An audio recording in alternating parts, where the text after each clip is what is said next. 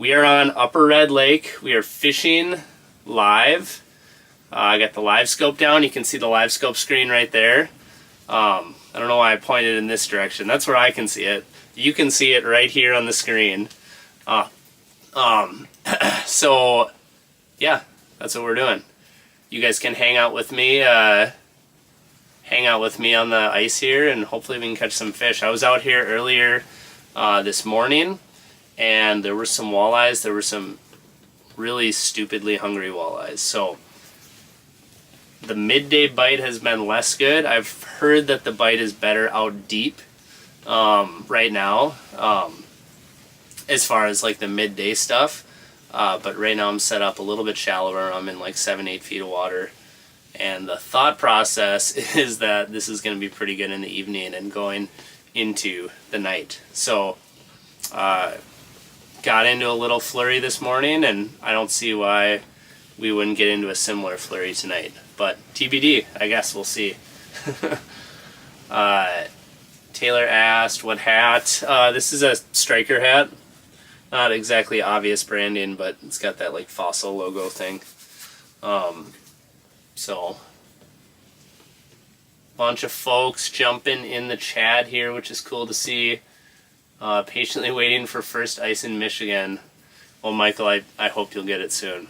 Probably won't be too long. I'm assuming, with how cold it is here, I'm assuming that it is going to be cold in a lot of places. So, hopefully you can get some good ice this week here, as it's really stinking freezing here, like right here.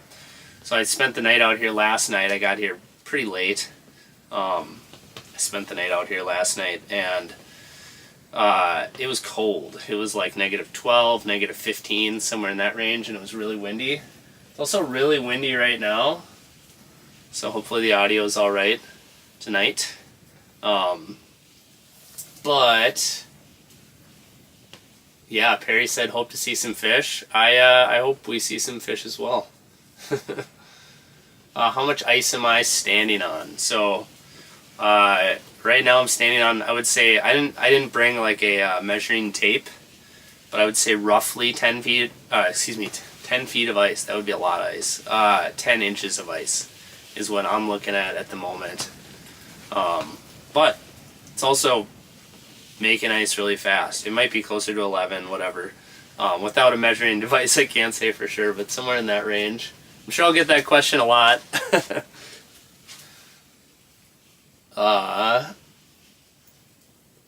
Hope to see some fish caught. Nice meeting you at the St. Paul Ice Show. Yeah, absolutely. Oop, here's one. Here's one. Guys, is this going to happen already? I haven't seen any fish for a while yet. Recently this afternoon. Come on. Come on.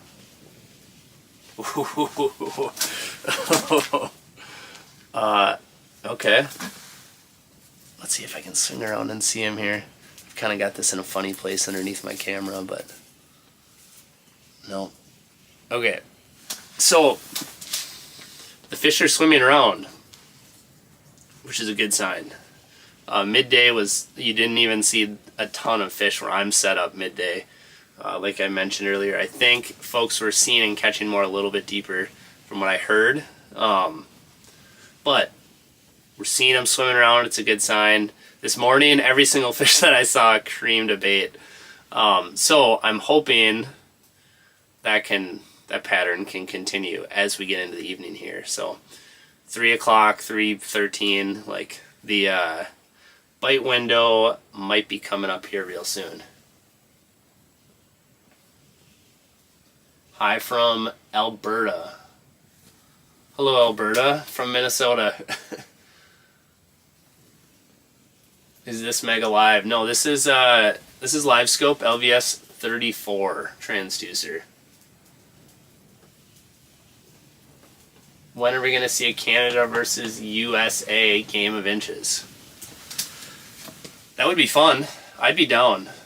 The only problem is I might have to drive to Canada to be able to compete. But it would be super fun. I would be all about it.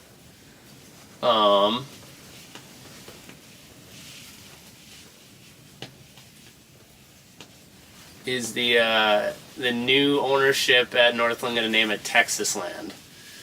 Well, you know what? I don't know. Probably not, I would assume.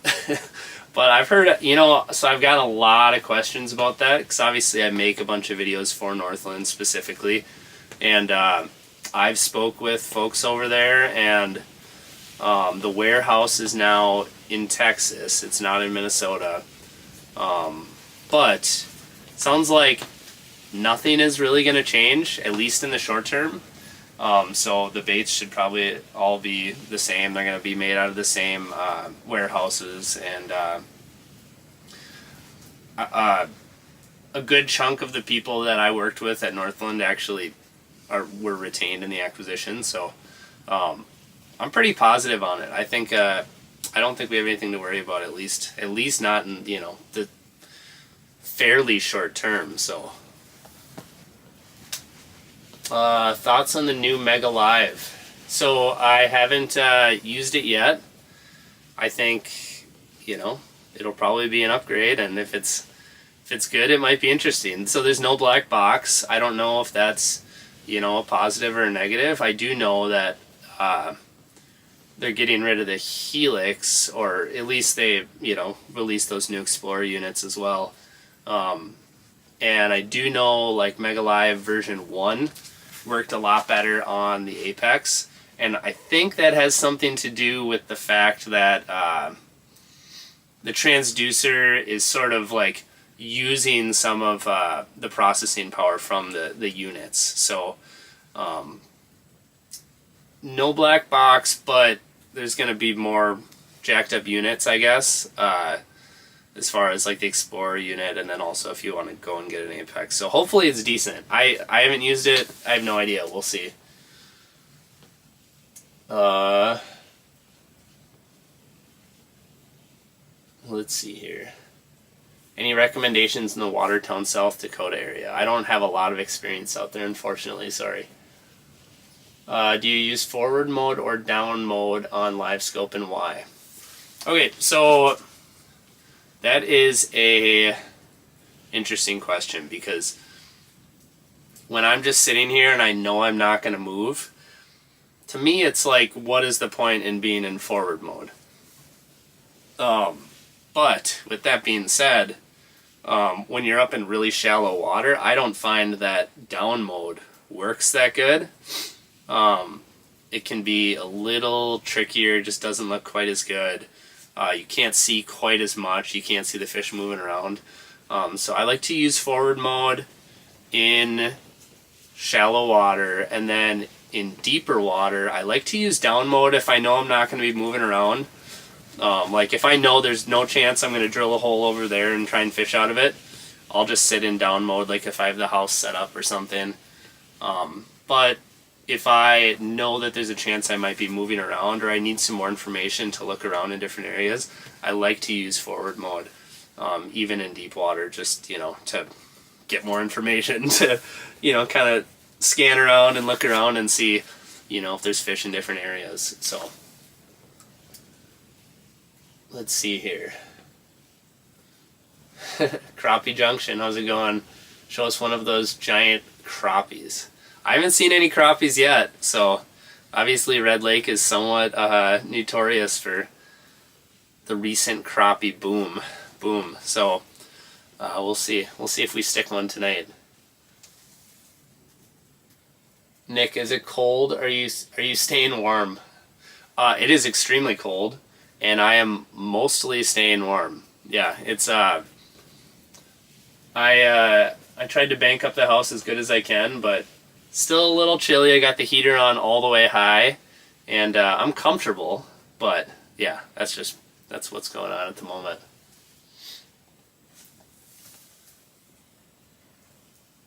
What else we got going on in the comment sections here?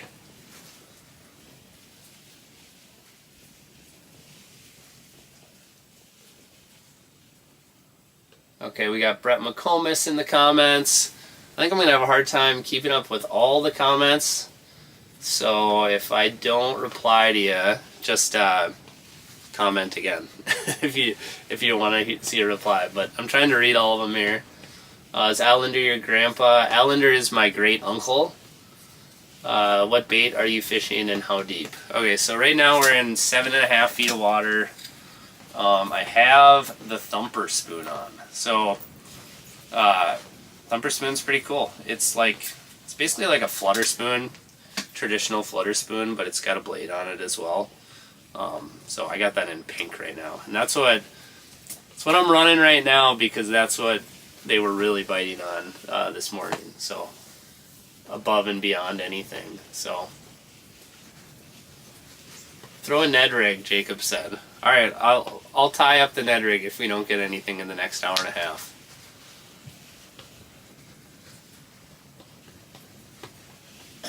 How much snow is there on the ice? That's another good question. So there is enough snow to bank up. I would say that. Today it is blowing so stinking hard that it was a pain in the butt to try and bank this up without a shovel. I should mention I forgot a shovel, of course. So this is my first camping expedition of the year. So I knew I was gonna forget something important.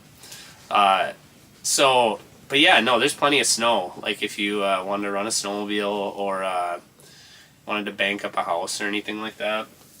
But I would also say not too much snow that you can't run a four-wheeler. So conditions are great. Actually, as soon as they start letting trucks out, I mean, trucks would have no problem driving in these conditions unless we get a bunch more snow this weekend.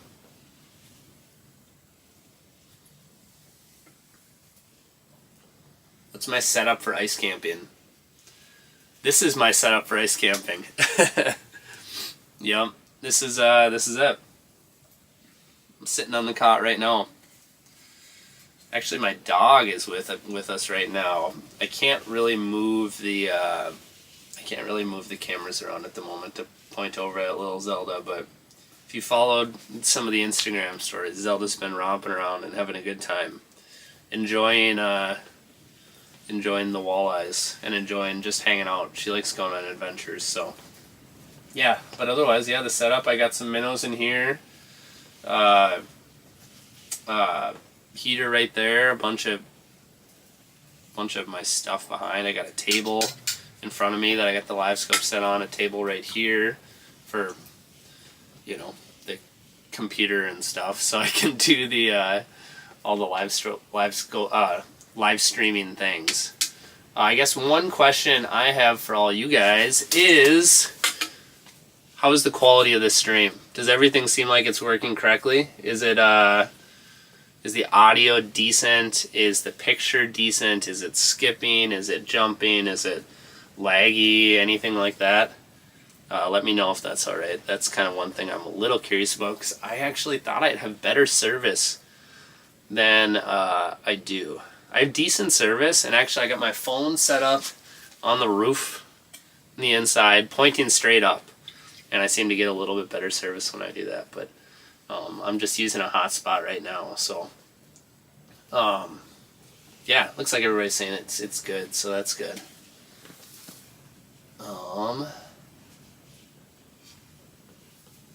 Holy crap, there's already a couple hundred people on here. That's pretty cool. I was wondering why there were so many replies. Yeah, that's I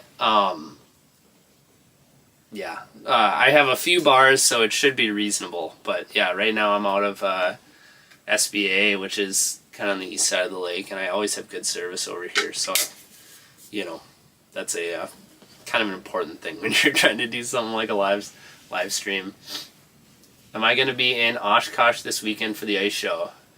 John asked. So, no, I'm not going to be.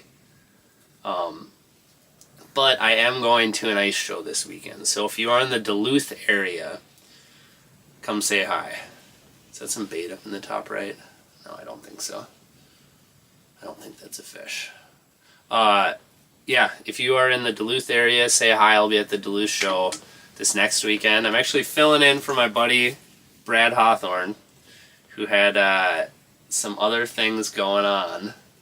He was, so he needed his buddy over here to fill in for him. Looks like Matthew said still waiting for ice in Nebraska. I hope you get it soon, man.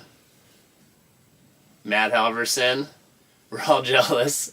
Yeah, well, hopefully you'll be really jealous with me catching fish. That would be, the idea. If I spend a bunch of hours out here doing a live stream and we don't get into them, you should probably be less jealous, I would say.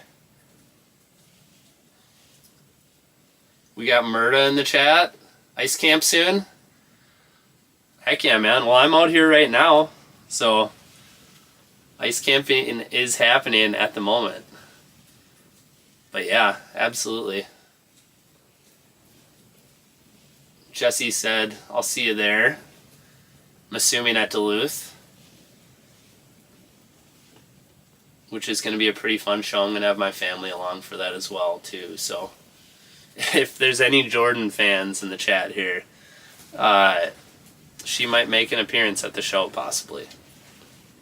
Scott asked how the bite is. Well, Scott, since we started the live stream, 10 minutes ago or something, we did see one fish, had one interaction. But how the bite has been is the bite has been really good. I'm hoping I'm set up in a good spot because all this stuff ain't going nowhere. But yeah, I think the bite has been really good leading up to today, and the bite this morning was very, very good. Got into a nice little mess of fish. The midday bite has been harder, but I've heard some people, word on the street is that the midday bite's been a little bit deeper, but I'm not moving my house. I'm set up for the evening, so I didn't adventure out there. But it's really cold, really windy. So, anywho, I've been hanging out in the house all day, seeing a few fish, but they've been less aggressive. But yeah, the bite's been pretty decent.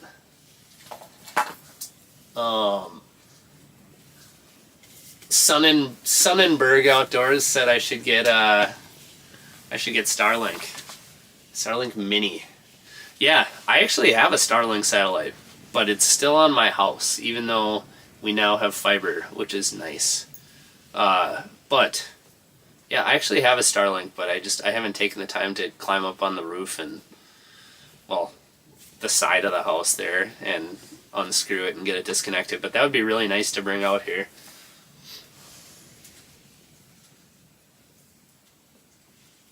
Any advice for a first-time ice fisherman headed up north?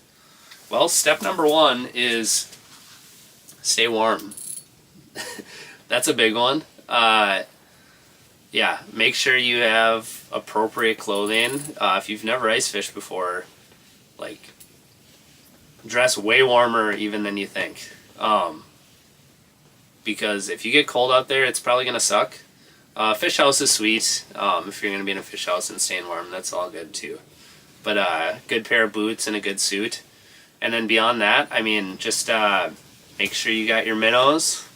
Make sure you got, some minnow heads to put on your spoon. And I don't know what you're fishing for, but just go out there and just jig and pay attention, because I promise you, actually, I could maybe even demonstrate right now. I promise you, fish always come when you stop paying attention. So you can either do one of two things with that information. Number one, you could just pay attention, right? And always watch and make sure you never miss a fish. But another thing you can do is you can just grab your cell phone, start looking on social media, and as soon as you do that, a fish is going to pop up. And you're going to look up from social media and there's going to be a fish right on top of your spoon. So that's a little cheat code too. Don't pay attention, because that's when the fish actually come.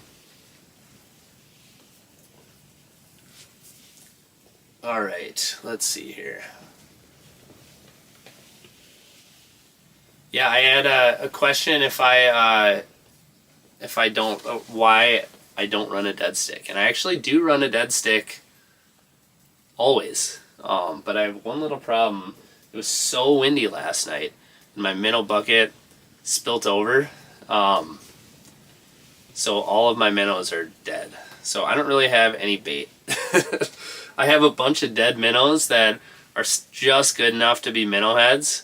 So I would have a dead stick, but I don't really see the point with all my minnows being dead. So I could run back into shore and get some bait. Maybe I could have did that today, but I just decided to hang out instead. So, and fish and yeah, hang out in the house. So yeah, no dead stick tonight, but I did not need a dead stick this morning. There was the fish were hungry enough to not have to worry about dead sticks.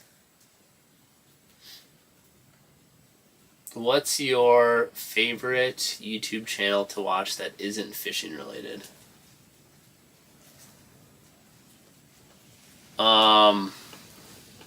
Sorry, I got distracted by some other comments. Mr. McComa said, I don't think I've ever seen a clip or reel of you ice fishing, icing a walleye when you're paying attention. Okay, let's see. I gotta think about this one. What is some favorite non-fishing? I actually watch a lot of fishing. Let's see. I can't think of anything at the moment. So, unfortunately, I don't have an answer for you at the moment. But I do watch other stuff. I do listen to audiobooks. I like audiobooks, but yeah, there's other YouTube stuff too.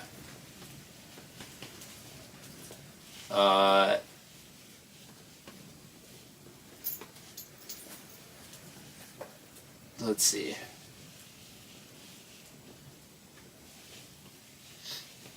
How are you doing the live scope overlay with the stream? So right now I'm using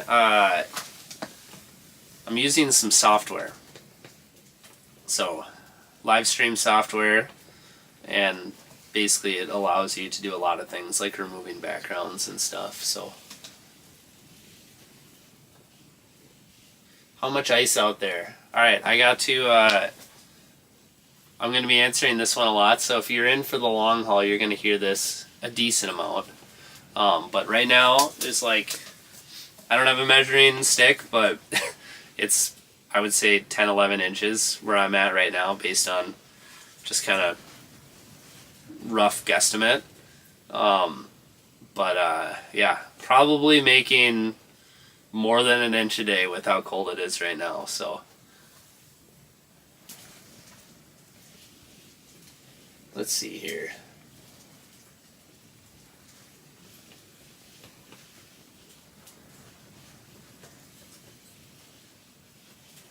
Cool trick. If you jig to the beat of Eye of the Tiger, fish will come. Thank me later.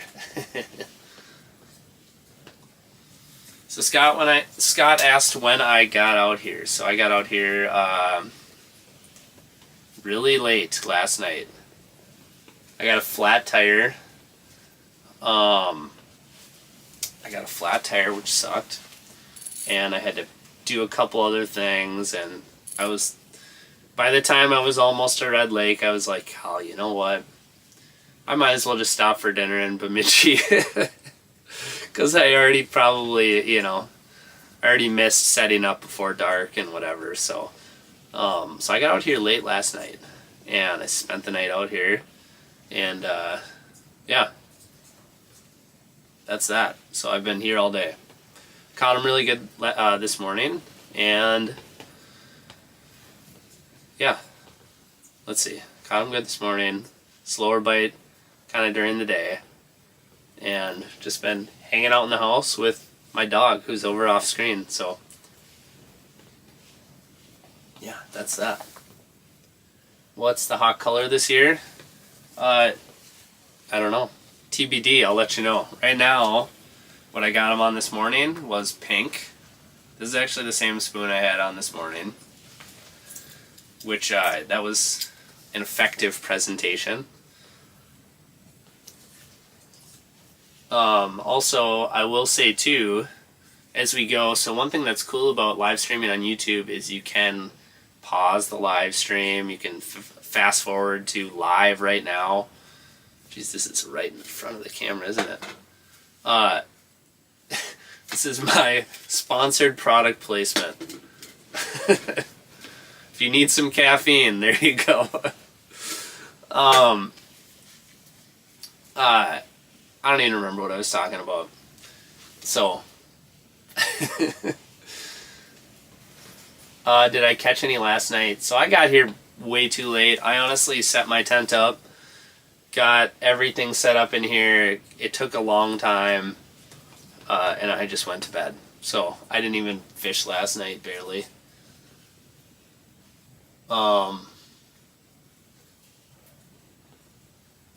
Do you use rattle reels at night? Yeah, rattle reels are definitely a go-to at night. Red Lake is a great night bite.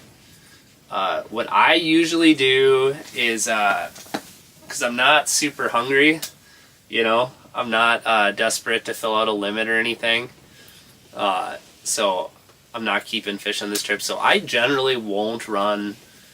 I'll usually like pull up my rattle reels, you know, at night, because I don't necessarily want to get woken up. Like, it's hard enough for me to fall asleep out in a fish house. And someone's calling me.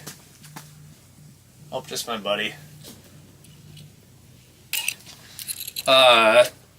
So I'll pull the rattle reels up because I don't necessarily want to get woken up, like especially on Red Lake. So Red Lake has a good night bite.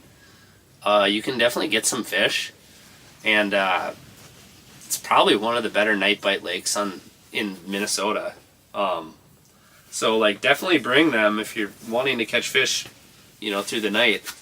But yeah, that's, if I was out on Mille Lacs or something, where maybe you don't catch quite as many fish. I mean, you can when the bite is really good, but if I'm on Mille Lacs and I want to maximize while I'm out there, rattle reel is great. And then the reason why I do that too is because on Mille Lacs, like, you could catch like a big 29 incher or something, you know, like a big giant, like you could catch a 10-pound fish, and it's just a lot more rare to see big ones on Red Lake. So for me, I'm okay missing out on a few, you know, like 20 inchers overnight.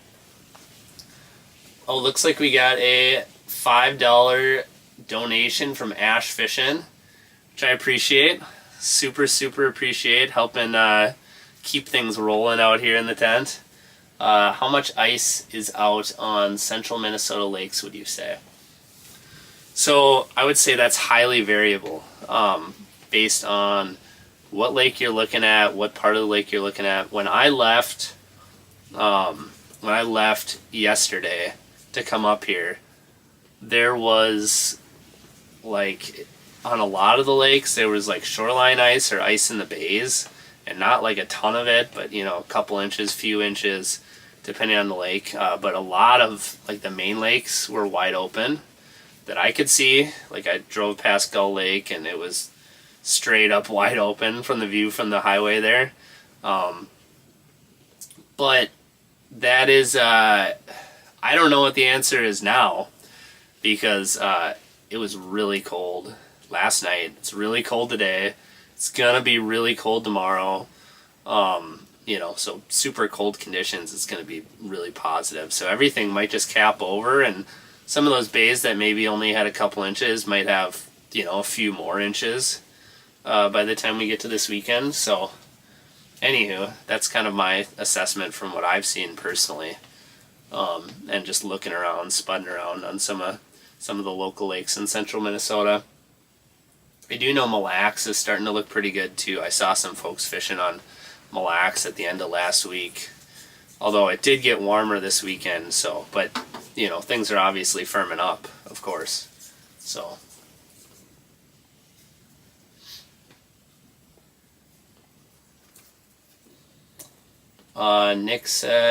Nick L said, oh, I'm Nick L too. I'm trying to, I can't pronounce your last name. Nick Luchua asked, thoughts on fish addictions going sponsorless? They strive to give unbiased opinions in the industry. Honestly, you know, I haven't seen their stuff, so maybe their content's been really good, and yeah, I don't know. I mean, that's neat. My opinion is I'm always trying to be as unbiased as possible and always 100% truthful. I will never ever say anything is good or, you know, bad or anything like that if I don't believe it. Like, anything that comes out of my mouth will be a 100% truth. And I, you know, it's one of those deals where like sponsors exist in this industry, because, you know, companies want to work with folks and get the word out on products. And, you know, it would be hard to do it, unless you're independently wealthy, to go out and spend all this time to make content and not have sponsors. So, I have sponsors like that I work with, and, but with that being said, like, I will never ever lie. And if I don't think something's awesome, like, I don't even talk about it, honestly. I don't care if it's like a sponsor's new product or whatever. If I'm not a fan of it, you will not see me using it or hear me talking about it. So that's where I'm at with it.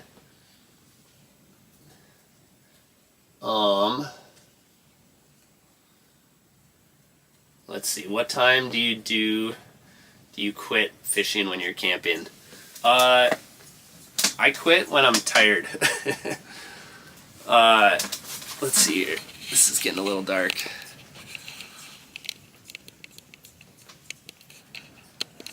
That'll probably work. I quit when I'm tired. So usually that's like midnight or so. It also depends on how the bite is too. I mean, if there's just like fish coming through, I'll just stay up and fish for as long as they're coming through. But usually things slow down at some point in the process. Do I ever ice fish in Saskatchewan? I have not ice fished in Saskatchewan. I'm trying to think. I don't think I have. Oh no, I have fished. I've fished in Saskatchewan before. I went to Reindeer Lake. That's Saskatchewan, right? Yeah. But yeah, I've never ice fished in Saskatchewan. Really, I definitely would like to.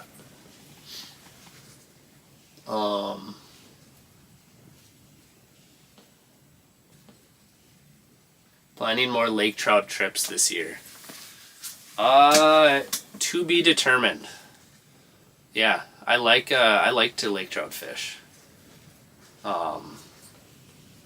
But you know, a lot of times lake trout trips are kind of like a big production. Like if I'm gonna run up to Devils and do a little walleye trip, or to Red Lake, or, you know, Leech Lake area, or anything like that. Mille Lacs is kind of in my backyard. That doesn't take very much work. I just kind of take all my stuff and throw it in the back of the truck and get rolling down the road. But if I go on a lake trout trip, it's basically always in Canada.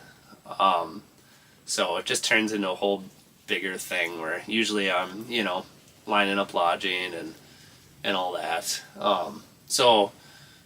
Yeah, I mean, I'm probably definitely gonna lake trout fish this year. I don't know when or how or where. So, how much snow is there on the ice? I'll be walking out with my sled this weekend. Will I be breathing hard? I would be breathing hard because yeah, there's snow on the ice for sure. I mean, there's probably a few inches or whatever. Definitely enough snow to run a snowmobile, definitely enough snow to, you know, pack a house, you know, or bank up a house, I should say. But for me, it would be probably just enough snow that I'd probably be exhausted after pulling it out. What resort are you out of? I'm out of Sunny Beach Access at the moment. You need to go to Last Mountain Lake. Giant walleyes all the time. All the time. That's a bold claim, but I believe you.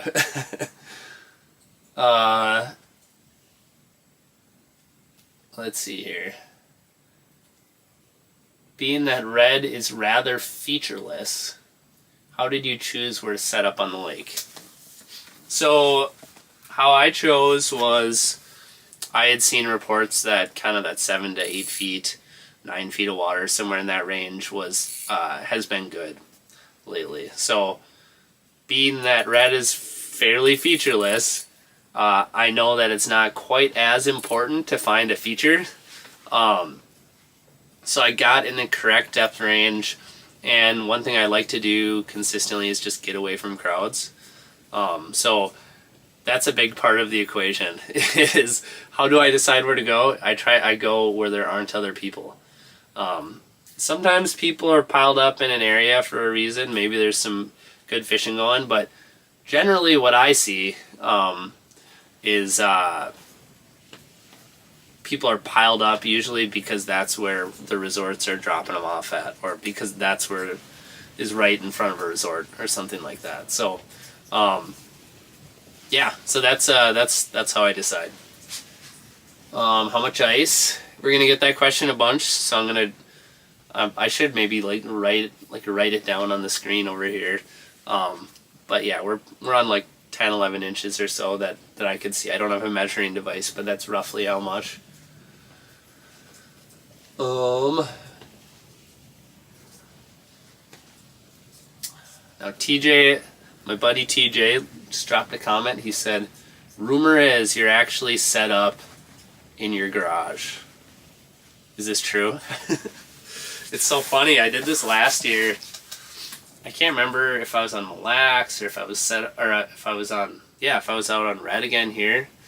And yeah, someone in the comments was like, you're just set up in your garage. You're not really fishing. You're not really live streaming.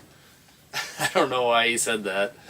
But it was kind of funny because that particular day, I think we caught like 12 walleyes on stream or something. And it's like, where do you think I'm getting these walleyes? Let's see here. Do you bounce your bait off the bottom? Sometimes I'll do that.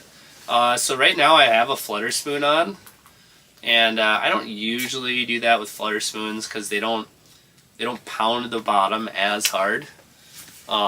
So yeah, like if I'm using a rattle spoon or something like that, I do like to pound the bottom sometimes.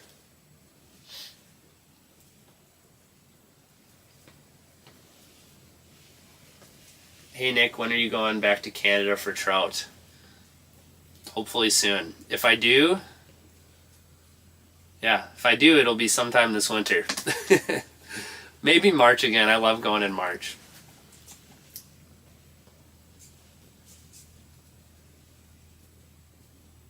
I fell through my pond at my house last week, trying to flood it for the kids. Ontario, Canada.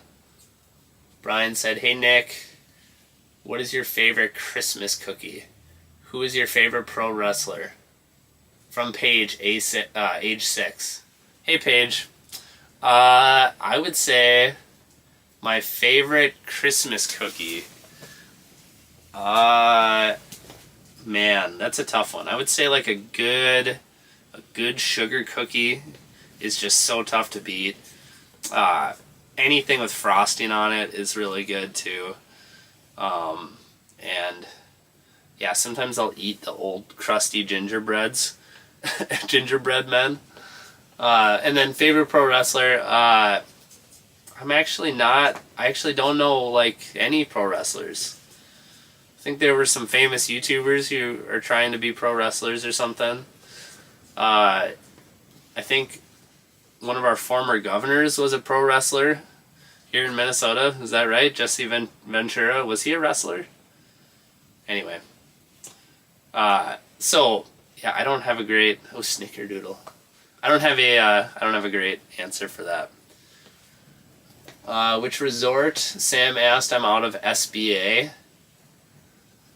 Eli asked, any beers tonight? Nope, but I do have caffeinated beverages. I actually had this sitting up here earlier, and I'm like, oh my gosh, this is like a sponsored product placement. I gotta get this out of here. But yeah, I got some caffeine tonight. I don't have any alcohol out here, so no beers.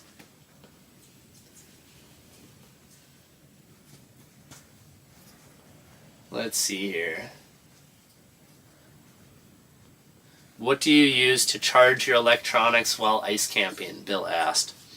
So, my little trick is I've just got a giant battery in my LiveScope setup. So, I've got a 48 amp hour battery inside my shuttle, And, I got a 10-inch screen, and it's, a GPS maps unit, so, it takes up a little bit more juice, but I've actually never fully drained that 48 amp hour battery, so I'm out here for 2 nights and basically 2 full days of fishing, and I didn't even bring the charger, honestly, because I don't think I'm going to end up needing it, so.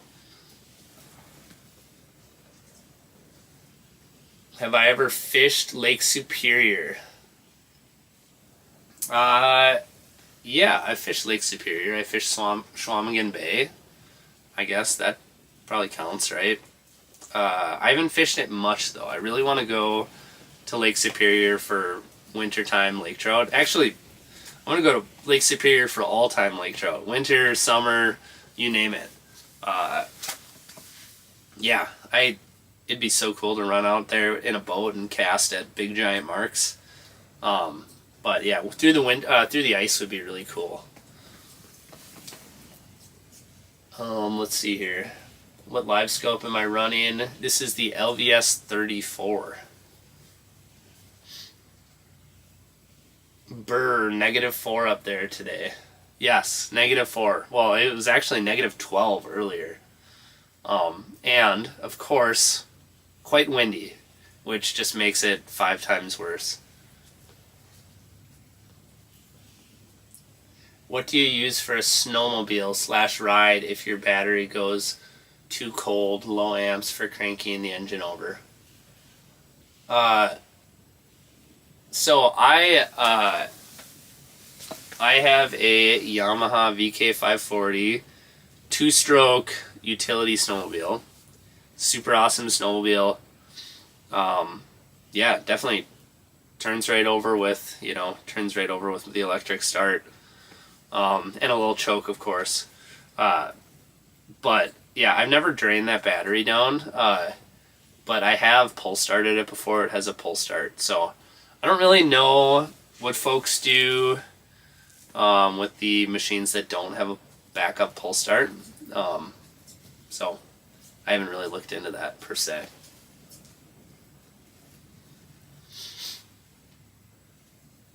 Any sleeper houses on the ice yet? Asked Brian. Yeah, actually, I do know.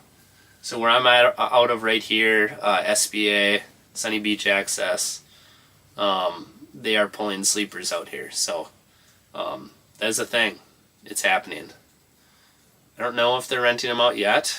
But I do think they're kind of moving them out here. I don't know if any of the other resorts are. I'm sure they are. I don't really have that intel yet. I should have went poking around on the internet because I knew I'd have some random questions. Not that that's random, but I'm going to have a lot of questions about Red Lake tonight, I'm sure. Mike Zappa said JR has sleepers out. Yeah, so I think there's a lot of sleepers are going to be happening here very, very soon.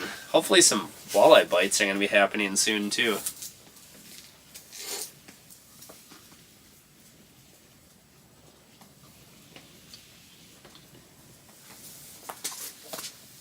One second, I'm going to grab another beverage here, another caffeinated beverage.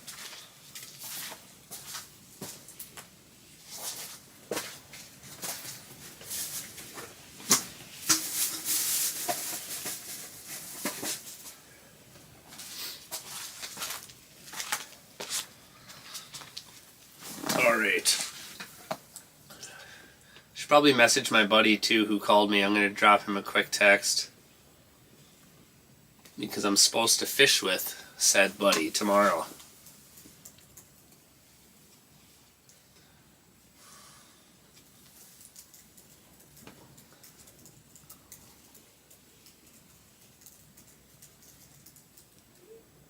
All right. Not buddy Brett. Brett's, he's just not cool enough to get out here and fish. I don't even know that he even likes to fish anymore, honestly.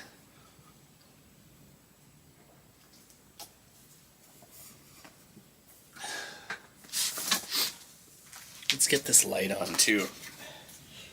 light things up a little bit. Let's see, where should I set this up? Right here. It's not going to be too bright. This will allow me to adjust this camera a little bit. Make that a little bit better.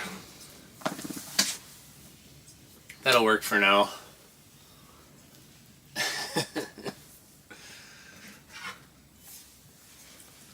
I had to pull Brett out of the sleep there to get him back in the comment section. All right. Did I get a deer this year? I actually didn't do any deer stalking, hunting, or sitting. I had some snowmobile modifications I was working on this fall. Fall fishing, you know, but just just prepping for the ice season. So I didn't get out. I, you know, did some deer camp hanging out, but I didn't actually do any deer hunting myself.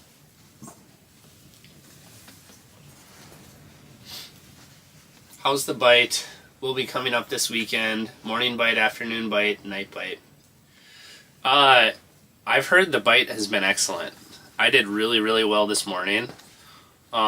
This afternoon, it was tougher for me. I'd heard that there was more of a better bite happening a little bit deeper than where I'm set up. But I'm kind of set up right now and I'm not going anywhere. I'm in 8 feet of water, so I'm thinking if the morning bite was so good that maybe the evening bite will be good too. So to be determined.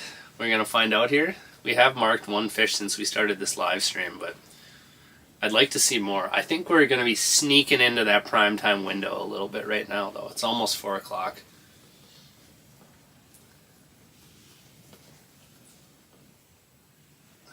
Blanco, the $5 donation. There we go. I like that. Here's some incentive to find a Walter. All right, I like that. That's gonna help. That's gonna bring one right in for sure. I wish it worked that way. I would be donating to YouTube to make the walleyes come in. Am I partaking in any recreational activities? No recreation today. The only recreation I got is jigging and consuming caffeine.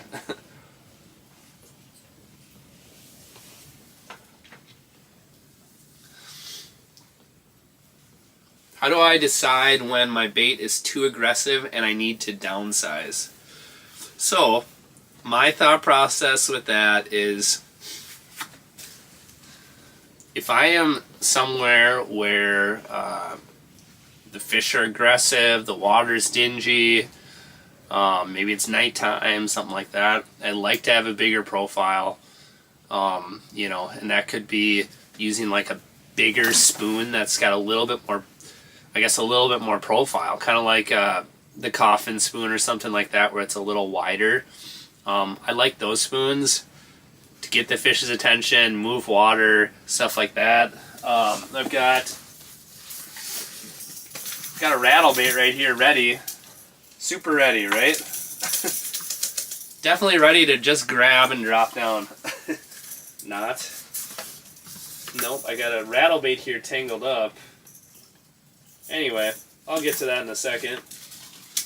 But I've got a rattle bait ready. That's another one too, you know, like a bigger profile spoon or a rattle bait, something like that. And then I know I want to downsize when I get fish that come up a lot more slowly and are a lot more hesitant. That's going to be my biggest key.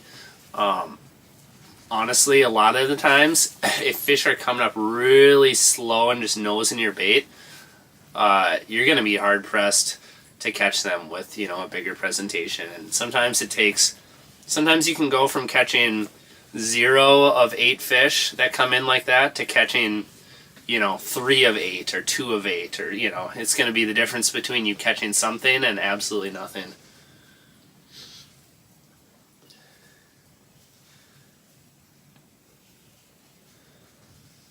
What do I have tied on right now? So right now I have little thumper spoon tied on. So this one's pink, which is one of my favorite colors out here, and I got a minnow head on it. How many fish do you let pass before you decide they are neutral? Like 2, probably. I like to kind of make the decision fairly quickly that, I need to change up, because ultimately, most times when you're fishing for walleyes, especially if you're going, in clear bodies of water where there's shorter bite window, you might only see a handful of fish, so it can be pretty critical to make the change quickly.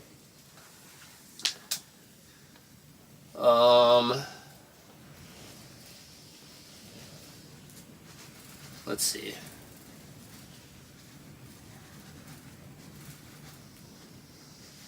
Get that rattle bait untangled and fire it down already. Keep the jigging spoon at the ready.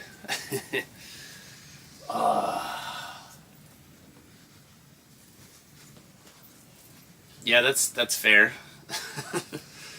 I should untangle it. You know what, if I just hang this spoon in the middle of the water column, fish will come up and look at it anyway, so I probably should untangle that rattle bait.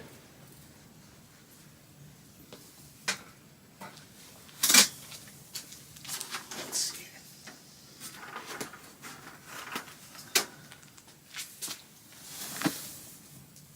Am I getting another phone call? Alright, I'm going to untangle this rattle bait. I'm a big old mess right here. Actually, that's not that bad of a mess. What do you guys think? Let me know in the comments. Should I switch to this rattle bait for a little bit? Rattle, rattle, rattle them up. I was fishing the rattle bait earlier today, and it did not attract any additional fish to the hole. But,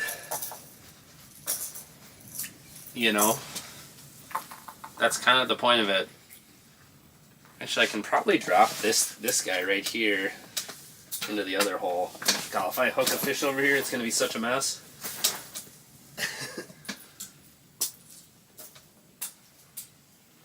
Don't mind me.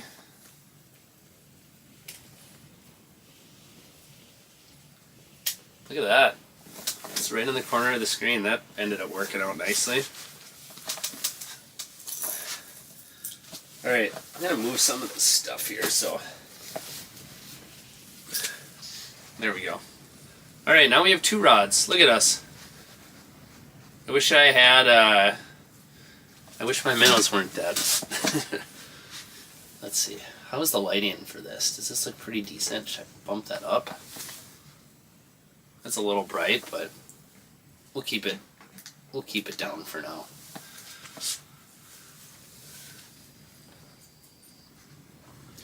Isn't it dangerous to fish when it's this warm? Yeah, these are dangerous conditions.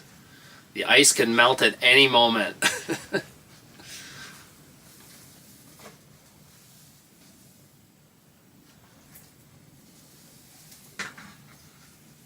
Okay, so we got some expert rattle bait advice here in the comments section. Mr. McComas said, if the first fish that comes in turns you down, then scrap the rattle bait. I think that's a very reasonable strategy. The only reason why I didn't have it on at the moment is because we did mark one about 45 minutes ago, and it didn't come in. I mean, it kind of came in fast, but not very fast, and then it did turn us down, so. But we'll see. Maybe we'll mark some more fish with this bad boy.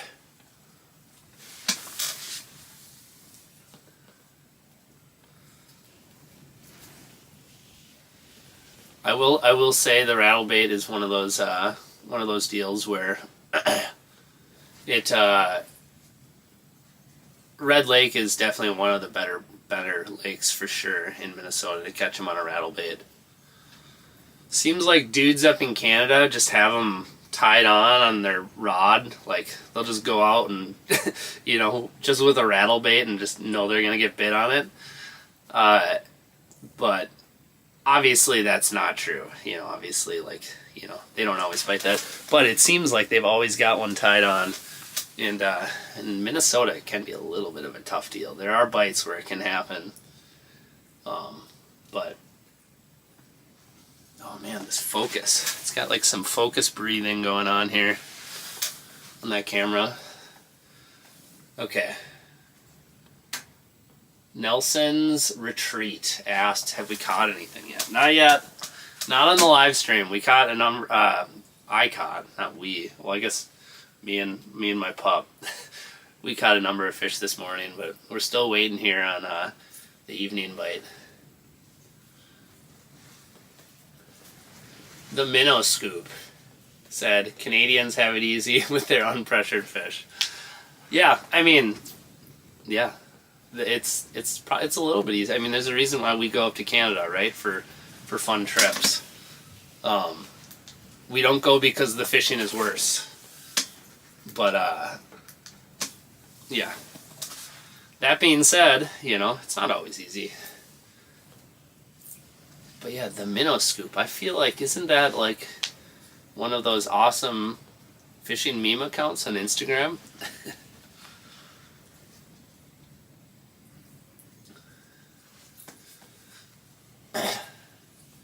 Alright, the comment section says I gotta pound the sand like Clayton Schick.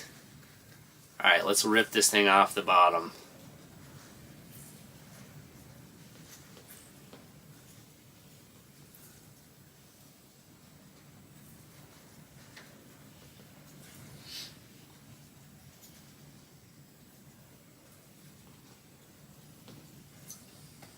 Alright, so looks like we got a pretty good group of individuals watching right now. Actually, quite a few. There's like 600 people watching. At least that's what it says here.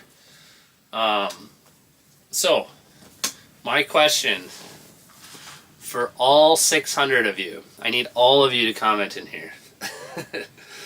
My question is, where are you from? You can say state, town, you can say favorite lake, city. You can give me your exact address if you want. You don't have to do that. I wouldn't recommend doing that. But where are you from? Or where is your favorite destination to fish? Any of the above. But if I don't see 600 people ask that, I'm going to be disappointed. All the lurkers, you got to come out of the shadows. I know you've got this up on your TV, but you got to go in and type it out on your TV remote. Where are you from? God, it looks like from all over the place. A few people from Brainerd, which is my hometown there. A lot of folks from the cities, Twin Cities, Iowa, Wisconsin, Pequot Lakes. I know a thing or two about that town. Spicer, Elk River, Oneida, New York. I saw a number of folks from New York coming through. London, Ontario, Chicago, Texas. There we go. You got to be a diehard to be watching some ice fishing content from down in Texas. Marcus said Red Lake, Minnesota. I'm not sure if he's out on the lake or if that's where he said is one of his favorite spots to go. South Dakota, Wisconsin, North Dakota, Saskatchewan, Yo Mama's house, DL, Kenosha, Moorhead, We got Ohio, we got the UP. Oh, I'm too busy reading the comments. McComas told me there was a slow lurker on the bottom, possibly. Alright guys, I gotta lock in. I can't look at the comments anymore. This is gonna be, I'm going quiet. This is the key bite window. For the next 2 hours, this is just gonna be a silent stream. You can just stare right into my eyes. I'm gonna lock in. I can't miss any walleyes. It's too important. I lied. I instantly go and look at the comment section again.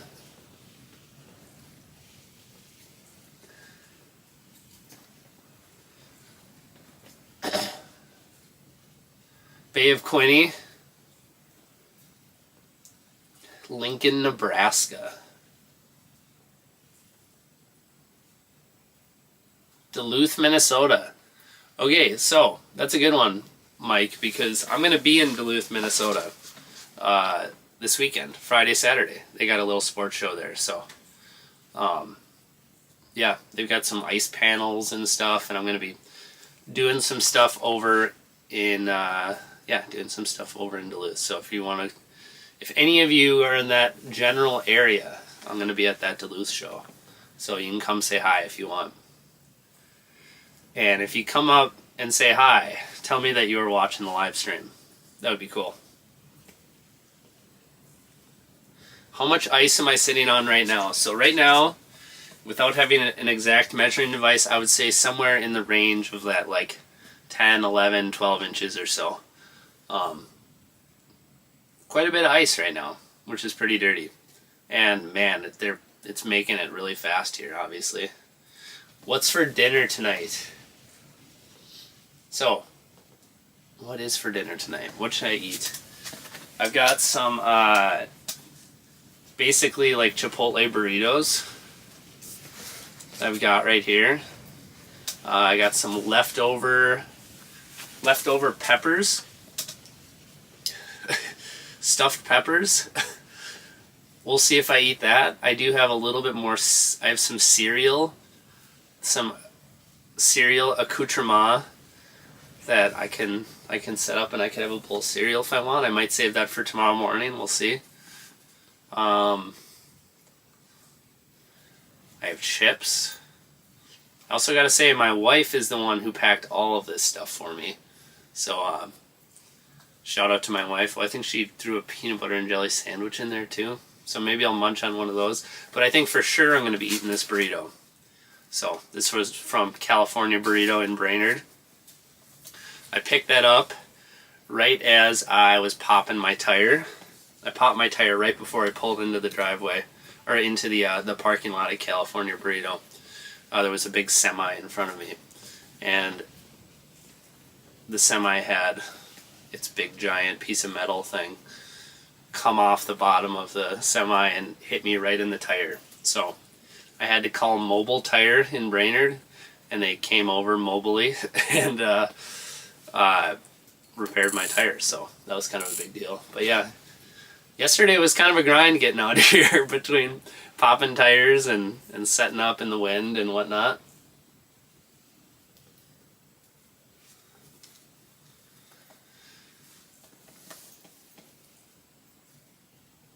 What is my favorite fish to eat?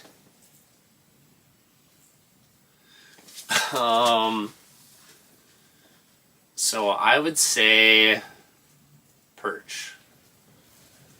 Perch is probably my favorite. And for me, perch, it's similar to walleye, but it's just a little bit different. It's like almost like a teeny bit. I don't know how to explain it. It's hard to explain taste for me. So I would say perch. I like perch a lot. And then I feel like when you ask what my favorite fish is, I feel like that would, or to eat, I feel like that would probably encompass saltwater. And one thing I'd like to do is I'd like to eat a lot more saltwater fish, because I need to figure out what my favorite saltwater fish is to eat. So maybe you guys should let me know in the comments what your favorite fish is to eat, because I am more than happy to open my horizons here. I'm getting a little bit cold. It is like really cold on here. I've got it on the double burner, and it's nippy. I almost feel like I should bring my second propane tank in because if this thing dies, obviously, I've got my frozen propane outside. So anyway, I'll figure that out later. Probably once this thing dies, and then it's going to turn into a big giant emergency.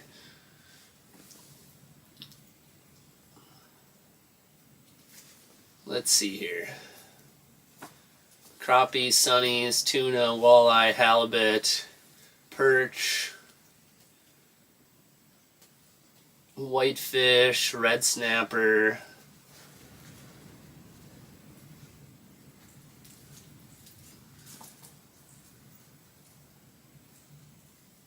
perch, walleye, crappie, rainbow trout.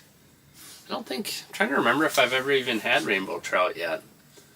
I do really like lake trout. Smoked whitefish, honestly, maybe that's my favorite. That's so tough.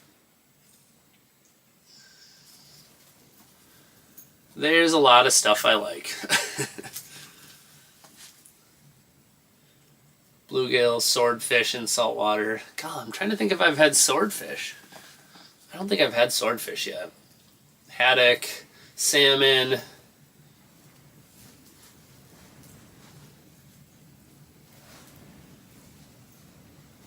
eel pout. Yes, eel pout is good. I am a fan of eel pout.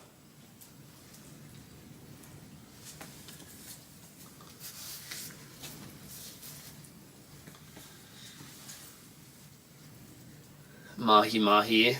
Is lobster a fish? It's a good question, Dale.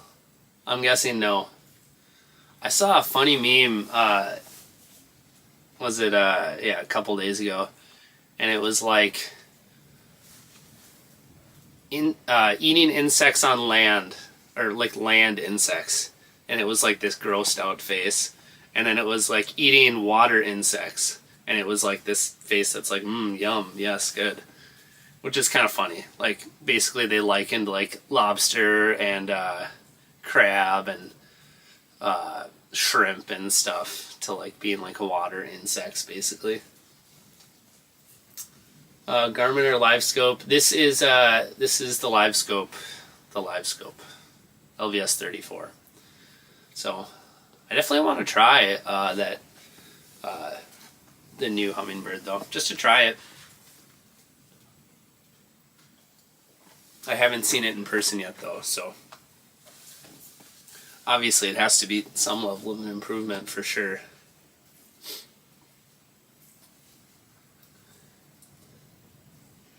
How's the fishing today? About to hit up red this weekend. Fishing was good this morning. Haven't caught one yet this evening, but we're kind of hitting that prime time window right now, so I'm kind of optimistic. My buddy Brett McComas has me ripping this rattle bait, which is probably scaring every neutral walleye in this lake away from me. But maybe it'll attract that really stupidly aggressive one. We'll see. I think we're scaring them all away now. I'm not sure. No, we're running the rattle bait now. We're just waiting for a fish to kind of cross paths with us here. The bite was really good this morning. So, really good in this spot. So, I'm confident we're going to see a good mess of fish before this live stream is over. Paul asked, Clayton Schick collab, Nick versus Clay. You never know. That may just happen. It's possible. I would totally be down. And honestly, Clayton would probably be down. So maybe we just got to figure out something. So...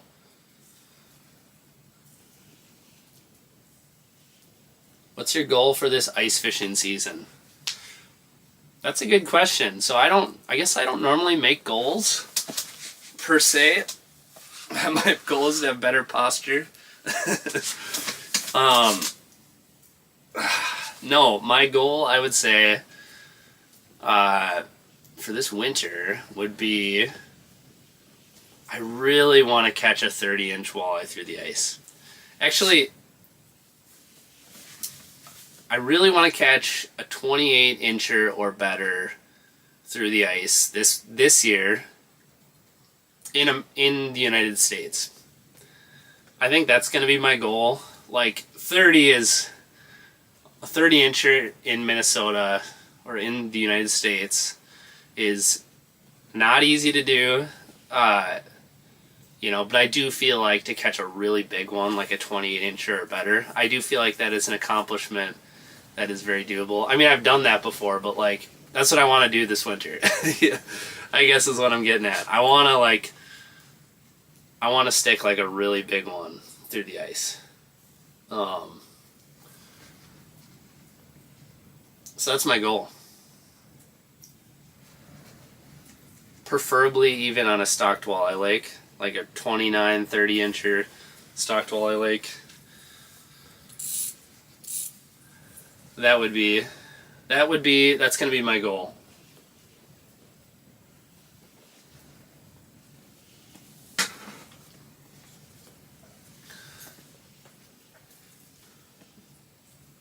I was thinking about that too, because a lot of times I like to travel to target bigger fish, and I go to Red Lake a lot, where it's like your probability of catching a bigger fish isn't like, oh, there's one. It isn't really there, but if this one's 20 inches, I'll be happy. You bugger. Brett, that would have bit if I had a spoon on.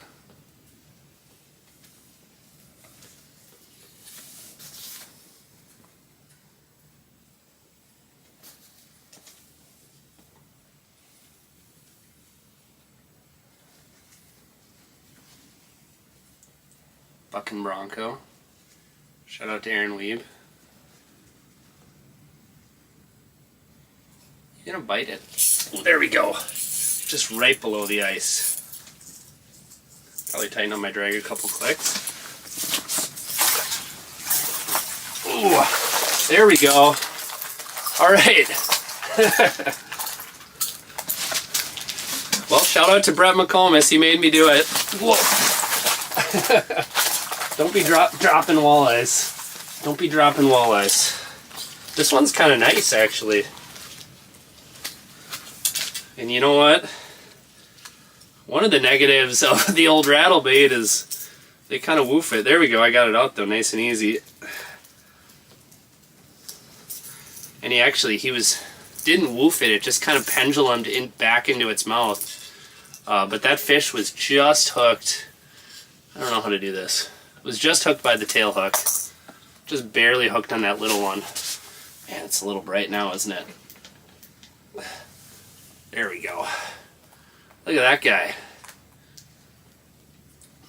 That doesn't suck. That's a little beauty right there. Cool. Alright, we're gonna get him back. Everybody see it? One last look.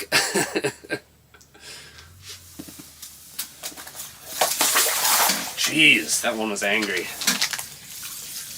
Alright, well, it looks like we're using a rattle bait tonight.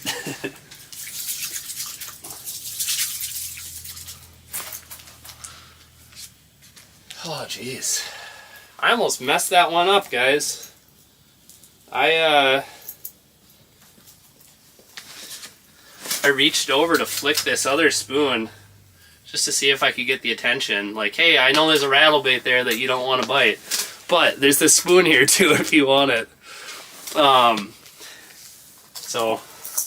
Which almost made me mess up my presentation, but sometimes, you know what, you gotta believe. You gotta believe in the rattle bait. You gotta have faith. You gotta trust. And we trusted.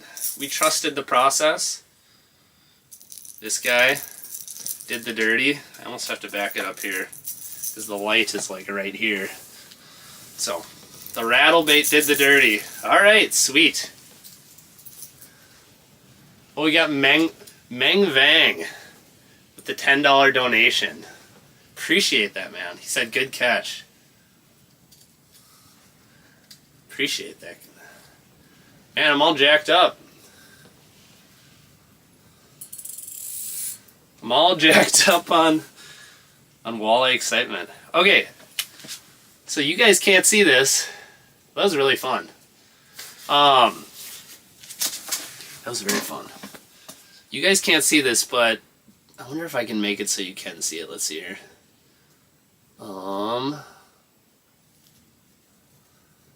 It's not worth it. The live scope screen just switched from the normal mode, which is blue, like bright blue, which is how I have it set up. That's the color palette I have. Just went from bright blue to, oh, here's another one, to dark blue, which means the sun just set.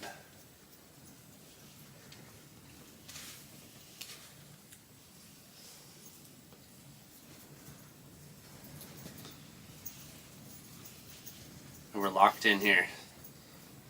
There's another one.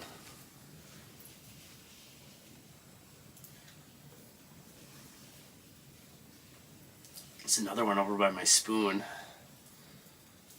It's too bad I'm jigging this with my right hand and the spoon is over by my right hand. I'm going to drop this down into the dirt. See if it'll eat it off the bottom.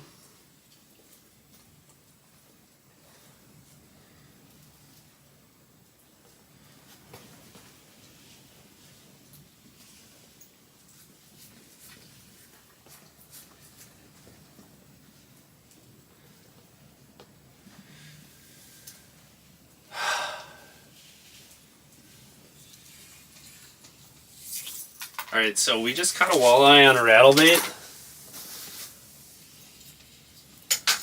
But we probably would have caught him on, we probably would have caught one of those last couple on a spoon. So we're gonna fish with a spoon for a little bit.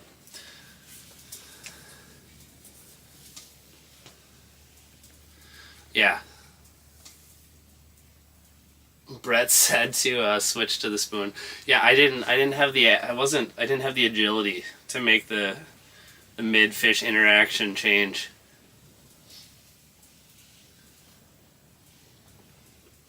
But that would have been the call for sure. I think we would have got bit on a spoon. Zelda, come here. I think we need our lucky pup over here. You guys, a bunch of you guys probably didn't even know I had a pup sitting there, did you?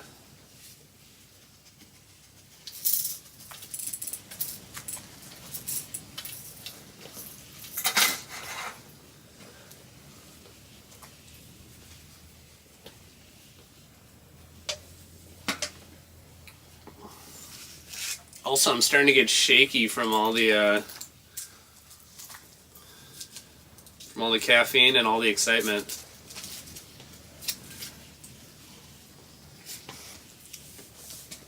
So I should probably eat some food.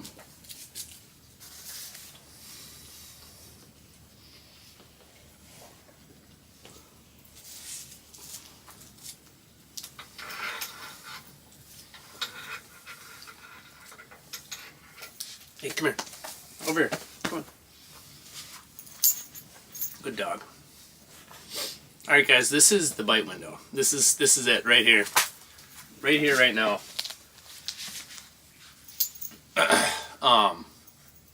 So like I was saying before, what are you sniffing? When that live scope switches over from normal mode to night mode, basically that coincides with sunset, and the screen just started popping off with fish activity. As soon as that happens. So, are you alright? You want to just go lay in your spot again? So I don't have a kennel out here, but when I say kennel, Zelda just goes to the spot she lays on, so don't be confused if I say kennel. Alright, Zelda. Kennel. Kennel. Go. Oh, hey, this is live. You can't disobey when it's live. Go. Kennel. Good dog. She listens right away every time, right?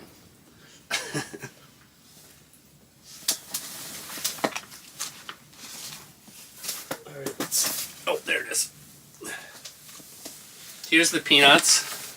I know there's comments, questions. Where are the peanuts? We do have peanuts. This just turned into fishing time with Nick to it turned into dinner time with Nick apparently.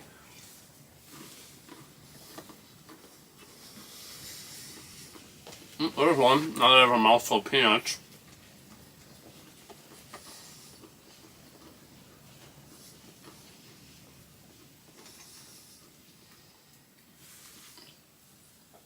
Well, that one had a really good attitude.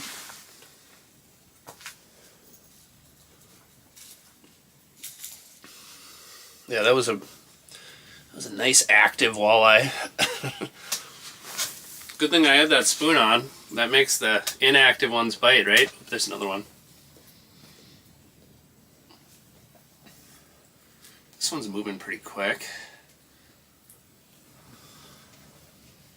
There we go. Alright. Fish number 2 of the live stream. Probably could have had more because we marked like 10 of them so far. But at least we're poking them now. I also noticed that I didn't have a minnow head on. I think now that I think about it, I don't think after I got that last one, I don't think I sent the spoon back down with the minnow head. There we go. Walter under the ice. Not too much that we have to stare at it for a minute. Ooh, what do you think, Zelda? There it goes. Is it kind of weird when those fish come through the hole? Zelda gets really confused.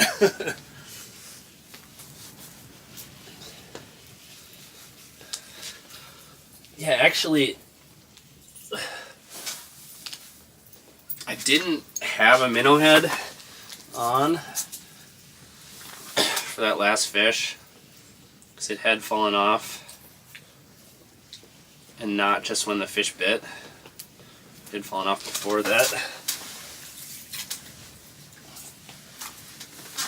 Sometimes that matters, sometimes it doesn't.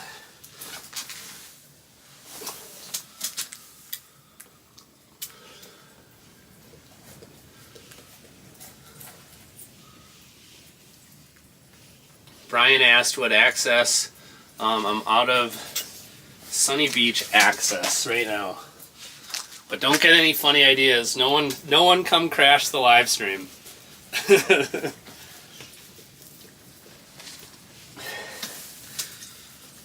Alright.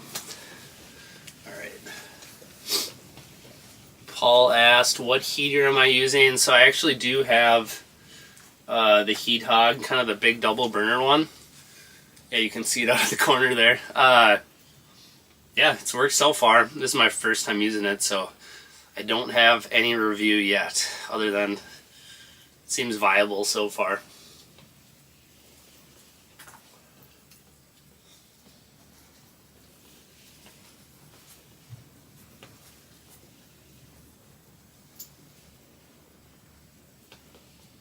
Eat another handful of peanuts. Seems like it works.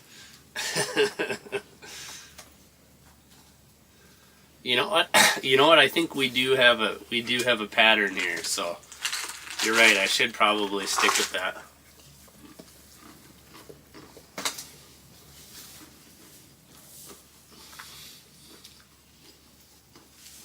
Hey, out of here. Come here. Over here. Go. Go. Good dog. Yeah, now say kennel. I don't mind having her over here, but if she stays right over here on the side, that would be a lot better. Do I have a CO2 detector in the house with me? Yes, I do, for sure. That is a very important detail. A lot of these propane heaters are supposed to kind of have CO2 detectors built into them as well, so they'll shut off automatically, but that does not always work. And some heaters don't have that too, you know, so, but yes, I have a CO2 detector, a separate one, for safety, because last thing you want to do is die while you're sleeping out on the ice, so.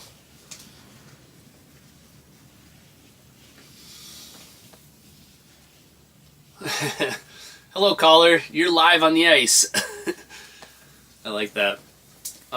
Any favorite notable things from the St. Paul Ice Show? I'm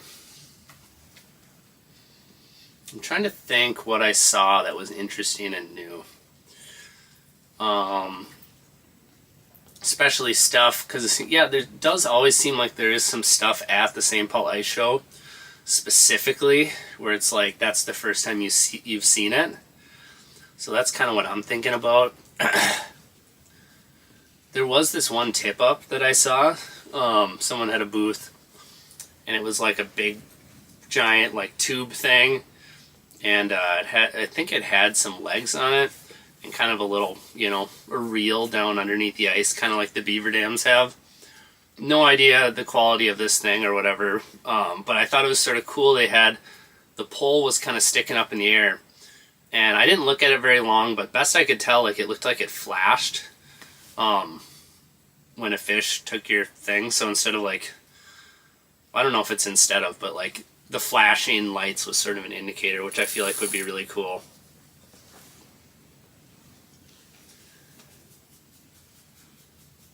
I'm not sure what brand my CO detector is, but I think any of them kind of work.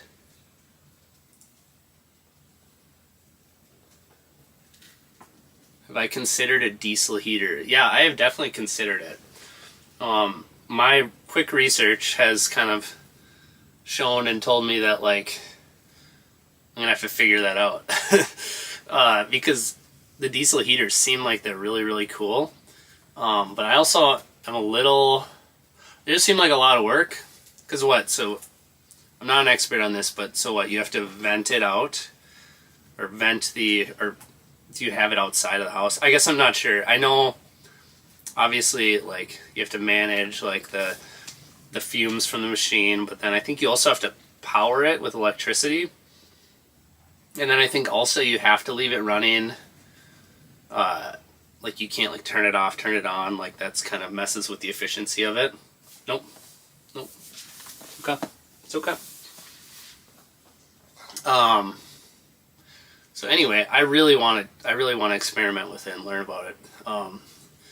And I don't know, I would like to, if you guys know of any companies that make a diesel heater that's like really simple and easy and portable, I'd love to try it. And if that doesn't exist, like, I think a company should do that. That would be really neat.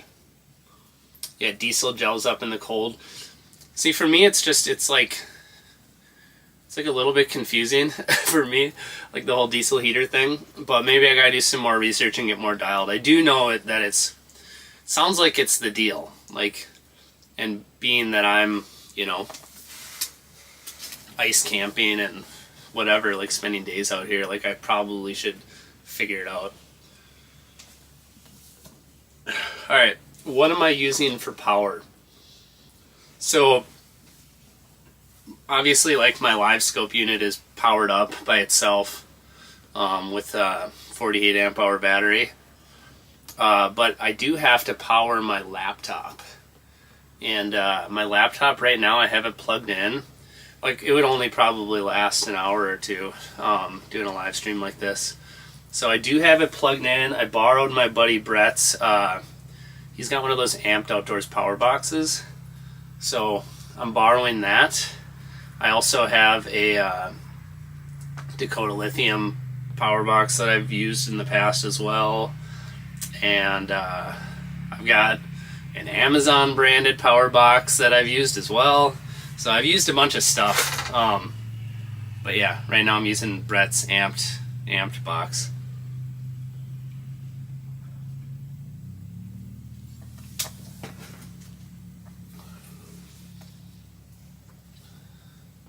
Hung Boo says I should use a rattle bait to call the fish in and then catch them with the spoon.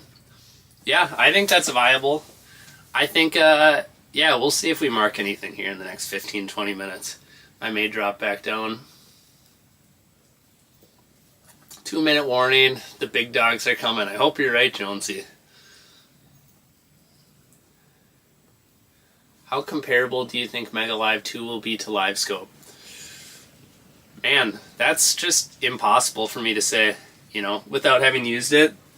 And all we've seen so far is the promo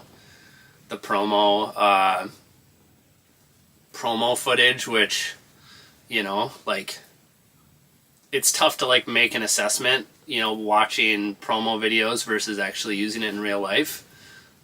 So I really want to use it. Like, I want to play with it. I think you could make a really sick, dirty, like ice fishing, like hole hopping, you know, lighter weight, forward-facing sonar setup with that Mega Live 2, just because you don't need a black box. So no black box means you don't have to have that big giant black thing on the back of your unit, you know? So I think it'd be fun to make up like a mobile ice fishing setup with Mega Live 2. But I've never used it, and I don't know, you know, I have no idea how good it is or whatever, so. How often do you fish in the Brainerd Lakes area? All the time. Yeah, I fish in Brainerd all the time. I'm pretty close to Brainerd, so. What are your thoughts on the LVS 34? I think it's great. I think it's, yeah, barring anything else coming out that's better, it's best I've found, which is why I use it.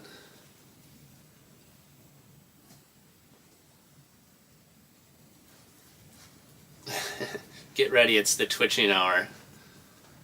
Yes, it is. This is when the walleyes are going to come in. We did have us a little bit of a bite window there, though. As right as the sun was hitting the horizon. It was good for a minute there. Really good. How many inches? We have like roughly 10 inches, I'd say. But I don't have an accurate measuring stick, but I would say that's roughly what I'm sitting on right now.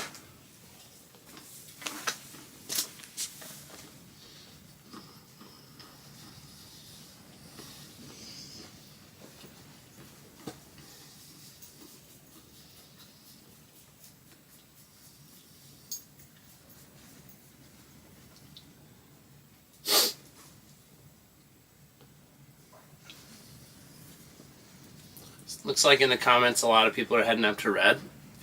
This will be a good weekend to go. Bunch of ice. Travel should be pretty good. Always listen to your resorts though, but travel should be good. And fishing should be good. I've heard it's been really good all week. You said you're using the GPS. What model is that? I have the 1240. Oh.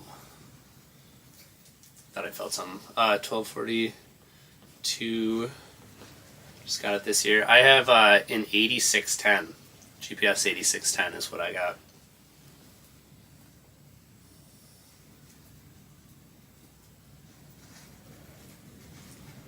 Lucas, what's going on? So Lucas asked, am I spending the night out here? So yeah, definitely. The wind is ripping, and the morning bite was really good this morning, and I'm definitely spending the night. I'm going to be meeting a buddy out here tomorrow. We're going to catch some walleyes. It's going to be a great time.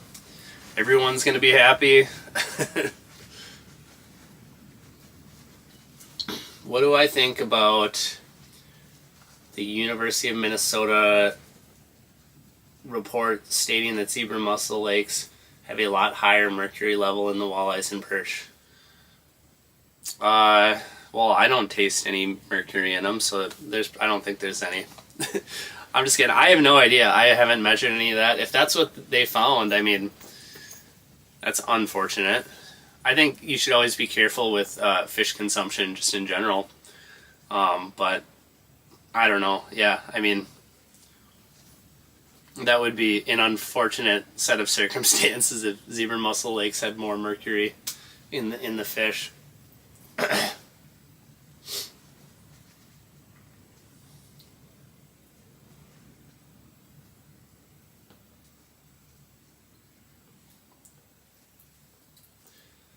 I have an LVS 32. What's the difference between that and the LVS 34? For me, it's mostly clarity, and it's just more powerful too. You can see a little further out, and see your bait a lot easier, and it just gets a lot more clear as well. Is there enough snow on the lake for sleds right now? 100%, Brian. There is definitely enough snow. Yeah, I mean, there's like at least a few inches of snow. So more than enough for a snowmobile, more than enough to bank up a house.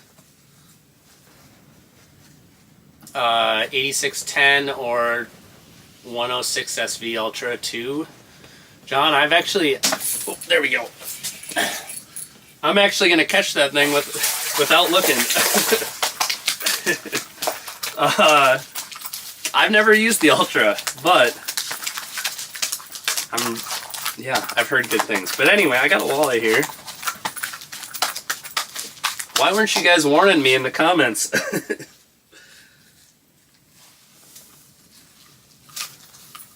All right.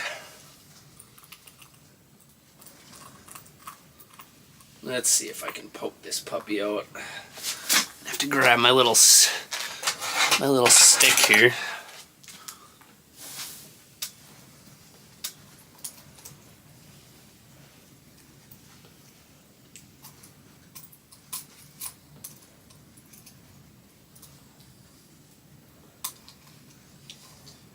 Come on, just pop off here, bud. Can't really see is part of the problem. There we go.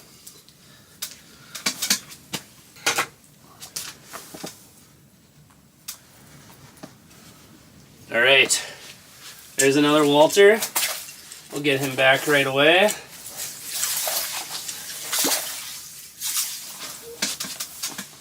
All right. Well, there we go. We got another one.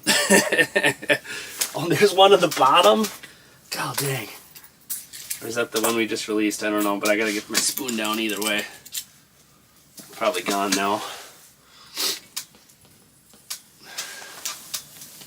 Should have put the rattle bait down. That thing would call him in from a little bit of a distance, I think.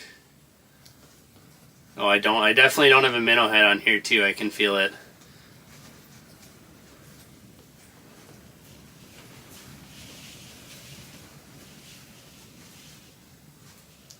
Okay, can you guys explain to me what happened in the comment section there? Like, let me know in the comments, like, did that fish just pop out of nowhere and cream it instantly? Like, what happened? Obviously, I was trying to answer a question and wasn't, like, super paying attention, but...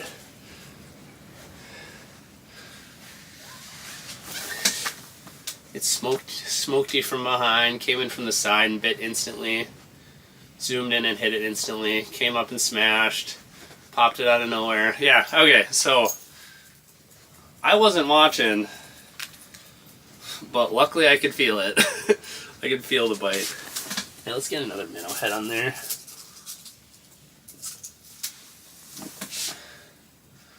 It's a good thing I let that fish go quick.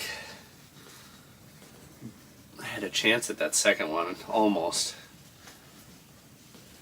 Alright, pop another minnow head on there.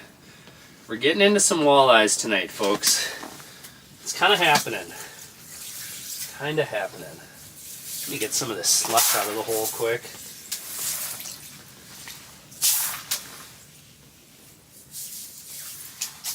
I don't know where this slush comes from.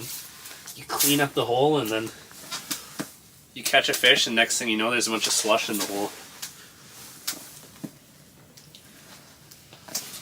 Alright, dry off my hands.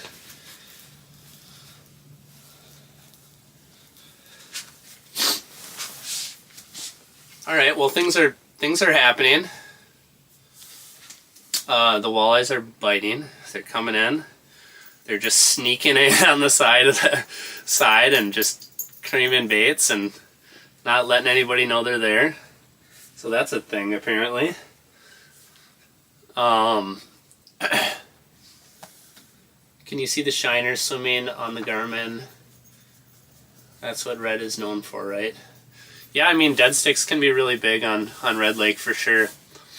All of my minnows are dead because my bucket got knocked over last night while I was setting up the house, and all of them froze and died. So I don't have a dead stick set up, but honestly, haven't really needed it. Might have gotten 1 or 2 more fish with it, but seems like a lot of the fish are just coming up and getting active and taking bites. So yeah, so that's where we're at with that. But I'd love to have a dead stick down, but not an option at the moment, unless I want to put a stiff dead minnow down there, which I don't think really helps.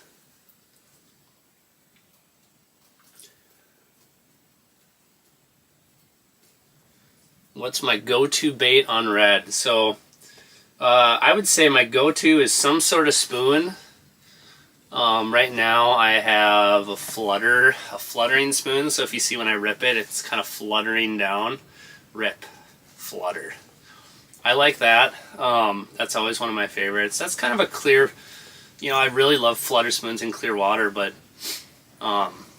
they work really good on red too. But yeah, it's like a rattle spoon, some sort of buckshot is good.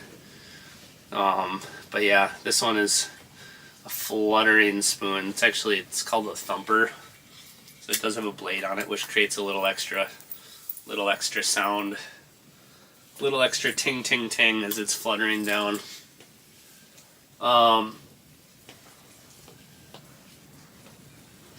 Grimy Fishing, welcome to the supporters.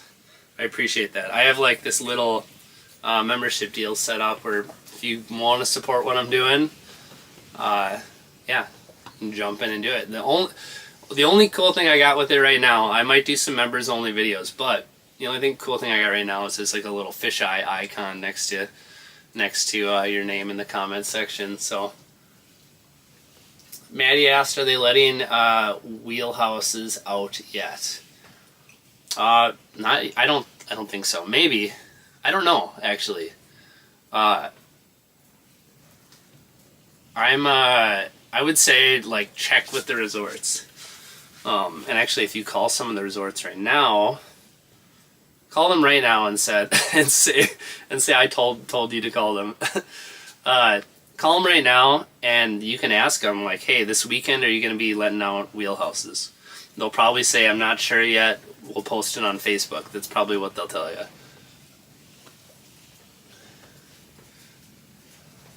Grimy Fishing said, renewed my membership to help defray the cost of poutine and or data plans. I do have an expensive data plan to make sure I can live stream. But definitely spend way more money on poutine whenever I'm in Canada, because man, am I a poutine fiend.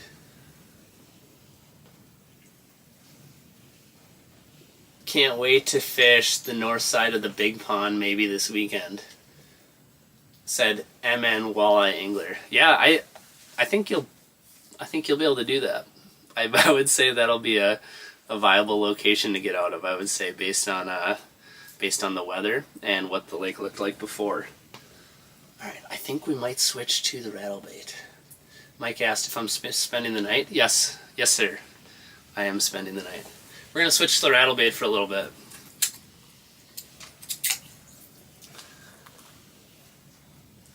Gonna switch to the rattle bait for a little bit. I don't know why I sang that. Alright. But we're going to have this here spoon rod ready. Very ready. Because if we get a walleye that comes up and is like, oh, that's a cool rattle bait, and just stares at it for a while, we're going to drop the spoon on it.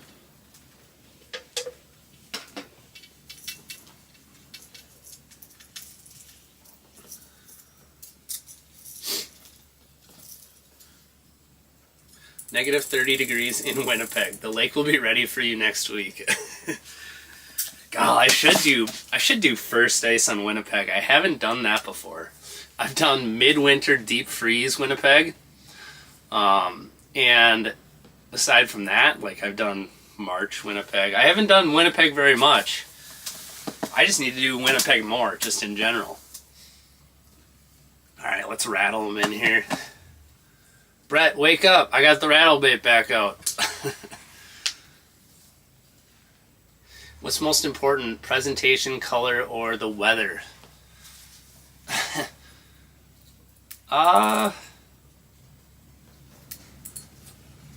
Honestly, sometimes it's just the conditions and just the bite.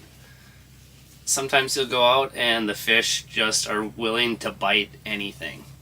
And when the bite is like that, the rest of it doesn't matter that much. Or when the bite is really, really bad, the rest of it doesn't matter as much, but it's most of the time the bite is somewhere in between. And when it's in between, then I think your presentation matters the most. Just like the size of the bait, the action you're giving the bait. I will also say, like, I am not a color doesn't matter guy. I do think color matters, but for sure, just the presentation in general is more important than the color you pick.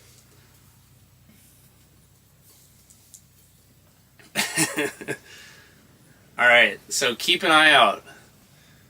Check your inbox. Brett McComas is trying to get a Target Walleye email out right now. And what I need you to do is if it's not in your inbox by 5 o'clock, which is in 5 minutes, you need to reply to the newsletter today and with an angry message saying, I can't believe you were late.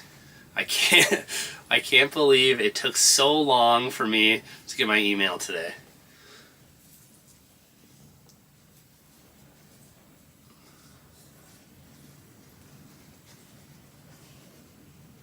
Am I keeping any walleyes tonight? Not tonight. Not tonight. California burrito or Chipotle? Well, for all of my central Minnesota folks, Brainerd Lakes area, Crosby area, it's California burrito. It's the deal.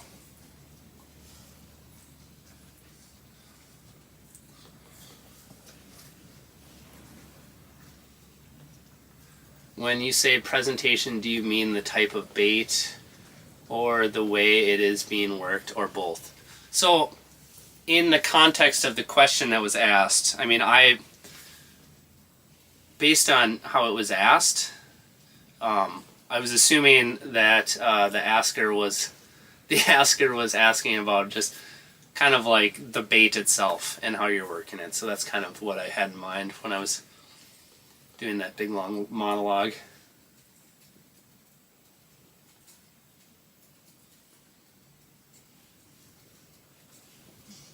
Wrong answer. You think Chipotle is better than California burrito? You're crazy, man. I like you, but you're crazy. Sanchez burrito in Little Falls, better than California burrito. Well, shout out to Sanchez burritos. I haven't been there, but seems like Chipotle's have kind of gone downhill. I know the one in Brainerd has gone downhill a lot. Like my wife went there recently and she got a burrito and it was just like inedible from Chipotle there in Brainerd. So Rich asked, what lure are you ripping? So right now I have the Rippin' Shad, which is basically just a lipless crankbait. Ripping that around a little bit, seeing if I can call something in here. Giving it a chance. What is my personal best walleye ice fishing? So the biggest one that I've ever caught actually was on Lake Winnipeg. There's a video of it, which is kind of neat. And it was in a wheelhouse, which is also kind of neat. But it was 11.55 pounds. Which, it's like they don't even barely make them that big in Minnesota. But, yeah, 11.55 pounds, and it was like basically 30 inches on the mark. So that's my biggest one. I don't think we're going to top it tonight, though, guys. Just got to be honest. Is this going to be another 10-hour live stream? The real Canuck is in the comment sections here. There we go. I just want to prepare. Yeah, this is definitely going to go 10 hours. I don't know that we've ever had a 10-hour one, though, right? What's the longest one we've had? Like 6 hours? We started a little earlier, though. Well, not too early. It was like 3 o'clock. So, we're going to live stream for as long as the fish are willing to continue to be active. So, I don't know how long it was ago that we caught that last fish, but the fish activity still exists, so we're going to keep on fishing here. Or we might just go until I lose my voice. We'll see.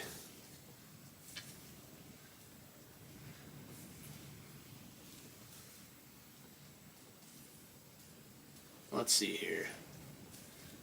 Have you ever fished the angle? I have fished the angle. The angle's awesome. Do you guide in Wisconsin? Well, I don't guide at all. And I don't get out to Wisconsin as much as I'd like to. Alright, good luck working. Good luck working. Come back though. Come back when you get off work. We'll still be fishing. How do you go about picking a spot on the lake? Pre-fishing, hole popping. It just depends. Usually I like to drill a handful of holes. Just to kind of get like this, like if I like to like go around and fish ideally and see where I can like see marks, you know, different fish that are coming through that are at least in the area. You know, if I'm going to set up like a house like this, like I like to see some fish before I, you know, set the house ideally. So just, you know, moving around, fishing different areas, stuff like that. Yeah, but even if, like if I'm in a big hurry to set up, and I don't have time to, like pre-fish the area before I set up my house, like I'll at least drill a handful of holes and just kind of try and position myself in a specific way. So if I'm fishing on Red Lake, you know, like it's fairly structureless, but if I know there's like a depth range I want to be in, I'll like drill enough holes to make sure I'm like for sure in that depth range. And if I'm on, you know, like a just like a normal lake that has more structure and stuff like that, I'll drill like a few holes and make sure that I'm like right on the break, right on top of the break, right on the bottom of the break. You know, maybe set up where I can actually fish a couple different levels in the house on this side or this side of the house. Or like right directly on the weed line, you know, where I'm jigging like this far off the weed line. Something like that. That's kind of how I like to think about, you know, setting up in a certain area. Is it legal to throw some chum down the hole? No. That is against the law. It's legal just north of here, but it is against the law here. So do not do that in the state of Minnesota. And, you know, anything that's against the law, usually it means it's probably positive for catching more fish. So I do like to do it when I'm in Canada. Or like Manitoba, I guess. I think you can chum in Ontario too, right? I don't know. Yeah, you'd have to look into that, but yeah, check your local regs. Do you fish Ottertail County any? A little bit. Not a lot, but like I've been over there a little bit. I do know Ottertail County had really good ice this year. Early ice. Like I know a lot of like the smaller, moderate sized lakes got pretty good ice.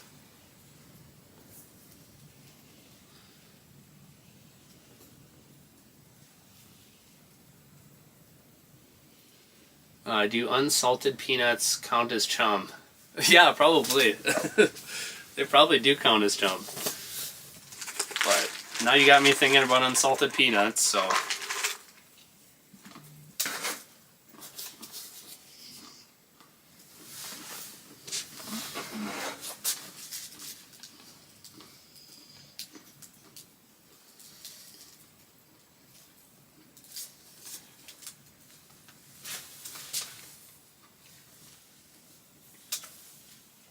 Nothing coming in on the rattle bait yet. One thing I kind of like to do when I'm fishing the rattle bait is I'll hop it off to the side here. I'll set it on the bottom, Then I'll slowly lift it up, make it look like a walleye coming off the bottom. Just to at least pretend like there's fish there.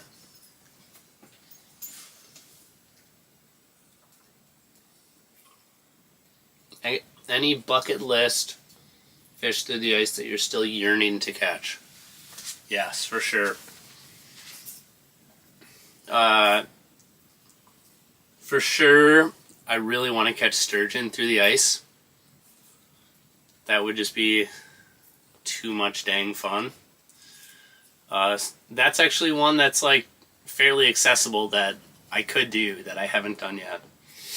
But outside of that, someone was telling me they catch king salmon through the ice, and that just sounds like that would be nuts. So that is right there on the list as well. Get me a king salmon through the ice. That would be pretty dirty. Okay, the rattlebait is going sleepy pie for a little bit here. It's going to take a little bit of a nap. We're going to get that spoon back down.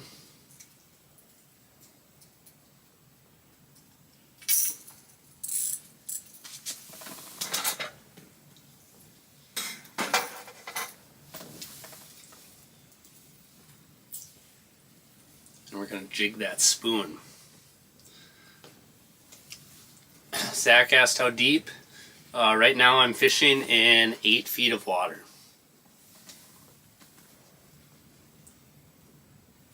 Park Rapids, Minnesota has a lot of lakes. Have you fished any of them? Asked Tom.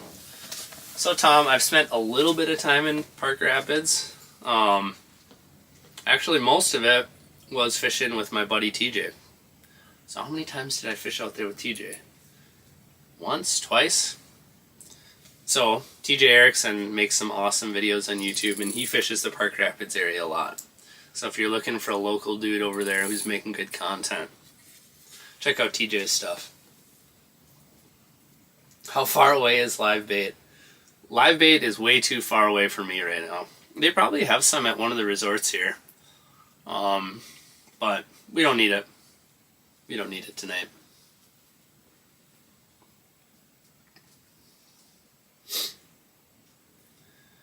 Hot take, shirtless streams would increase viewership. Alright. No, that's not gonna happen.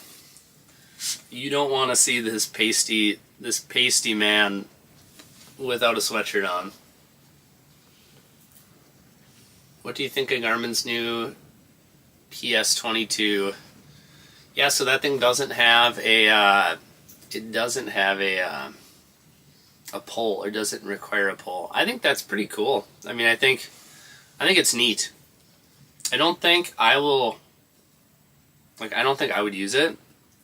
But I think to have something that's a lot more lightweight, it's basically like running around with a flasher unit, like obviously it's going to be a little bit heavier, a little more unwieldy, but not nearly as unwieldy as having like a big giant pole with a transducer on it. So to me, like, I think it's pretty cool. I don't know that I'm going to use it per se, but I think it's neat. If you can only use one walleye spoon for the rest of your life, what's your go-to one in color? Well, that's tough. Go-to walleye spoon. I'd say right now my personal opinion is the glass buckshot. Let's see, I think I got one right in here.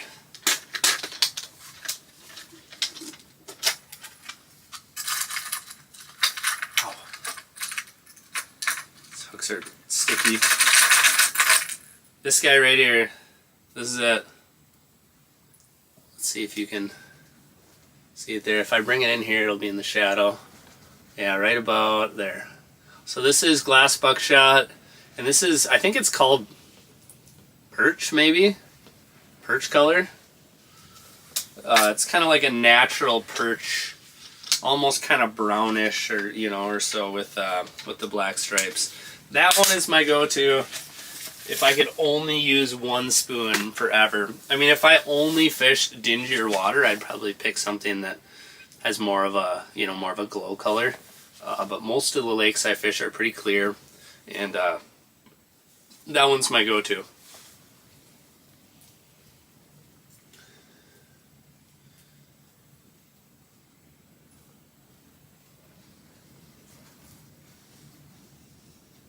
Love the content all the way from St. Lawrence County, New York. That's cool.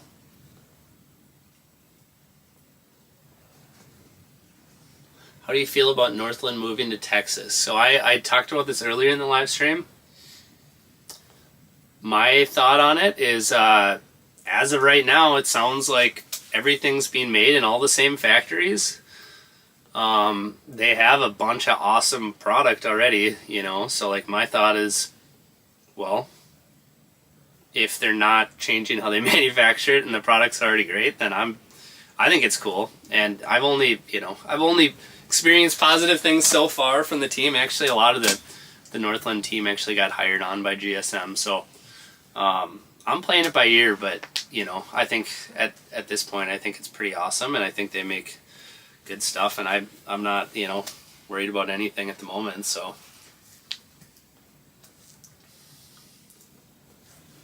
do you ever do meetups or fishing weekends? I haven't really. I mean, I'll go to some of the shows sometimes. Like I'm going to be going to the Duluth show next weekend. Well, this weekend. What is it? Yeah, I'm going to go there in 2 days. So if you're anywhere near that area, come over and say hi. Say you were watching the live stream. But yeah, no, I should do. I was talking with a buddy about that, and we were talking about doing some sort of meetup or something, getting a couple or a few of us together and yeah, just making it known where we're going to be out and fishing and hanging out and whatever. So maybe at some point in the future. You catch any fish yet tonight? Asked Eric. Yeah, we got a few. Is anybody who's been watching the whole time, anyone here in the comments, keeping track? What do we have? 3, I think? Not 4, right? Just 3? I can't remember. Jamie Forsyth, what's going on, man? Are you a big believer in glowing up lures? Yeah, I would say I'm a believer. Should we glow up? Is that what you're getting at? We gotta glow this puppy. The glow ring on my shuttle is actually broken now. So I haven't been glowing up because of that, but I do have this little deal here. I think glowing up is viable for sure. I don't think it can hurt you. Well, I mean, it can hurt you, but generally, I don't think it can hurt you. But yeah, evening fishing windows like this. Key is getting your spoon back in the hole. There you go. Yeah, it's a good call. Are you fishing in a bathtub right now? Ghost Town, since I joined. 0. Missed a few, I guess. Yeah, we were catching them earlier. I'm not saying the bite's done for the night, but we haven't seen anything for a minute here. This live stream is brought to you by Fisher's Peanuts. Yep, this is the sponsor right here. Don't you guys forget. If you want to support the stream, buy Fisher's Peanuts.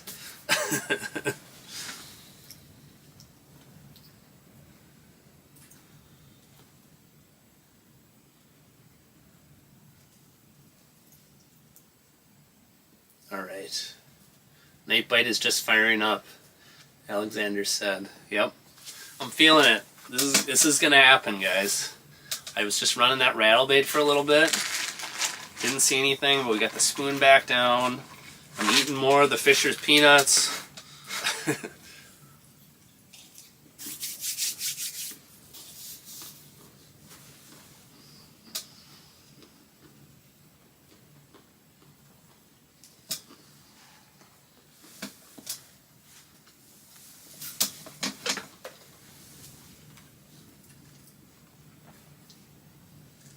Catcher's peanut.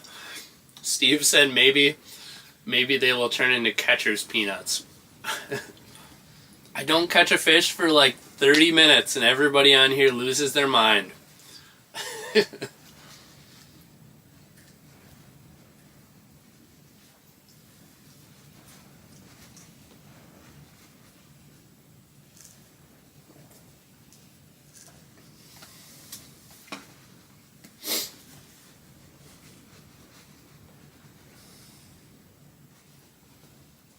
Yep, this is a fishing stream. This is a fishing live stream. Oh, look at that. Yeah, you're right. There's a little fish there. Looks like it's like a perch or something.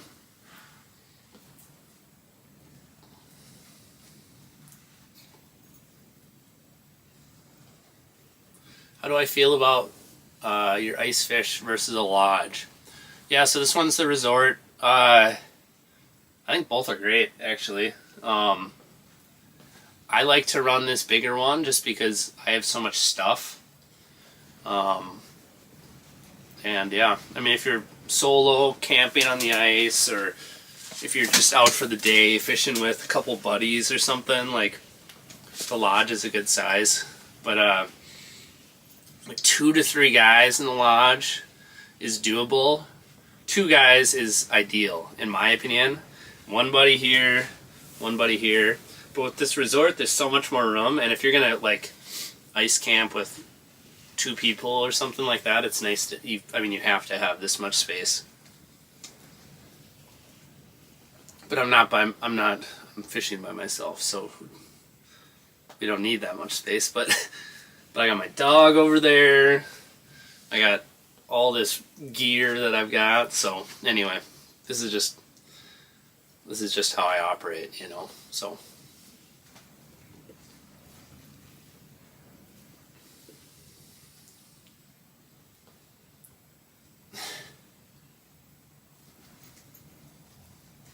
What resort did I go out of? So I'm out of Sunny Beach Access.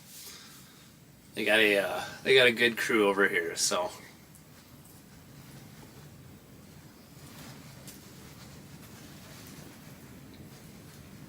what do you guys think? Should I get the pup in here? My dog is literally staring at me. She's just waiting for me to call her over. I think she's ready to get on the live stream again here. Come here. Good dog. Good girl. All right.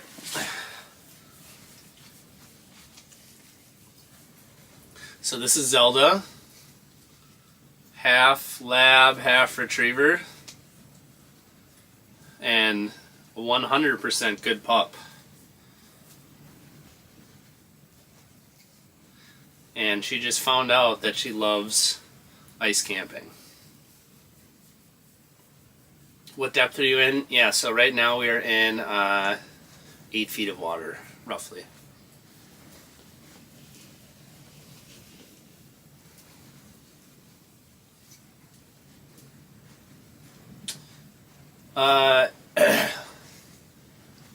So Rick asked, do I ever find that the live scope scares the fish away? My personal opinion is that they probably feel it, I think, maybe, and it probably doesn't scare them away. But I think the conundrum here is that at the end of the day, there's no way to really tell if the fish was scared away by your live scope, because you can't look at the fish when it's not on the live scope. So how do you know that the fish came up and then took a beeline out of there? How do you know that they didn't do that because they saw your boat, or they saw you, sitting there under the ice, or they saw your bait and they're like, oh, what the heck is that? I'm getting out of here. There's too many factors, and yeah. So I don't have a good answer for that. Does your dog wear boots on the ice? I can't get them to stand my dog. She doesn't wear boots, but she probably should, because one of her little paw pads Had a little bit of a crack in it from running around yesterday. Although you were just going nuts yesterday, weren't you? She had the zoomies. She got the zoomies like 5 times out on the ice. And, yeah, she was going nuts.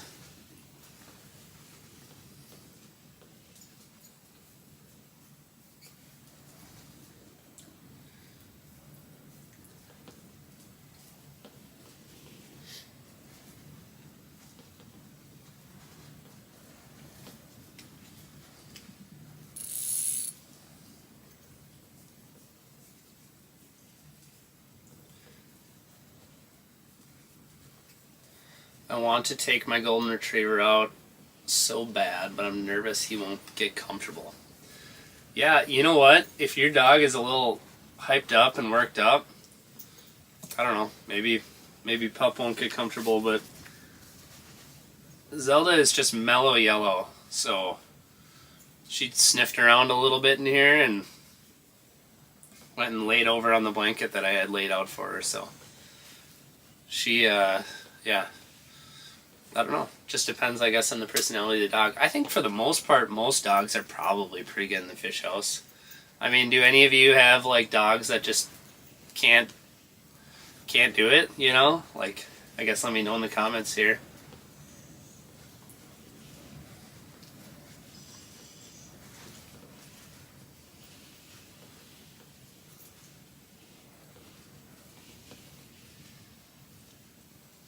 Alright, let's see here. I had a buddy text in. I'm going to give him a quick reply. Because I'm fishing with him tomorrow, so he's probably got to know what's going on.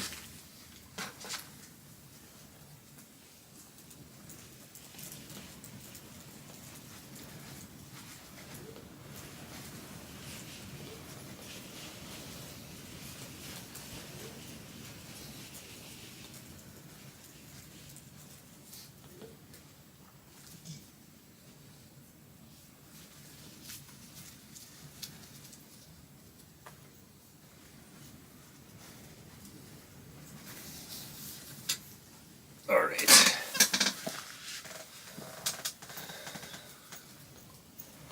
It's like having a kid with you. Pay attention to them. If they need to run, bring a retrieving toy to get the energy out. Pay attention to if their paws are too cold so they don't get frostbite, etc. Yeah, I think that's great advice.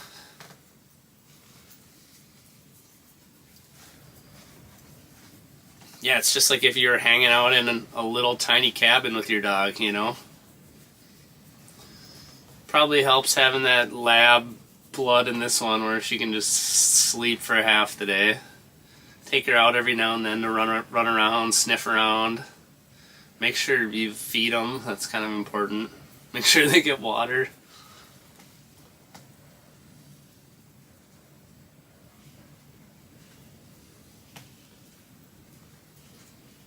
Oh man, I wish I was out ice fishing tonight, maybe Friday. You know, Friday is probably going to be a lot warmer than it is right now. The wind is ripping, and I banked this thing as good as I can, but it's still a little frosty in here, as you can tell.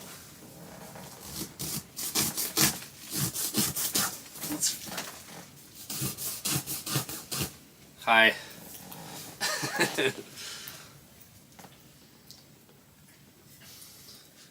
Alright, so things have slowed down a little bit here. Zelda's slowly pushing me more over to this side too, I noticed.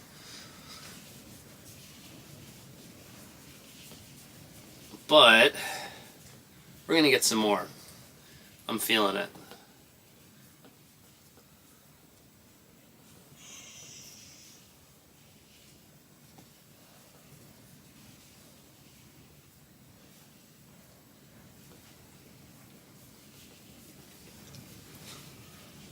Can you give any advice picking an all-around perch or walleye rod? Graphite or fiberglass? Does material matter? I'm thinking something between 32 and 36 with a faster action. Yeah, I mean, I think you're pretty much right on the money with the characteristics you want. For me, it would be, you know, a graphite rod. I wouldn't do glass, personally. So I would say like the precision rod from Tuned Up is one I use a lot for perch, and it's also, you know, a good viable kind of, you know, like this is like a, you know, power option of that one. So that's like the next step up, but the precision is like just a great all-around rod for, you know, walleyes, and also, you know, it's a little bit smaller for perch and stuff. So that's kind of my thought. The Real Canuck with the $5 donation. I appreciate that, man. He said, is Upper Lake frozen solid, or are we going to have to come rescue you? There's probably more ice on Upper Red Lake than probably just about anywhere. Well, yeah, Dakotas and whatever, but probably more ice here than in a lot of places in, you know, a good chunk of the places in Canada, I bet. Red Lake freezes so early. Joseph asked, what have you caught so far? Sorry, just joining and saw your channel for the first time. Well, sweet. Welcome to the live stream. We're hanging out on the ice here. The only thing I'm missing is some chill music in the background. We got the pup, we got some walleyes, we got the live scope screen. Yeah, so we have caught 3 walleyes so far on stream. Caught a number of walleyes this morning. The midday bite was a bit of a lull, but we do have, I believe, 3 fish on the ice so far tonight. So it's been a solid run. I'm happy with it. How did you pull all your stuff out into the lake? Snowmobile. Snowmobile and a giant sled. So like Otter's biggest size sled. Yeah. So that's what I did.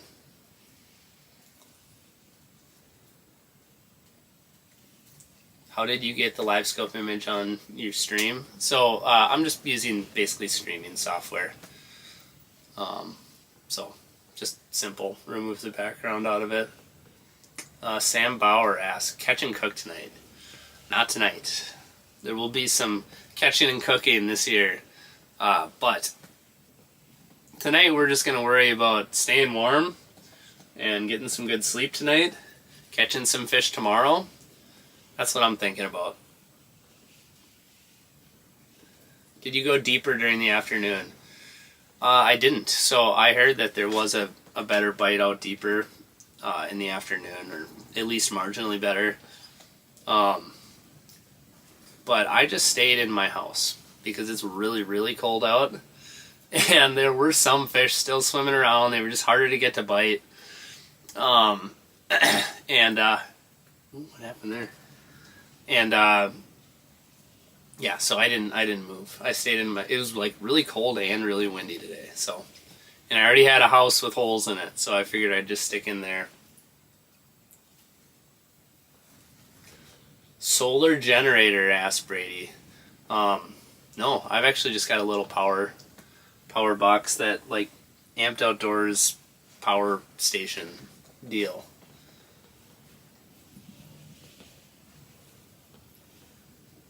What's the temp in your shack? I don't know what the temp is. Not particularly warm. Although Zelda's sitting in front of the heater now, so I don't feel any heat. But it is cold enough in here that yeah, I wouldn't mind having a backup heater, so, or a second heater, I should say. And now my wife is calling me. Does she not even know I'm live doing this right now? Ryan with mom dropping off your truck.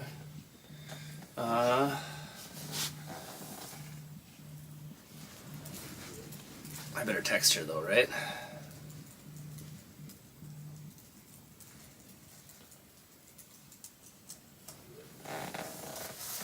Alright, now my wife knows. Maybe Jordan will hop in on the chat now that she knows I'm doing a live stream.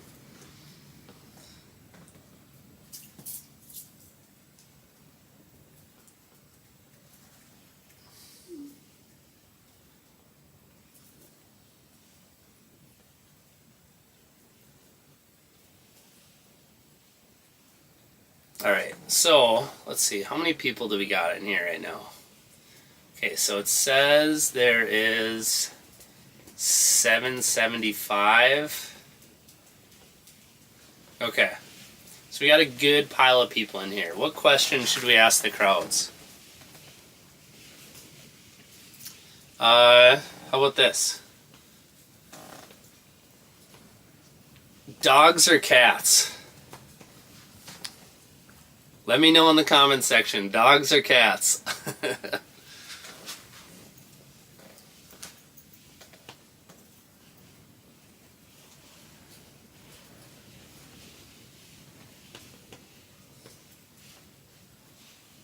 Zelda, okay, so Zelda is, she's just staring. She was just staring at the hole. She's just waiting for something to pop out of it. This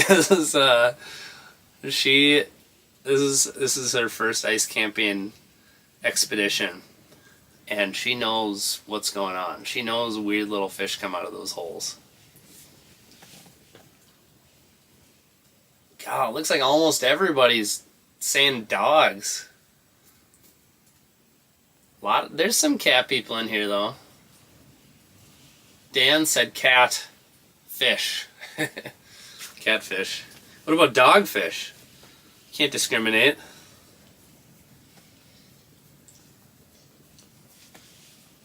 No animals are allowed in my house. Well, this pup right here, I will say as well. This pup is allowed in my house, but she doesn't leave the entryway. So, Zelda gets to sleep in a nice warm house, but doesn't get to floff this fur everywhere, especially on the couches or anything like that.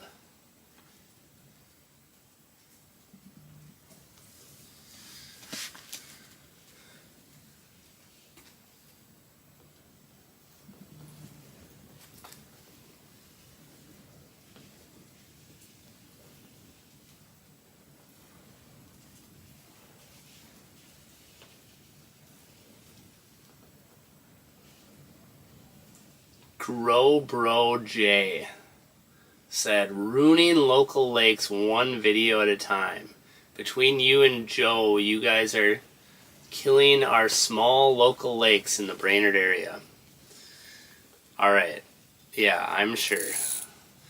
Brainerd Lakes area is so pressured, and anybody who's good at creating content doesn't name lakes.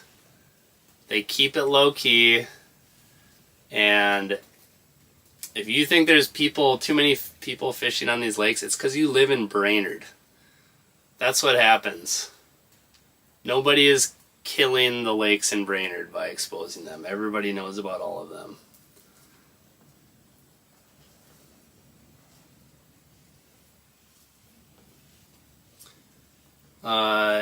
Let's see. What is your favorite rod for walleye? Probably this one. This is 38-inch Power Precision. Just kind of like in between. It's pretty fast and pretty powerful overall. You know, like it's a pretty powerful rod, but it's versatile. Like you can fish spoons with it too. So yeah. Let's see here. Has the bite been slow? The bite has been slow the last half hour, 45 minutes maybe. I sometimes lose track of time a little bit here. So, yeah, it's been a little slower, but we were catching some fish earlier. I'm optimistic we're going to get back into it. I still use ugly sticks for my jaw jackers. Yeah, honestly, jaw jackers for sure seems like to me, and I don't use them often because they automatic hook setting devices are not illegal in Minnesota. But it seems to me you want a glass rod if you're using a jaw jacker usually. And ugly sticks are definitely bendy glass rods.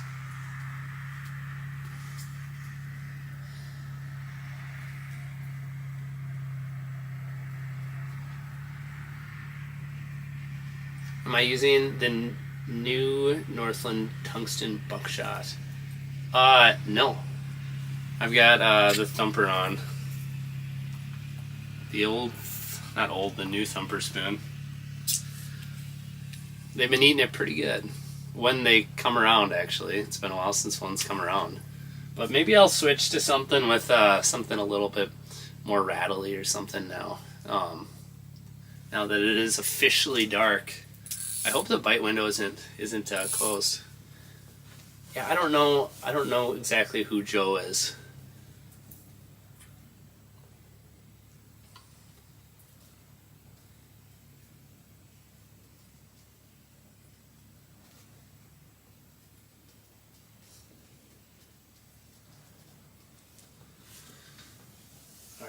What do you think, Pop? You want to go lay down? Or you think you're just going to hang out right here? Alright, go lay down. Go. Go. Kennel. Good dog. I gotta preface again. There's not a kennel inside the fish house here. But when you say kennel, she goes over to her little laying down spot. So, you take what you can get.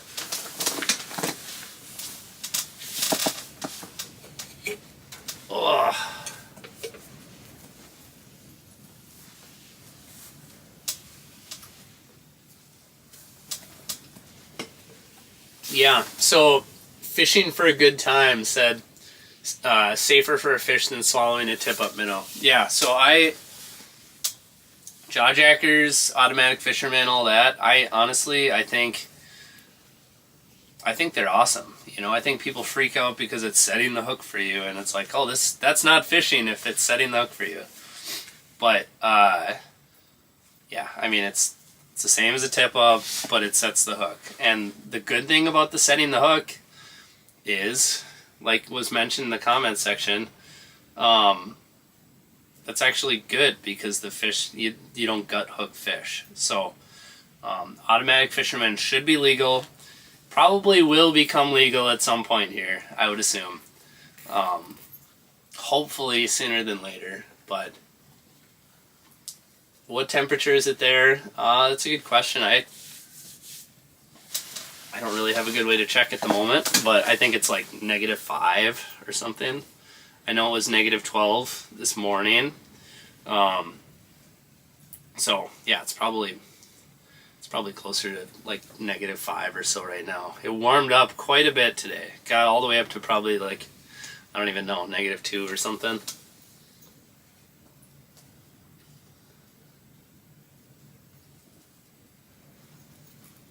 Do you prefer 32-inch or 36-inch rod for rattling spoons? You know, that's a personal preference thing, and my preference is a little bit longer, 36-inch.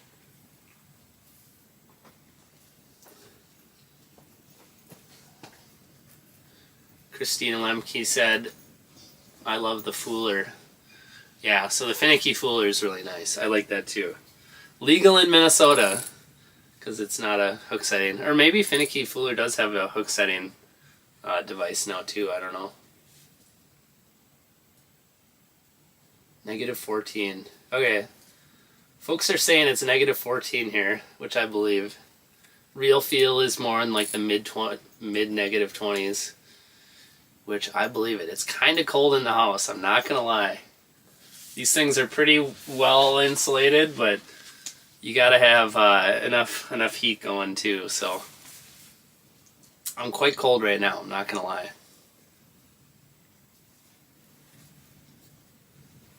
Do you use rubber mats on your floor? Yeah, so foam mats, yeah. Foam mats are enormous. They make such a big difference. And if you can get enough of them in here to fully cover up your floor, that's a big deal. That basically, that makes everything so much nicer and more manageable. And I do feel like it's definitely warmer in here when you do that.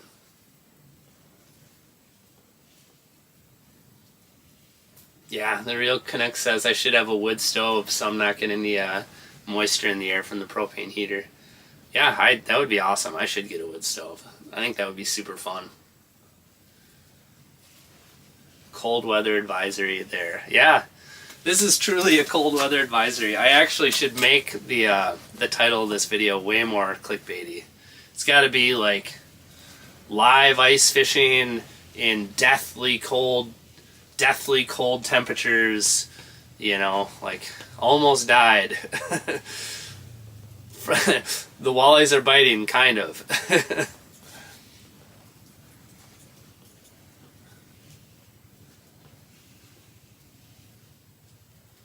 Alright, Eric is messaging in, says I should give Irene a shout out. Shout out to Irene.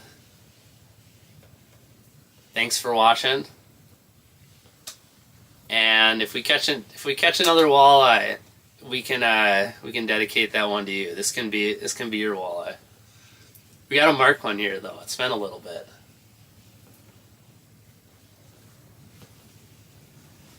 Brian said, bad day of fishing is better than a great day at the office.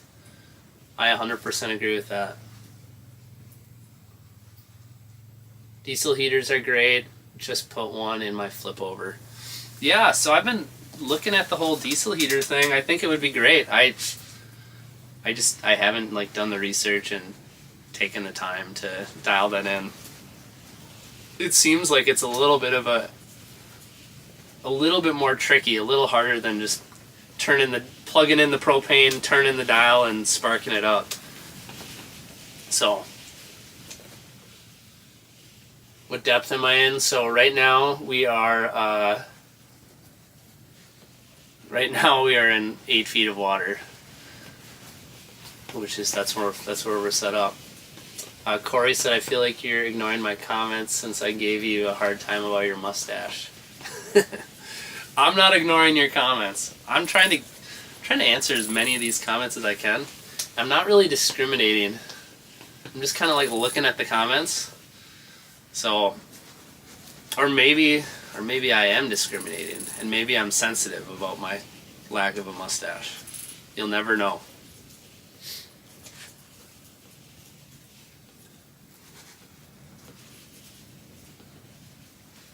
What's the latest you've ever caught a walleye at night? The latest I've ever caught a walleye at night is the absolute middle of the night. So a lot of times, you know, we'll set up rattle reels at night to try and capitalize on that, you know, nighttime bite. And yeah, I don't know if we'll set up any rattle reels tonight, but you know, had nights for sure where you catch them at 3 a.m., 4 a.m., 5 a.m., 2 a.m. MH is asking if I got the slippers on tonight. So, too many people were making fun of me, so I got rid of the slippers. I got these bad boys. I think they're Hey Dudes. My wife picked these up for me. I was like, oh, those would be sweet in the fish house. So they kind of slip on and off. They're pretty comfortable.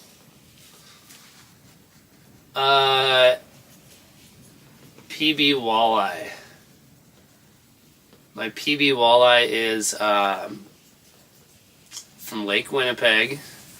11.5 pounds, 30 inches, and there's not really a close second. That was. We don't get, you don't get them 11.5 pounds too often in Minnesota, so.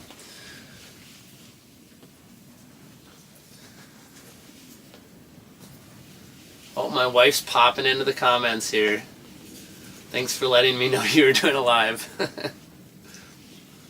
Alright guys, my wife is in the comments, officially. So you can haze her if you want now. You can give her a hard time for she's obviously not subscribed. Or she probably would have known about it, right? Probably would have popped up. So, yeah, give her a hard time for not being subscribed.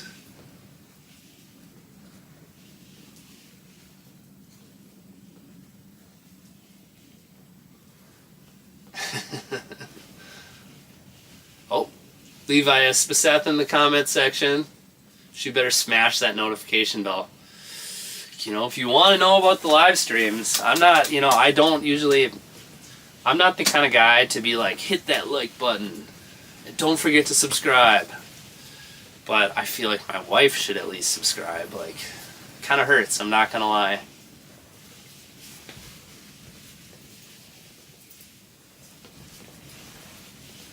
Alright, Ryan said I gotta glow up.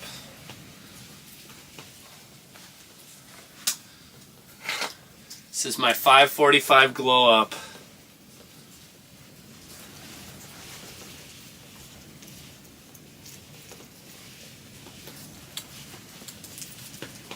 There. Now we'll get him in here. Man, the night bite has not been too viable yet, has it?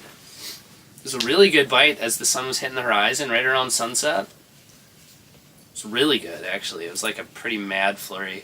Honestly, my experience on red has been, like, the night bite has been really good, but kind of shut down after that little bite window. I'm not giving up yet. I still think we're going to poke a few more.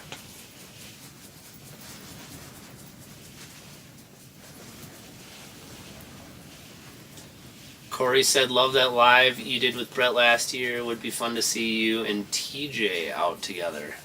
Yeah, you know what's funny? Me and TJ actually, we tried to do a live once. But TJ couldn't catch any fish. It was going to be too embarrassing for him, so we decided not to do it. No, I'm just kidding. We didn't have good enough service where we set up. We actually set up to do a live stream. We were ready to do it, and the service sucked. So, yeah, I will definitely be doing something with TJ in the future here. So,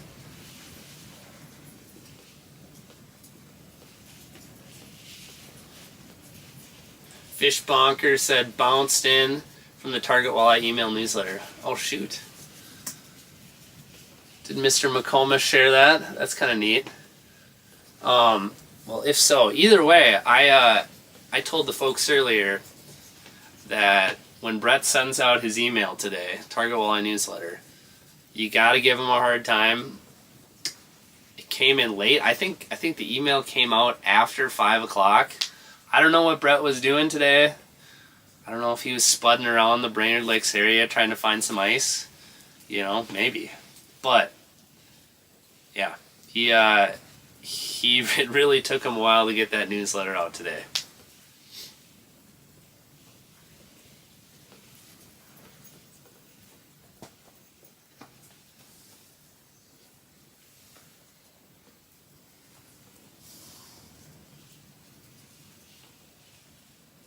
Alright, so the spoon, we'll jig it for a minute or two more here.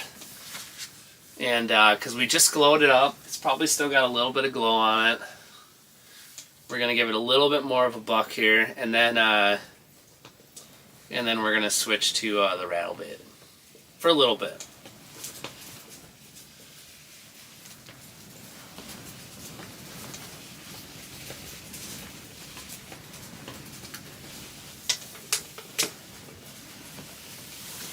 Folks are saying I should crash the mud. Well, right now I have a flutter spoon on.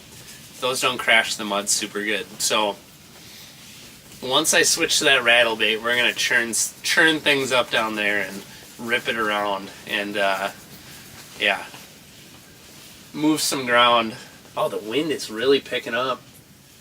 This whole thing is shaking. God, if it was just cold or if it was just windy, it wouldn't be terrible out here, but both of them together at the same time, man, it's like anywhere I didn't, you know, any zipper that's halfway cracked or anywhere where, you know, I didn't bank it up good enough, I'm sure the cold air is getting in.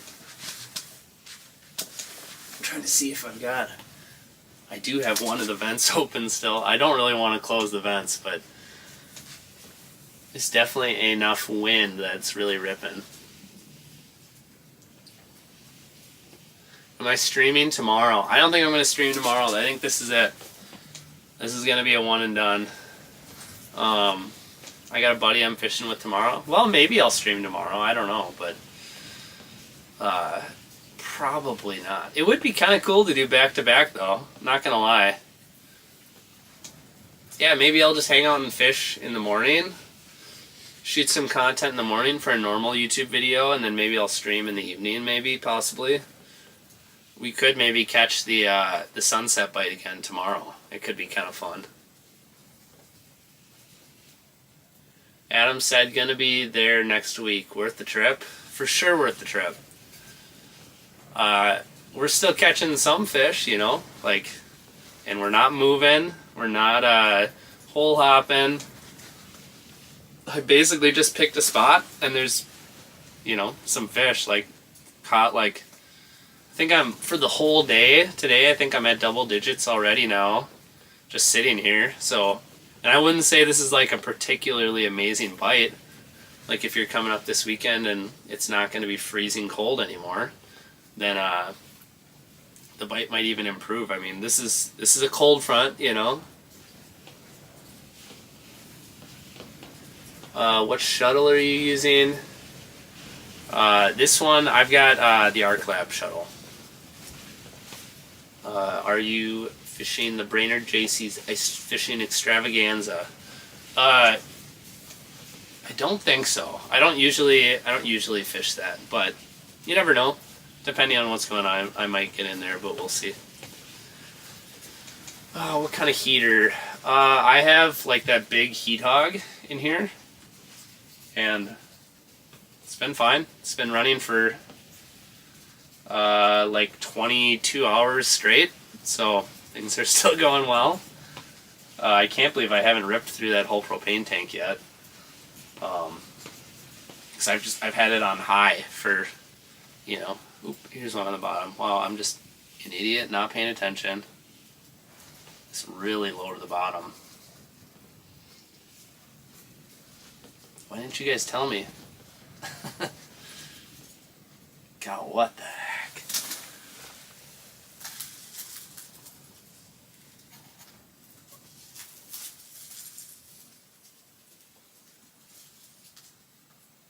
That thing was a poop. Is that another one on the back side there?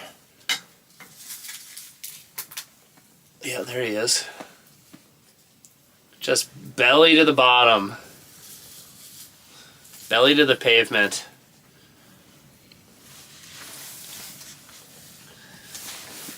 I'm trying, guys, but they are a little bit less active now. Yeah, I have a 20-pounder propane tank on, so I've got a big propane tank, but yeah, this is my first time using this heater, so like I can't give you a full review yet, but it has worked for this first outing, so it's been pretty dang solid. My cooking fish tonight? No, not tonight. I've got some snacks. My beautiful, wonderful, awesome, amazing wife filled up a little cooler full of random food for me to eat, so she's the best, and I'm going to be well fed tonight.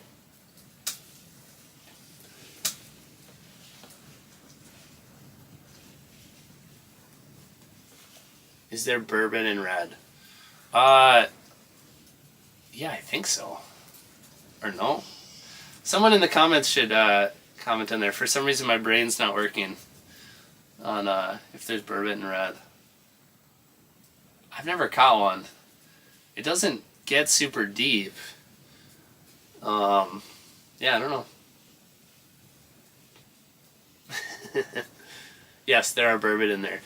Yeah, so the thing about like red is it doesn't get incredibly deep, but like obviously lower Red Lake gets very deep. I'm trying to remember if I've caught one out here personally. Like, yes, they're in the system, but have I caught one? I don't think I've ever caught one.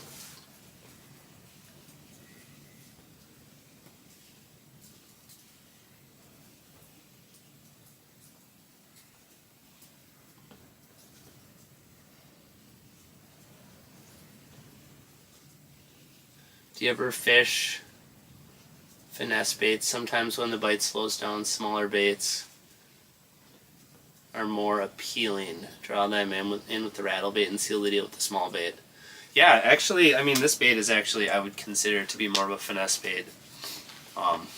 It's got, like, the profile is a little bit larger, but it's also really thin, you know, because it's a stamped metal spoon. So when you lift it up above their head and they're kind of looking up at it, it is a really thin profile. So I do kind of have a finessey bait at the moment, but I think it's so hard too because I want to switch to the rattle bait, but that last fish was just so, he was just slinking on the bottom, right?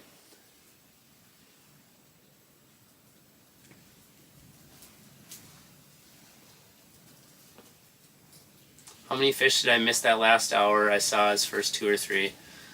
I think we've only got 3 fish, I think, so far. So yeah, actually this last hour roughly has been really slow. We had a really, really good flurry there for a bit where the fish were coming in left and right. Yeah, Bass Pundit's coming in the comment section there with the here fishy fishy. We need some here fishy fishies, guys. You don't have to punch it into the comments, but if you at least, while you're sitting here watching, if you can just say to yourself, here fishy fishy, here fishy fishy, that could prove to be helpful, potentially.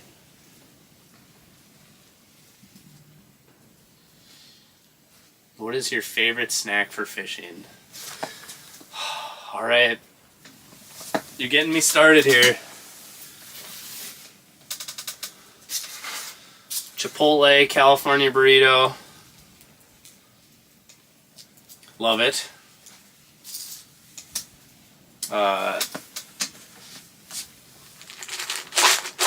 Peanuts.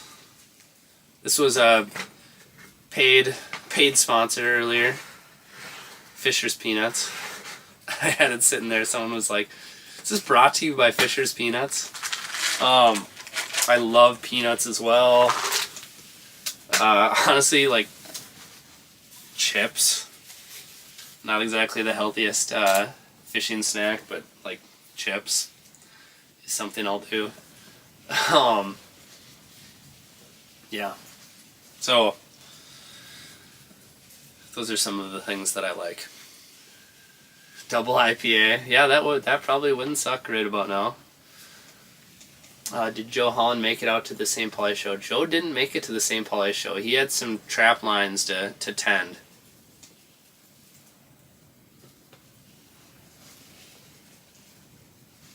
What is the water clarity looking like right now? What's your biggest Red Lake walleye? God, I think my biggest Red Lake walleye was like a lower to mid 20-incher. I've never gotten like a really big giant out of here, or even like an upper 20s one.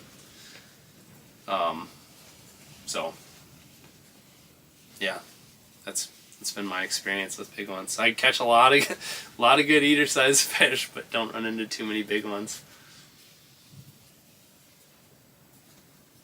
What unit are you using? So this is a GPS map 8610 with a LVS 34 transducer. Yeah, Robert said beef jerky is a good snack. Yeah, beef jerky is a great snack. Actually, I've got some meat sticks as well that my wife packed, which is amazing. But yeah, it's usually jerky's a little expensive for me to pull.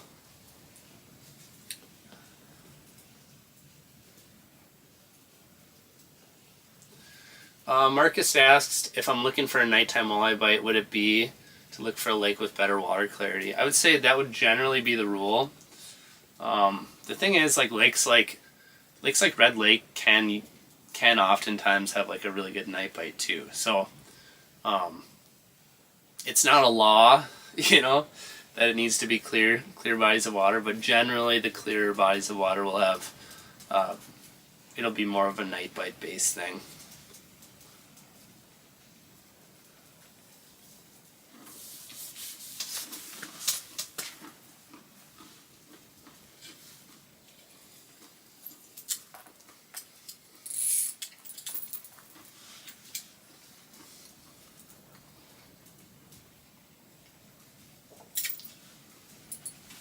So I'm going to go to the bathroom. I'm going to venture outside for a little bathroom break. I need you guys to keep an eye out and let me know if anything visits our hole while I'm gone. But yeah, so I'll be back in like 3 minutes. Zelda, come here. Zelda can be on screen. Zelda will watch. Alright, stay.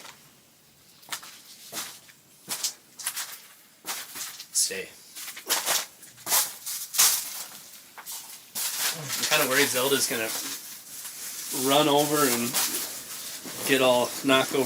run through all the cords, stuff like that. Stay.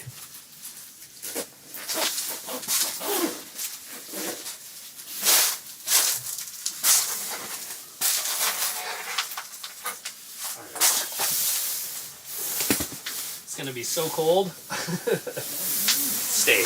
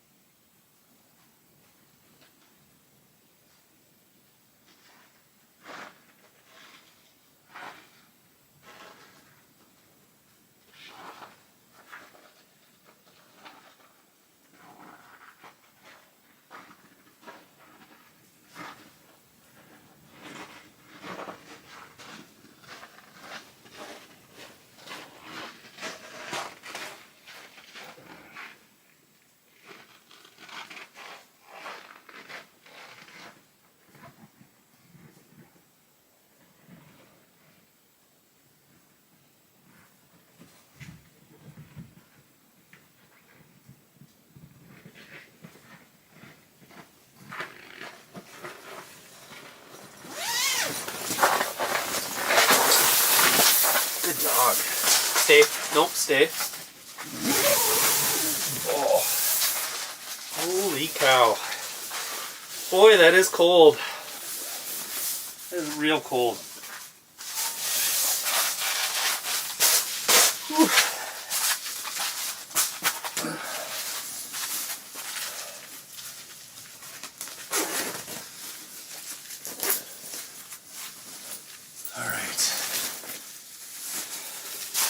Definitely got to throw the jacket on when you go out. When you go out for that.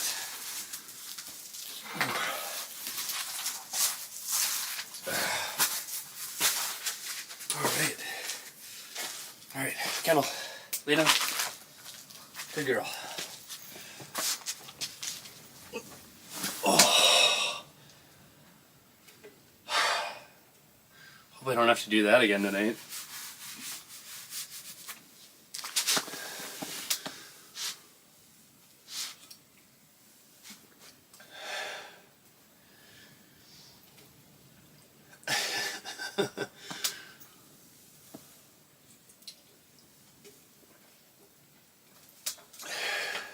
Only missed 5 going by. Not bad. Reasonable. Oh, that's right. We were going to switch to, God, now I'm like cold. We're going to switch to the rattle bait for a minute. Got the spoon at the ready. Ready to go. It's actually pretty warm in here. I'm a little chilled. Oh.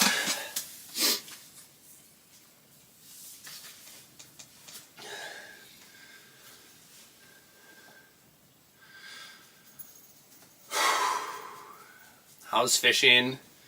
I watched Mindak. They were slaying Lakers. You know, it's funny. I actually talked to Mindak over at the St. Pauli show. Super nice guy.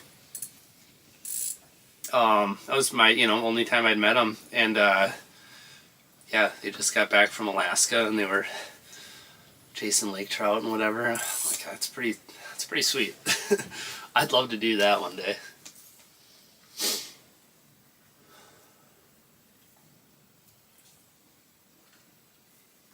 Benny said, I notice an uptick in activity when I have a rattle on at red. Yeah, that's rattles can call them in. It can be viable. Excuse me.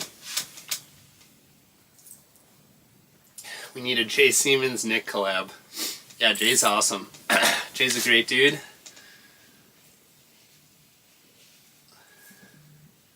I missed a huge sturgeon that went by. Is that true? I don't know if I can trust any of you guys in the comments here. You guys are gonna try to get me all worked up. What are some destination ice fishing locations that are on your bucket list? Well, if it's bucket list, I guess the thought would be that I haven't been there before. So I was talking to a guy who guides out on Flaming Gorge, and that would be a really neat place to go for lake trout.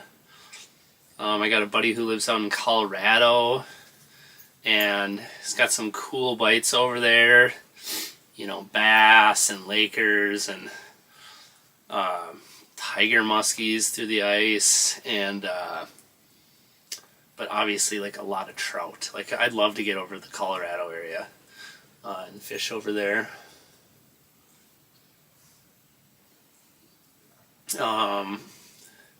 What else? What else do I like? Oops. Clicking buttons here.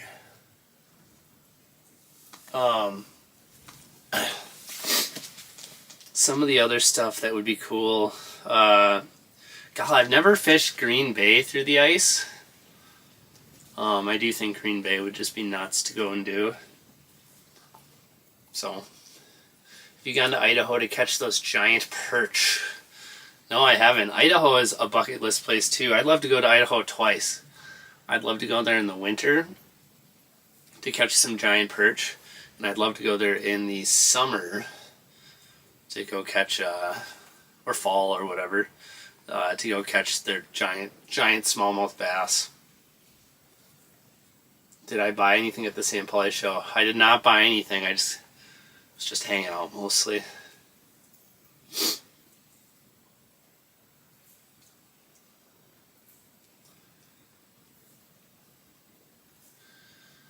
You should get Al to come out. Yeah, Al doesn't do a lot of ice fishing. I don't think Al would be interested in anything like this. This is for sure.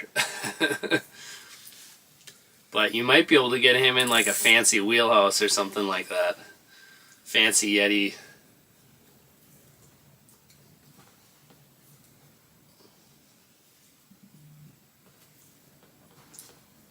If I ever been over to Badenoch or Saginaw Bay, I haven't been over to that neck of the woods yet. I'd like to. That's another spot I'd love to go.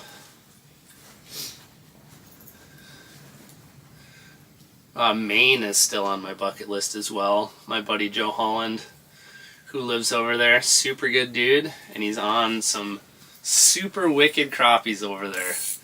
I'd love to get over there and chase some crappies. Actually, they got some awesome perch over there too.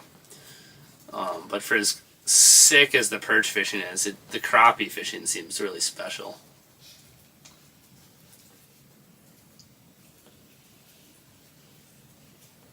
Silver Gray asked, what is your favorite time of day to catch walleyes? I think like my favorite time of day just from a success rate, it's probably morning, but it's a little harder to get out in the morning some days if you get up so early. Probably the evening, just because it's so much easier to just get out there in the evening, and the bite is usually just as good as mornings.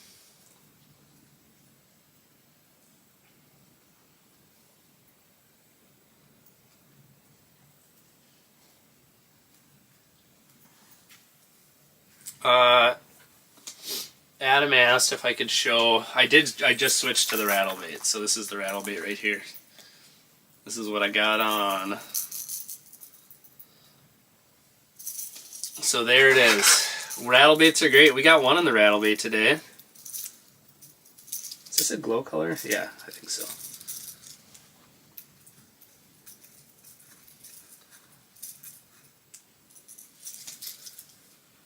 Yep. We're going to glow it a little bit up with the...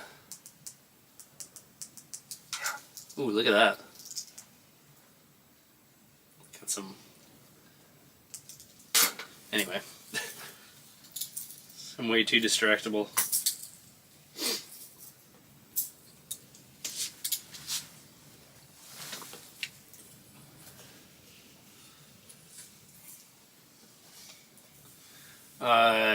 What location/area would you recommend for first time targeting lake trout? If you're going to target lake trout for the first time ever, I guess I would recommend going somewhere that's somewhat local. Like for me, I live in central Minnesota. There are some stocked lakes and stuff. That can be difficult, but what I would consider to be somewhat close that's really good fishing is Lake of the Woods. But if you've got lake trout fishing close to you, just go to that. Like when you get ready to go for a big trip, go somewhere a little bit, and then you can go somewhere a little bit further away. It's just nice to get a little experience under your belt before you go somewhere. That's kind of my opinion.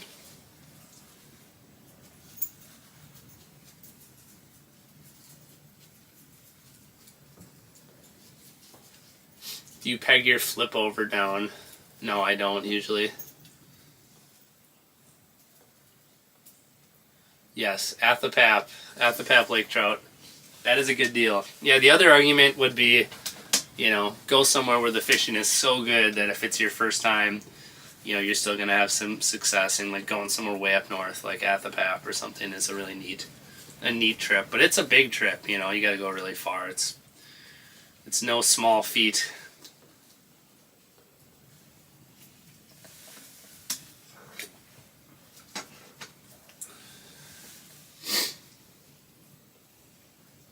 Tazen Lake, massive lake trout. Yeah, I'd love to go there. That's on the bucket list for sure. What hub is that? Otter Monster. And this is the Otter Resort. Is what we're in right now. And they're not coming in on the rattle bait. It seems like.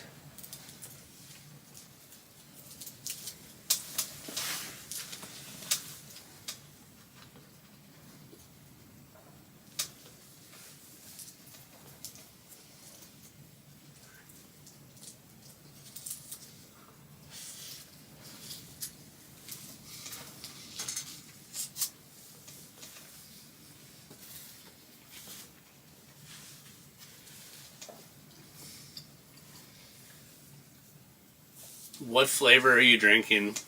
So this is the blue raspberry sparkling ice caffeine. So I don't know if I should be drinking caffeine this late in the evening, but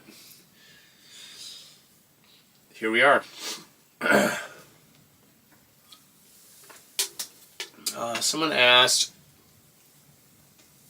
if you can only have one bait for the rest of the winter, what would it be? For me, it would probably have to be either an 1/8 or a 1/4 ounce glass buckshot in some sort of natural perchy looking color. That would be my go-to. How many inches of ice do you have up there? Probably like 10 or 11, I'd say. I don't have a measuring device, but that's kind of my guesstimation.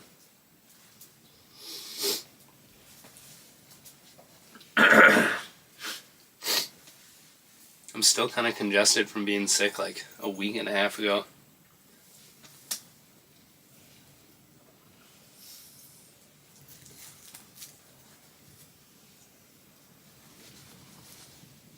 Lake Superior Apostle Islands for Lakers. Yes, that would be an amazing trip, and it's not too far from where I live.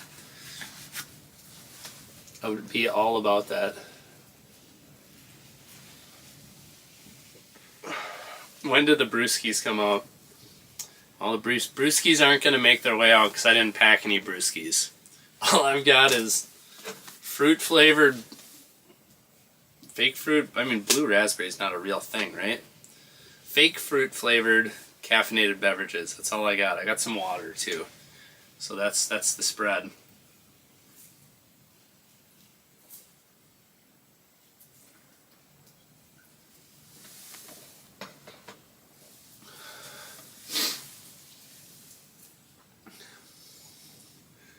What do you think about GSM buying Northland Tackle?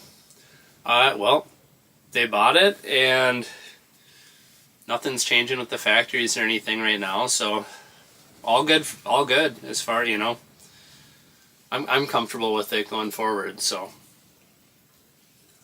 they ended up hiring a lot of the old Northland folks too, so I think that's a positive sign. So that's where I'm at the moment.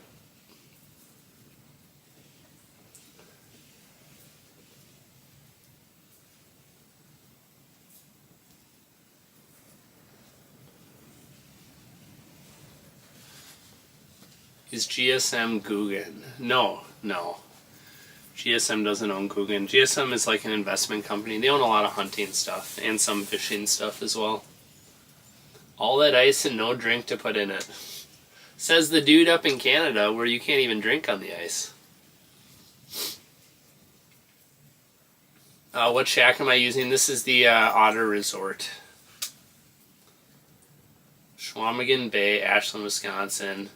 I would like to do a trip in January. Is it worth it? Yes. It is worth it. They got ice out there, or if they have ice out there, that is a really cool bite. I went out there once with my buddy Jared Houston, who does some guiding out there, and it's super cool. There's all types of fish swimming around. It is it's just like a really neat bite. So I'd like to do it more.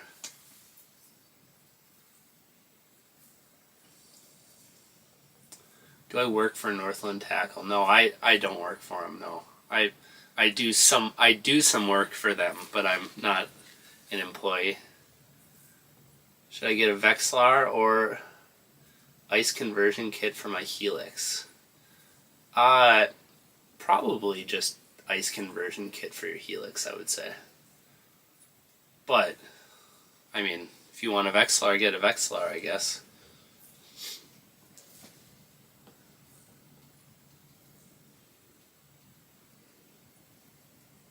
It is Canadian Dry. Where do you go to the bathroom since you can't go to the bathroom on the lake anymore? I just ran up to shore, so.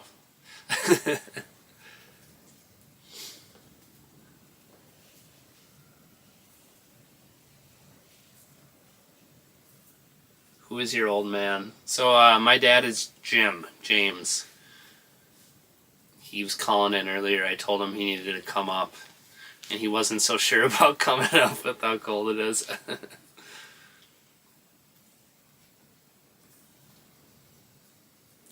Northland hoodie giveaway if you catch a fish in the next 5 minutes. Well, I'll have to ask the boys over there if we can make that happen, but I mean, if we can catch a fish in the next 5 minutes, I might just mail you the one I got on my back here.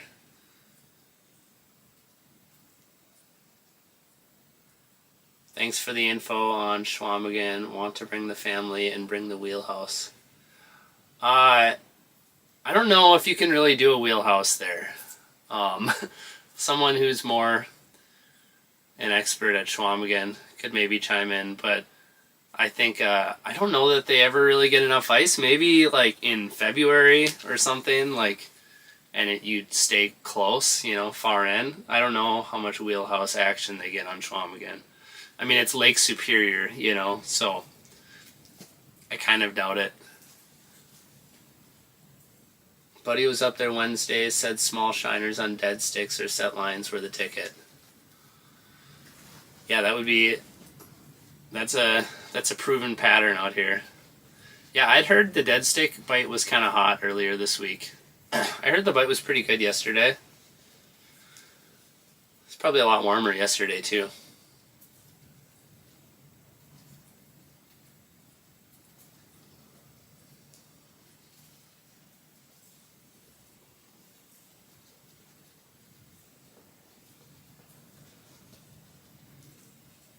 Did you say you can't drink on the ice in Canada? Mind blown. Yeah, I don't think you can drink on lakes at all in Canada. Yeah, not just winter, but in a boat or anything. So I could be wrong. I'm not a Canadian. Maybe that's a prank that they play on Americans, but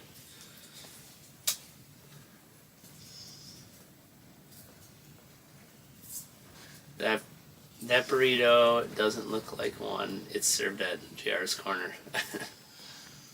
Yeah, I gotta get this burrito down before bedtime here.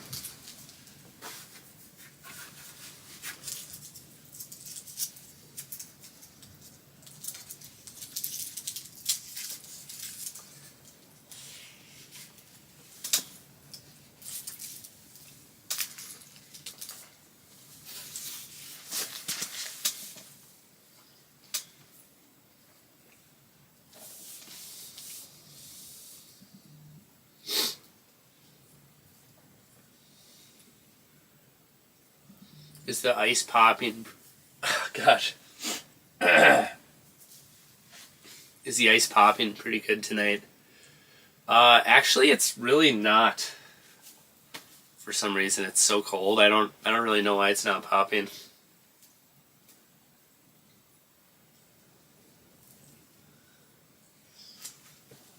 What unit are you using? This is I have a Garmin 8610. A GPS map 8610 with a LVS 34 transducer.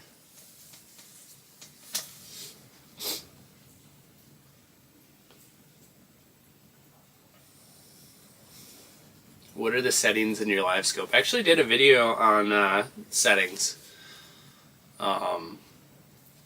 Yeah, so if you go back a handful of videos on my channel here, you can see my settings, and honestly my settings are not that different in the winter. They're basically the same.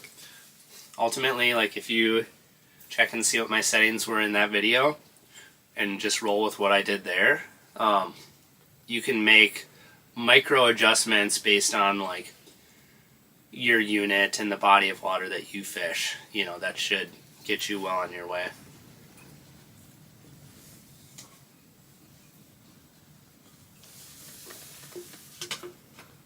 What cameras do you use for your live? So this camera right here is a Sony ZV-1F, which I use a little bit for a bunch of different stuff, but like, it's a solid camera. I feel like this looks pretty good. So Sony ZV-1F is what I got for that. And yeah, I mean, I guess that's the only camera. This is the only one I got going.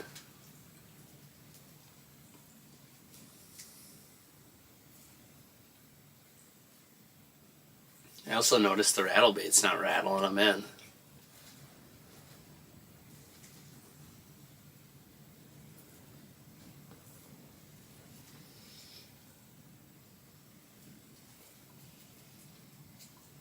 Double A said he's got the same live scope setup, and he's using it in his snow bear.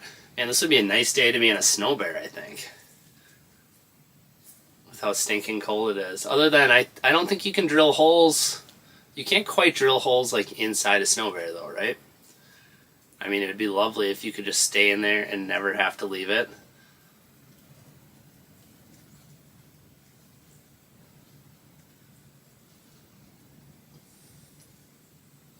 I feel like if they had an overlay like you're using on some of the professional fishing shows, it would make it a lot more interesting to watch. Yeah, I think that's fair. Yeah, I mean, today's day and age, you know, like, YouTube is, like, a lot of people are doing some cool stuff on YouTube as well, so, but yeah, it's always cool to have the screen. Jason said this is boring. Well, Jason, you just go watch a different video, you know, there's a lot of videos on YouTube. You don't gotta watch this one. I'm trying to catch some fish for you, but the bite has slowed down a little bit. Oh, there's one. Or no, is that one on the edge there?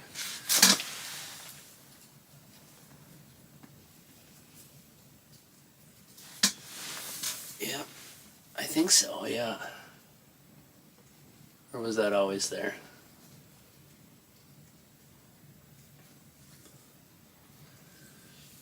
Anyway, yeah, just go watch a different video. There's a lot of videos out there where people are just catching fish non-stop because that's how the video's edited. You just go to one of those.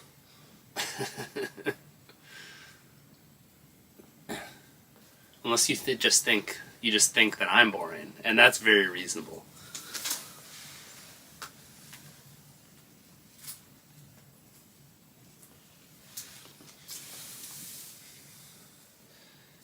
Well, that fish was moving so slow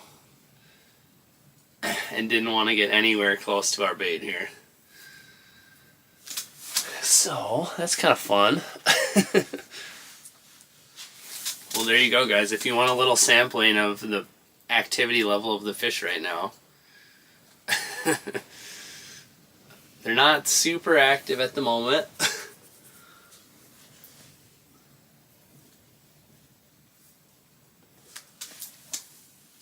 Brian said he's just here for my dashing personality. You know, I find that hard to believe.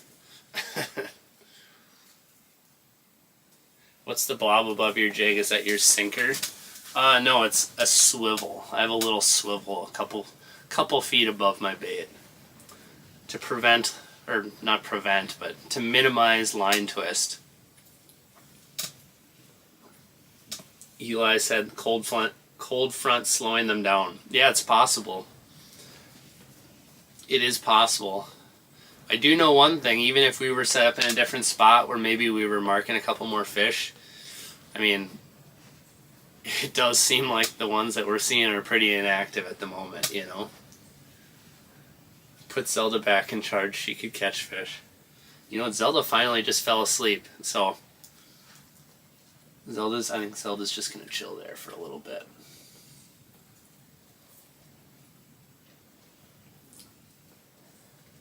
Yeah, actually, she's straight up asleep.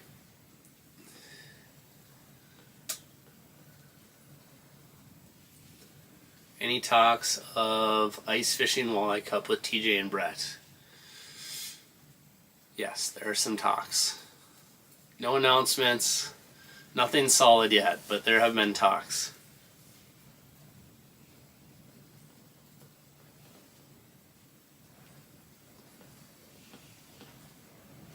You ever use a UV light?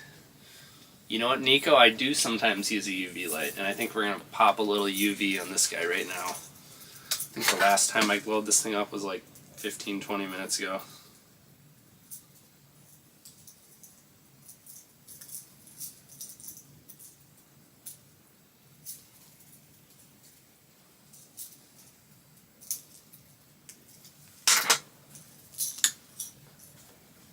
Yep, she's ready.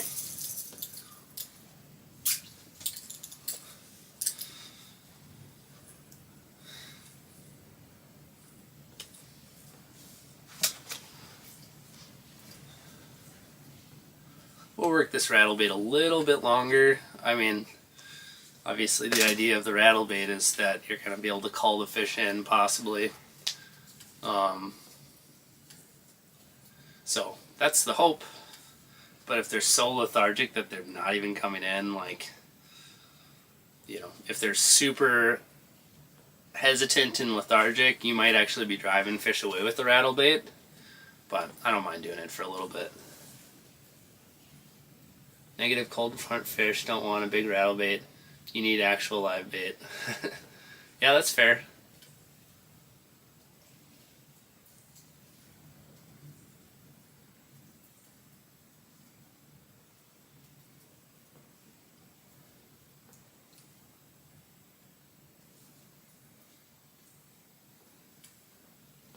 So basically anything you use looks like a blob in live scope. Yep. Yeah, everything pretty much looks like a blob. A fish does not look like a blob when you're ice fishing. But a fish does look like a blob when you're in open water. And you see a fish out at 70 feet of water. That usually will look like a blob.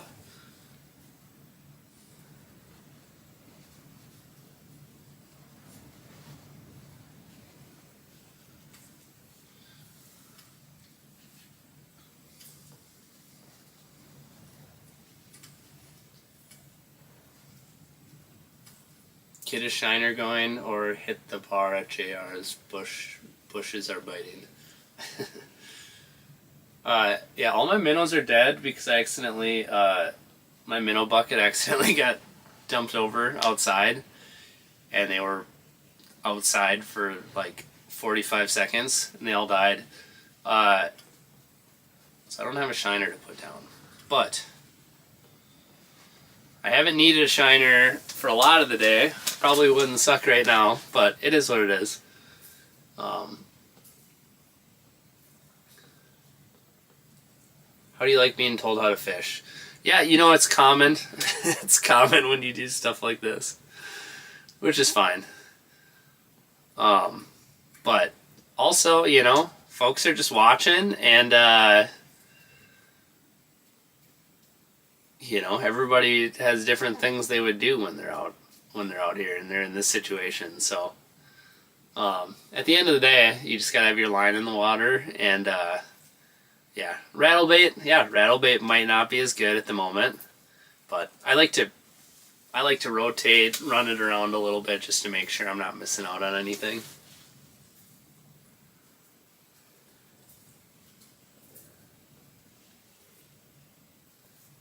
Jorkin Despontious.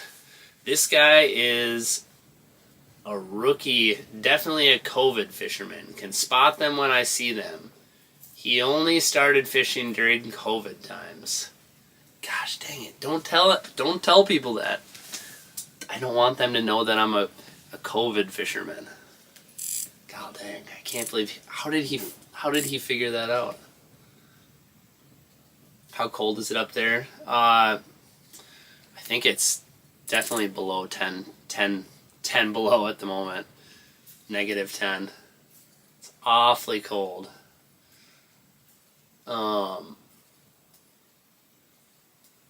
We appreciate the live streams. This is close to ice fishing. This will get until January, unfortunately.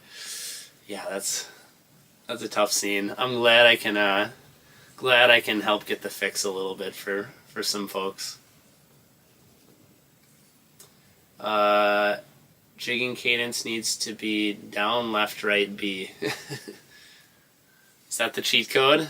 Left, right, down, B, A.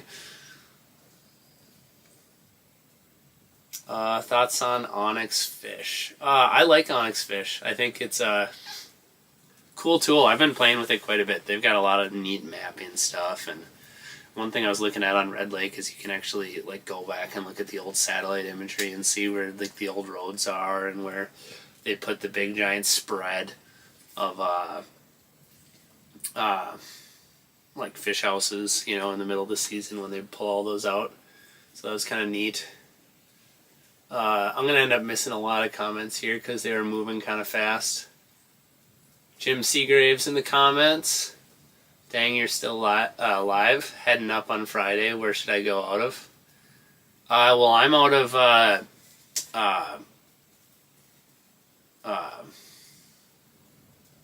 am I out of again?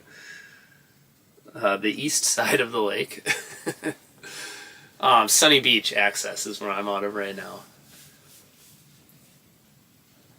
So I don't know if they're getting them better or worse in other places.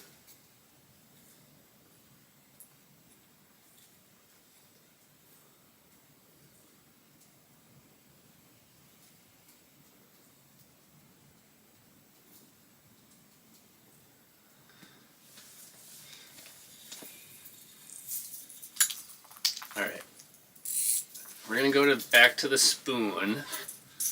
I think, I'm trying to think if we should go, it's night out, oh gosh, and then there's a stinking fish. Are you kidding me? We're going to drop down. I should have just dropped the spoon down, honestly. But I had the rattlebait in my hand still.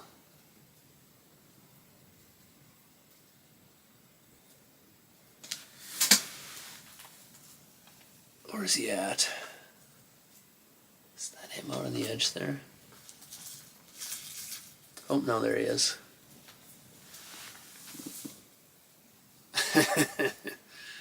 Oh, no. Oh, no, he's coming now.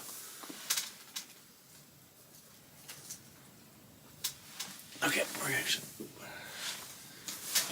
see my bait, but I do know he's coming in the general direction here.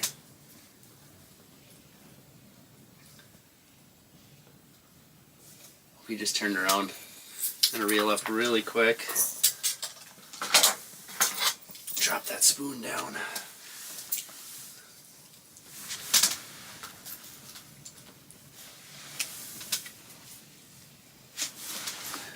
We are seeing a few fish now, which is a good sign. Let's see if I can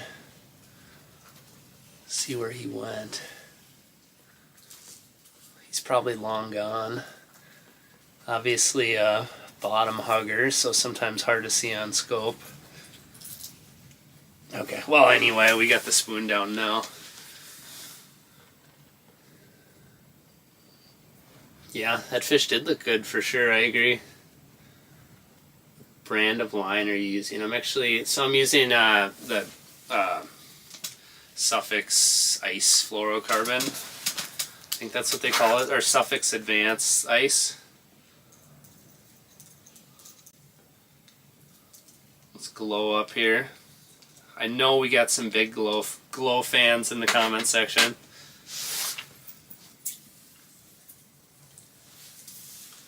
Looked like a pout.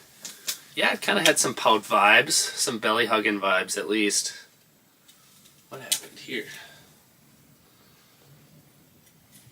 There we go.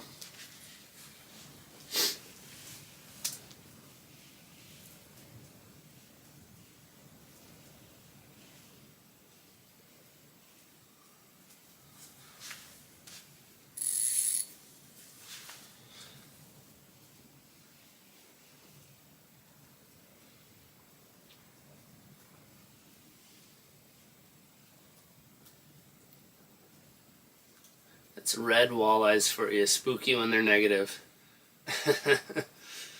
Yeah, that's for sure. Honestly, that's all walleyes for you. My experience. They're even spookier back home in Brainerd area. You can't barely breathe when you're sitting above a walleye. Yeah, so we got the spoon going now. We have seen a couple more fish swimming around, just recent, but those might just be random fish patrolling around, you know. Tough to say. Is walleye your favorite fish to target? I would say my favorite fish to target is probably lake trout. That's what I find to be the most enjoyable. I really do like walleyes. There's one. Speaking of walleyes, I'm going to start him real low. You just put on the brakes. Oh my gosh. Where's he at? Where is he? Oh, there he is.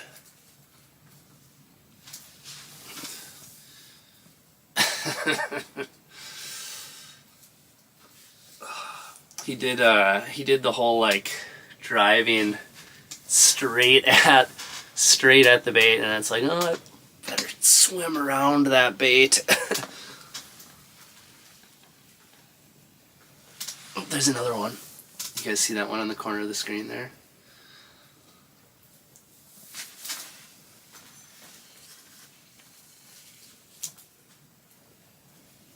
Where'd he go?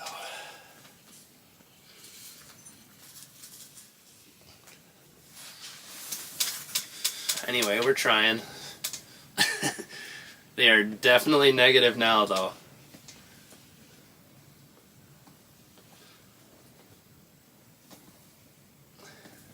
Jody White in the comments. Yeah, they're definitely just swimming right on through. At that point, it's like, what do you do, right? Definitely a manatee. Yeah, it's got manatee vibes for sure. It's more interested in eating vegetation than it is eating my spoon.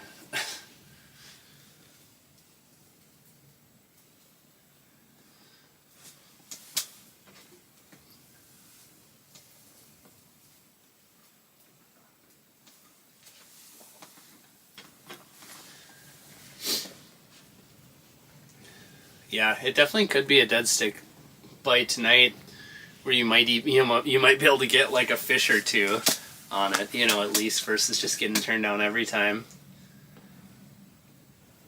If it was not so cold, if it was not so cold and you are not live, are you run and gun guy or set up shop and wait them out on Upper Red? I'm heading up there Friday morning. I like to run and gun until I can find a good area. I mean, when it's cold like this, I just don't think it's worth it, even if I wasn't live here. But like, I like to run and gun early in the day, so I can find good areas and see where I can find areas where there's better concentrations. But once I found, an area where there's quite a few fish, I think one area where I differ from my peers a little bit more is, I will say, like, good is good enough, because oftentimes I've found the person who catches the most fish is the person who's in a solid area but hunkers down and sets up in the tree stand and waits for them to come and catches them. But like, sometimes, oftentimes running and gunning, eventually you find the juice. But if you're in a good area where there are fish, and especially, mostly I'm talking about red here, like, hunkering down, waiting for those fish to come to you is like, as long as you're in a fairly decent area, that's kind of the deal, in my opinion.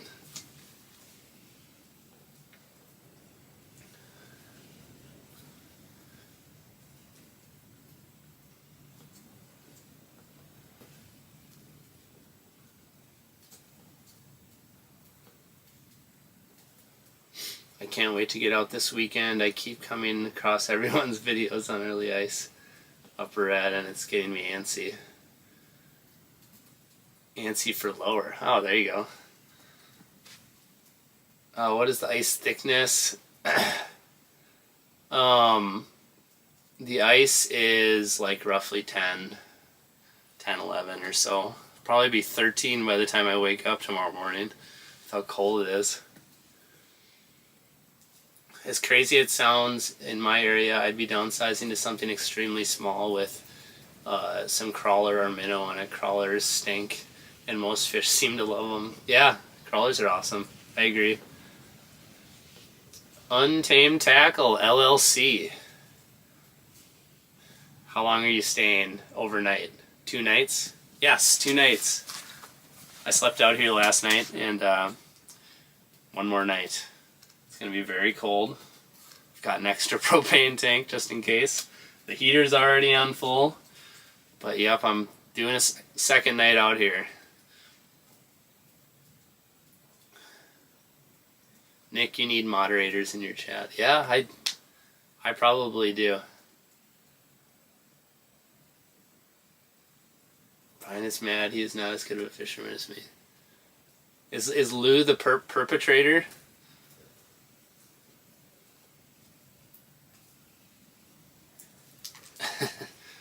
I think my wife is a mod, at least.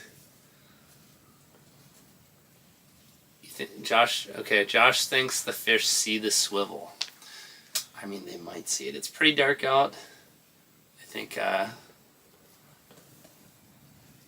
during the day, they for sure do. But a lot of times, walleyes don't really care about the swivel. Nick, just think you could be at home in a warm bed tonight. Yeah, maybe mistakes were made. Maybe if I start packing it up right now, I can get out of here and call it good. God, that doesn't sound like that bad of an idea. God, don't tempt me with a good time.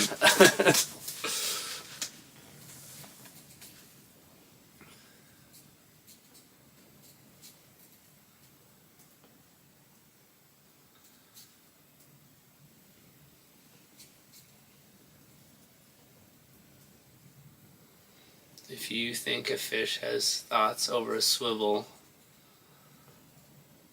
Oh, my wife is in the comments here. Babe, come on. You can tough it out.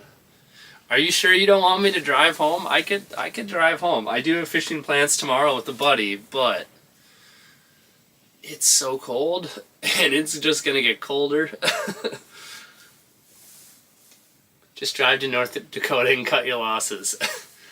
Something tells me North Dakota is colder and windier than here. Something tells me. By the way, I don't have losses. I think I'm in double digits today for fish, which is a lot better than I would probably do at home, so I can't complain.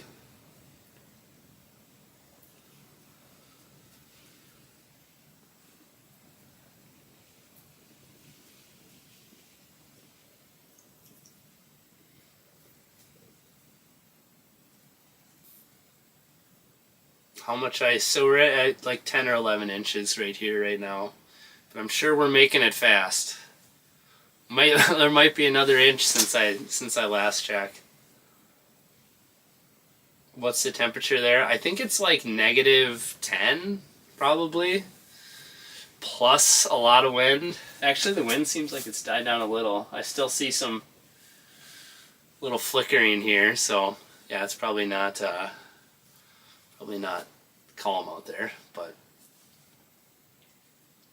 Luke said, "What's up? What's going on, Luke?" So is Al your uncle then? So Al is my great uncle, actually. An extra generation beyond uncle.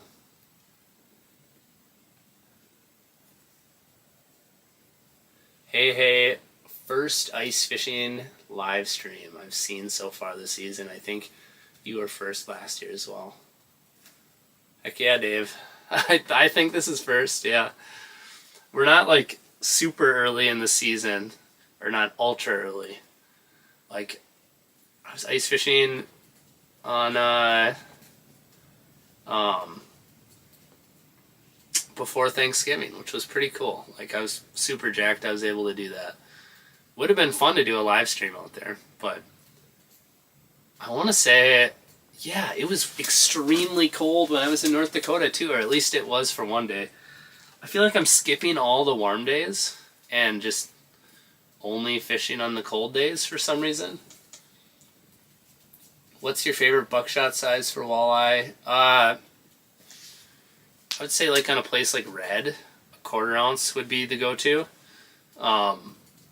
But like most of the time I'm using an 1/8 on a lot of the clear bodies of water I fish. Everything seems to be windy compared to Brainerd. Alright, hold on here. My wife requested to be a moderator. I think I can allow that. If I can figure out how to do it. Looks like we still got 700 people watching, which is cool. Guys, I'm trying my best. I'm trying to get us one. Stuff definitely got a little more stingy here in the evening. They're getting a little more tight-lipped. So, we're working on it, but...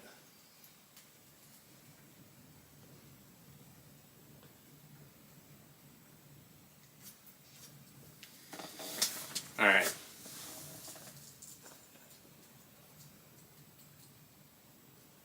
Let's see here.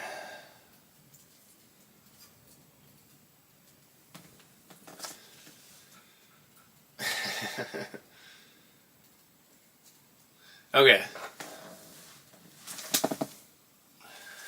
Zelda Pup is over here. She is straight up sleeping. Straight up crashing. Usually when I say her name, she turns her head. She was staring at me earlier.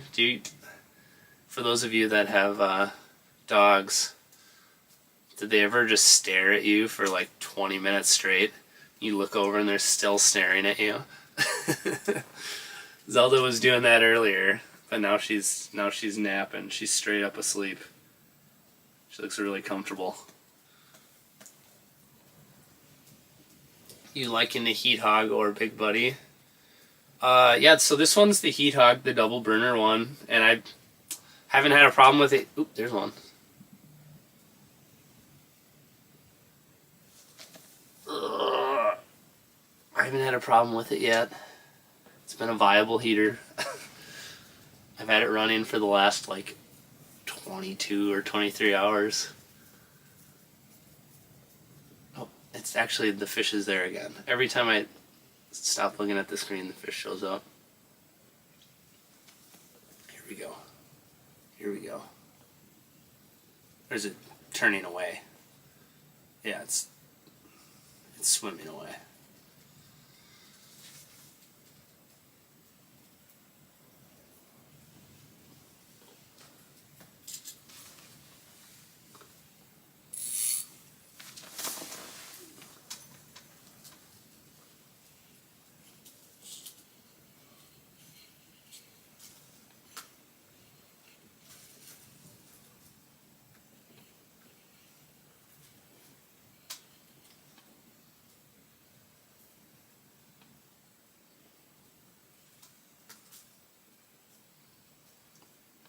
I think it's slowly working its way away now.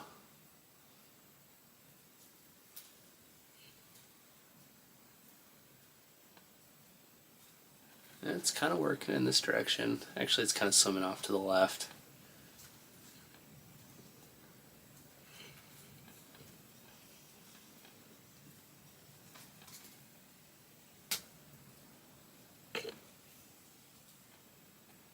I don't know if we're going to get this one, boys and girls.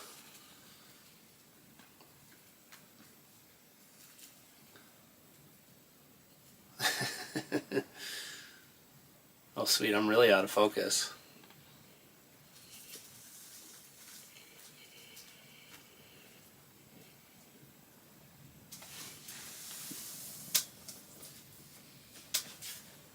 We got a chance.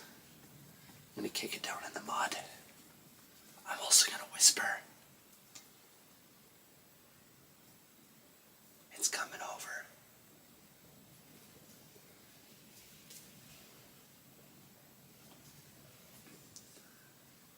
No, it's turning around. It's turning around.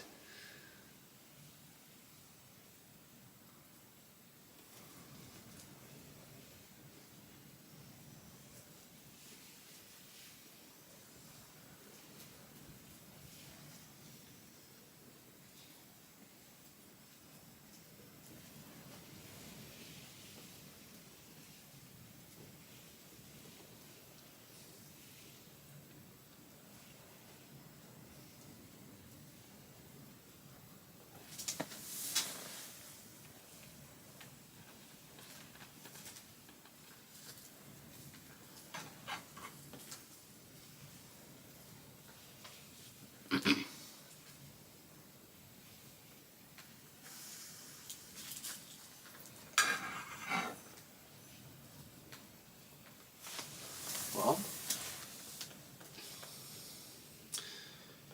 another tough customer.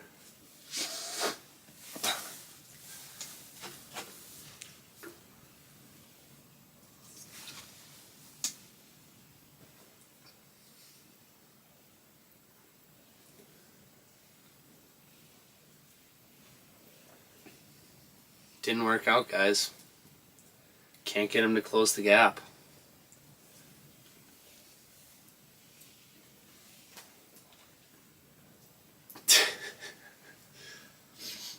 TJ says, I haven't watched Nick at Night since I was a kid.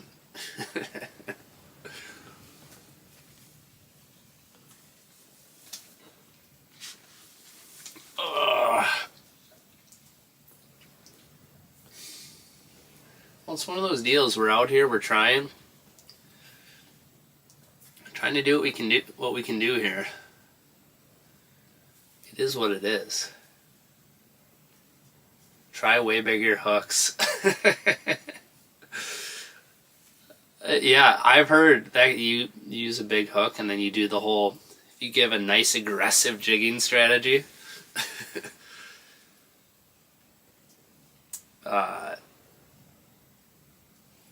Yeah, what's the name of that famous bass angler where that was his favorite presentation? Just gotta Mike Long him. Give him the give him the old Mike Long.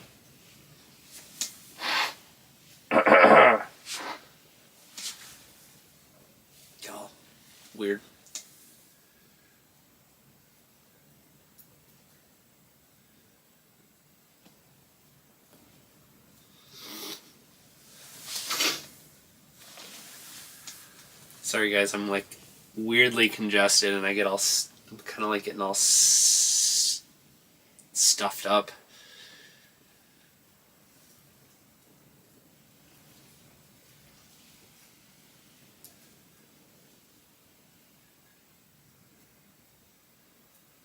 So Josh Fields, the expert walleye angler, said I should give up on the chat and focus for a little bit.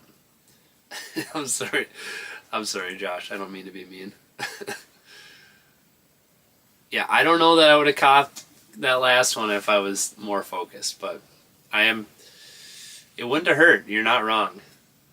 I'm trying, though.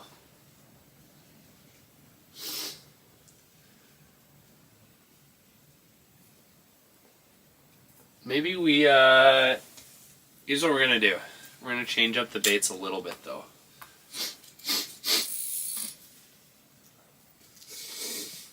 We're going to switch out to, we're going to switch out to a little micro tungsten. Or not like a micro tungsten jig, but like a micro spoon.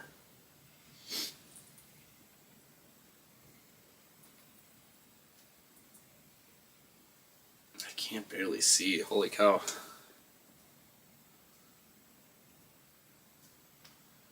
There we go.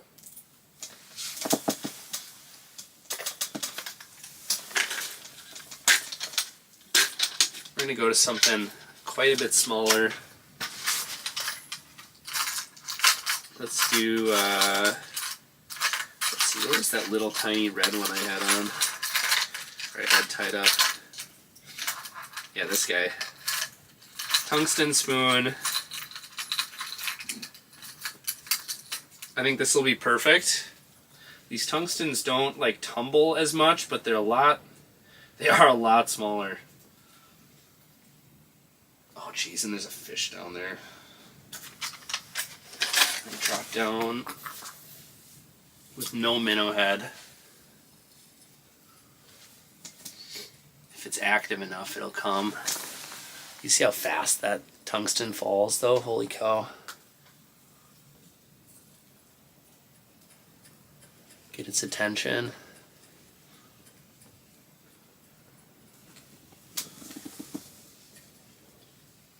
How do you guys like how the fish show up when I pull my bait up? I actually think that's like a thing that happens. I think the fish are kind of like holding back a little bit when they see a bait there. Okay, let's get a minnow head on there. Of course it got fouled up without the minnow head.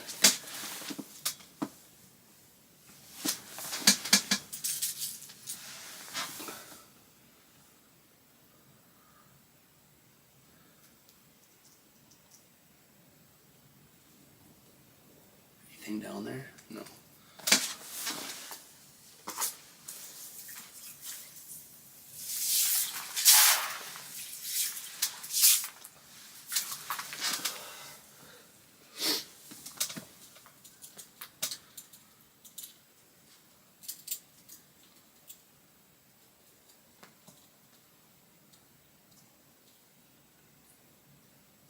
There we go.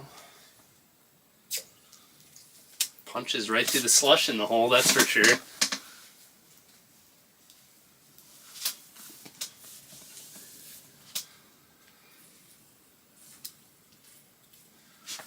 Alright.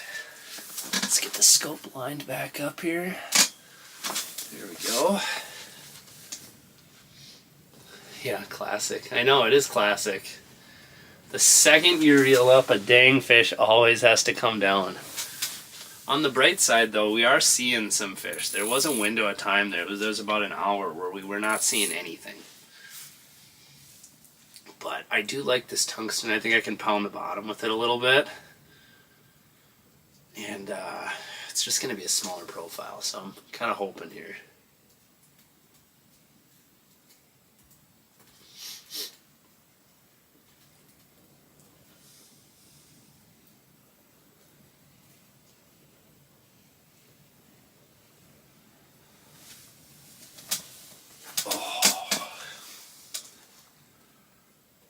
Alright, tighten things up a little bit here.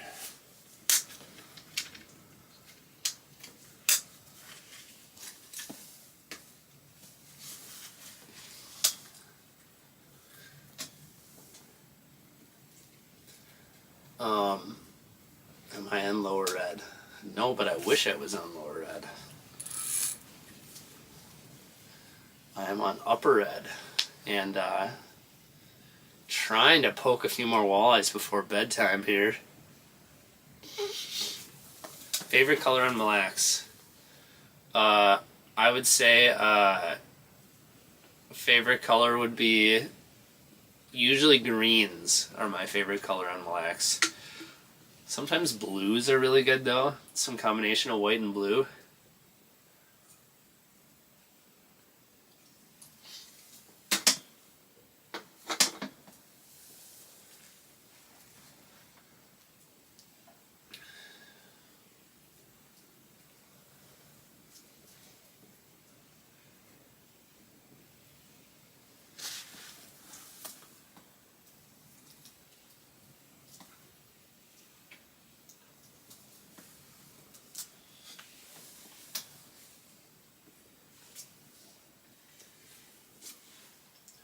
Nick, make sure you got enough vents open with the propane running all night. We dang near killed ourselves once when they crappie fishing. Stuffy heads and running noses were the symptoms. Well, luckily I don't have a stuffy runny nose. Just kidding. Yeah, I appreciate that. Yeah, I do have vents open. Probably would be slightly warmer in here if I didn't have them open, but I do have them open because safety first. Do you run a fan in your shack for heat circulation? Sometimes I do. I don't have one going right now, but it's not really that hot up here. Honestly, like surprisingly. Bobby said, "What's up from Canada?" Boy howdy, thanks for checking in. You have a carbon monoxide detector? Yes, I do. Are you keeping any today? Asked Lance. I'm not keeping any today. I don't really like to harvest when I'm doing ice camping just because I have so much gear, man. So much. And it takes so much time to pack all of it up and deal with all of it, that it's like I just don't want to like mess with like another thing. Have to worry about harvesting and filleting and all that.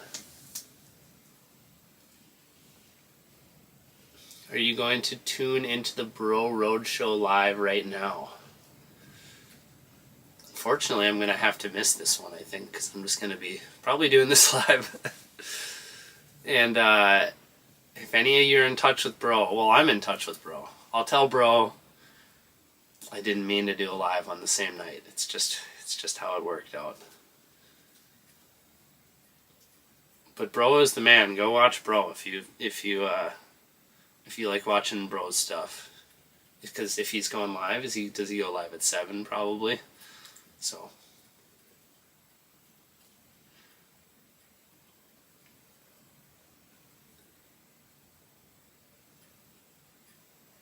Jordan.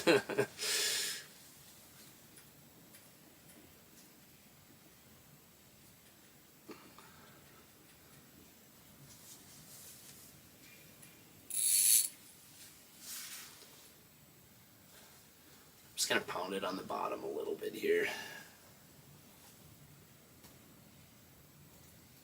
Yeah, Steve said one suggestion to warm things up would be to get a wood stove fan. They circulate the heat really well and are powered by the heat itself. So I actually bought one of those. But I was trying to figure out a good way to get it rigged up on this Heat Hog heater, which I just got. A lot, like, if you go on Amazon, it seems like there are some accessories that are built like specifically to work with the buddies. So that is one of the downsides here, is I couldn't find something easy on Amazon, so I was trying to rig something up. Come on, really? You're gonna turn me down like that?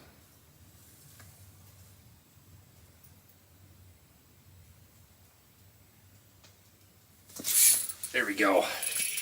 Alright, we got one. Come on, there we go. Alright, The bite's not dead. We're not dead yet. We're not dead yet. Oh boy. All right. All right. There we go. We're back on the board. Back on the board. There we go. Oops. The camera's different. There we go. Back on the board, y'all.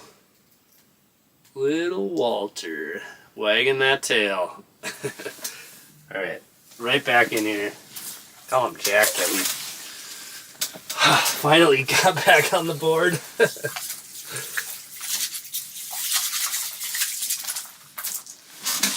They do bite at night. They do bite at night. Zelda's like, why are you yelling? Oh, let's put this rattle bait away. I think we're done rattling tonight. I had that laying there just in case.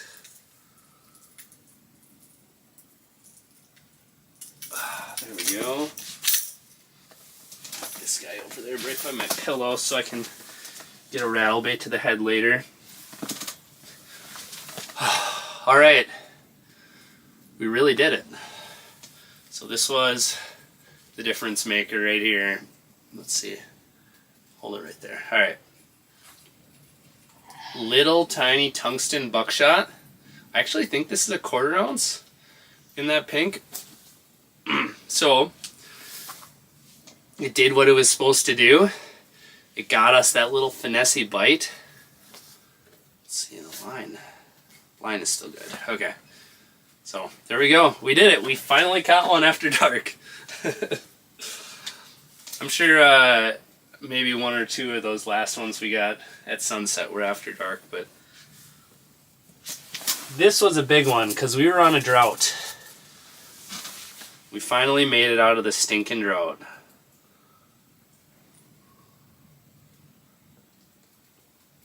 And this one, she was not fired up either. She took her dang time to come in and take a rip at it.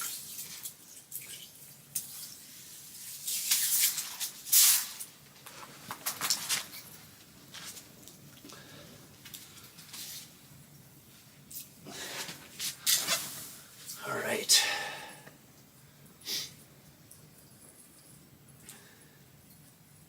Downsized and caught one. Yep. Yeah, you know, we downsized and caught one.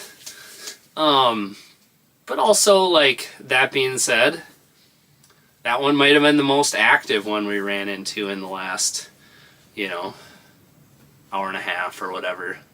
Like, it could have been our adjustment that made the difference, but also that might have just been a good one to run into.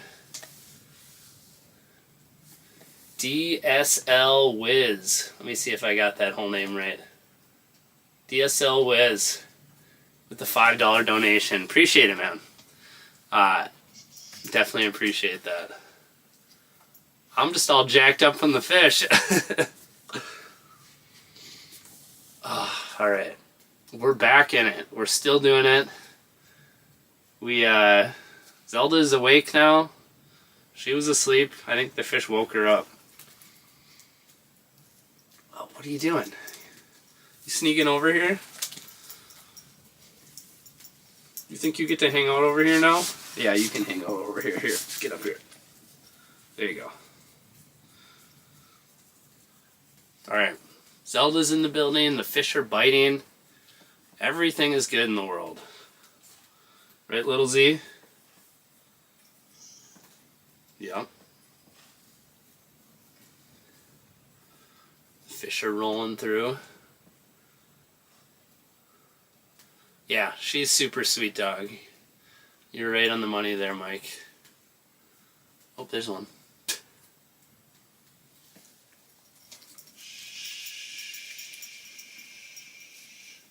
No stepping around. You gotta be quiet, Zelda. That one actually looks like it's pretty decent sized. Zelda, you gotta be really quiet. Zelda was quiet. She was fine. Not her fault.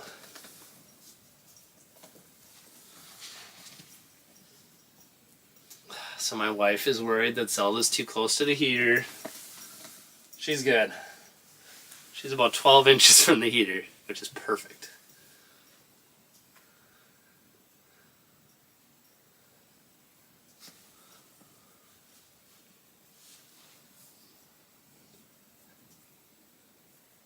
Yeah, I agree, FPS. That did look like a good one.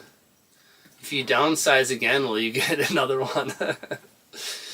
Yeah, I gotta go even smaller than this. I gotta bust out my crappie gear. I need my little tungsten panfish jigs, right, Zelda? Yep. That'd probably be good. Zelda needs a treat. Zelda's got her food over there. We don't usually do too many treats. I don't give you human food. No human food for Zelda.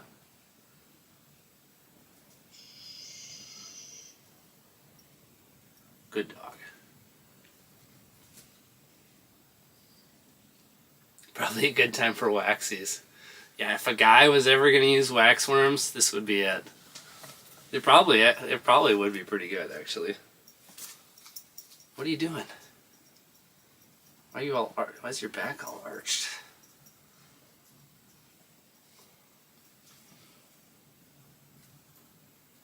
What's your dog's name? Her name is Zelda. She's half golden retriever, half yellow lab. And she's a good pup.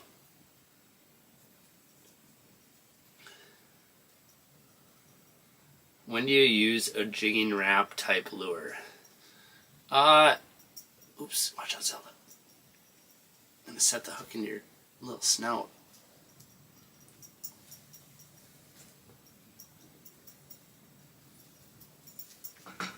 Just relax. Just relax.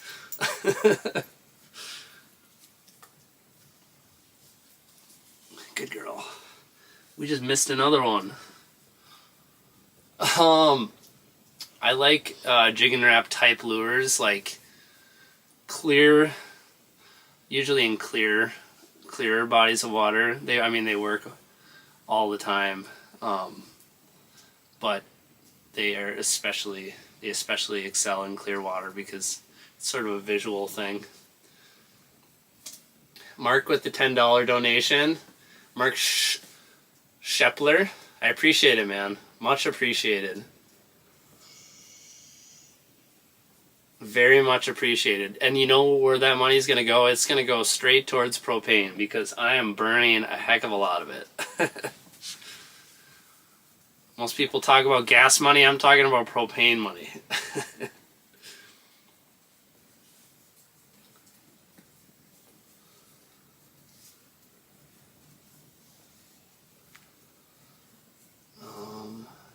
The walleyes are just waking up. Yeah, honestly, they're not, I wouldn't say like really, really positive mood. But they are actually moving now, and the fish that we are marking are actually like getting like within striking distance of lures. They're still pretty tight to bottom, but I think this is a window of activity, I would say. So, there's another one.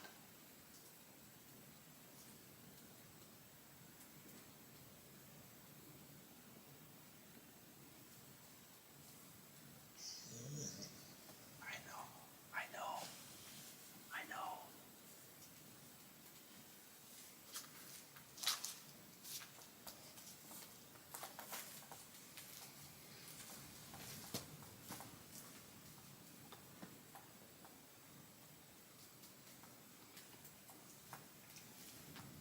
Lance asked, how often do you go live?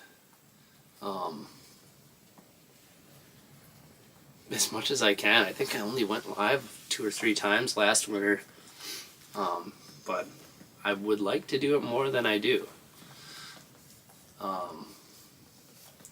Like, if I could go live once a week, I think that would be so fun. But don't always get to do that. Yep, you're okay. Make sure she doesn't get too close to the heater.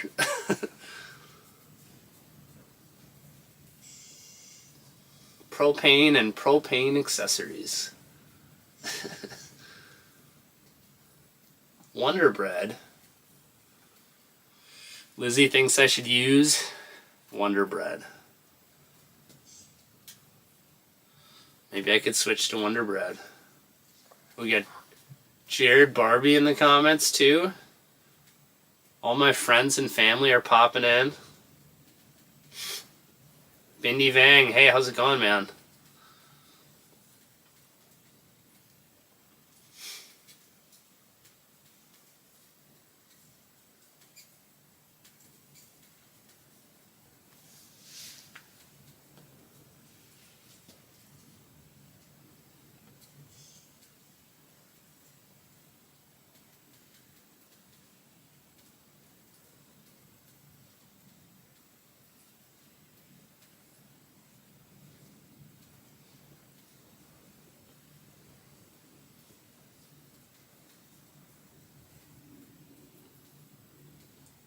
All right, how many of you are getting out this weekend? That's what I want to know. What is who's getting out Friday? Who's getting out Saturday? Who's getting out Sunday? Are you getting out local? Are you getting out local, or are you coming up to Red? Running over to Devils? Anything like that? Oh, MT Coiner. Thanks for the $10 donation. That's amazing. Really appreciate it. For propane and some crawlers. I never hit the ice without crawlers, even if I don't plan to use them. I like that. You know what? I gotta look. Is anybody in Minnesota here? Anybody in Minnesota here use crawlers through the ice? Like, and mostly what I'm wondering is, do the bait shops still have crawlers? I would think they would still have crawlers, but I don't really know of anybody who buys them. But I would, yeah, I mean, obviously it's viable, you know. Just like leeches are viable through the ice, you know, despite the fact that people don't really use them very often. So that's another thing too, is like, so night crawlers are very common to use in the summer, but people don't really use them in the spring as much. They don't use them in the fall as much. A lot of people like to switch to minnows, but night crawlers work all year long. And I don't really use them in the winter, but it sounds like I probably need to at least start trying to use them in the winter.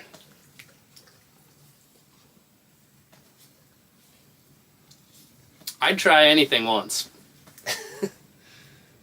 When it comes to fishing.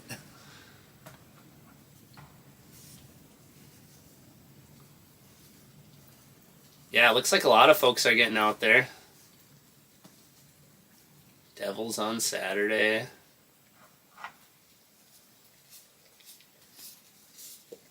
There's one. This one's not as tight to the bottom either. He might come up. Oh, no, you gotta be kidding me. No way.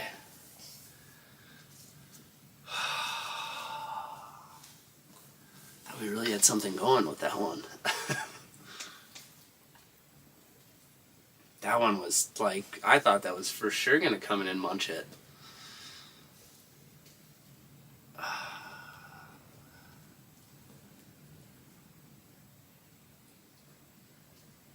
Yeah, well, that's unfortunate. At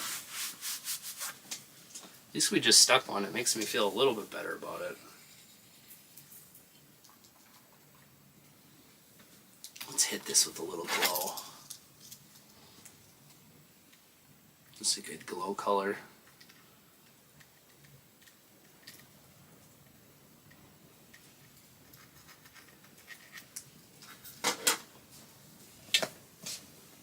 really thought we were going to get that one, guys.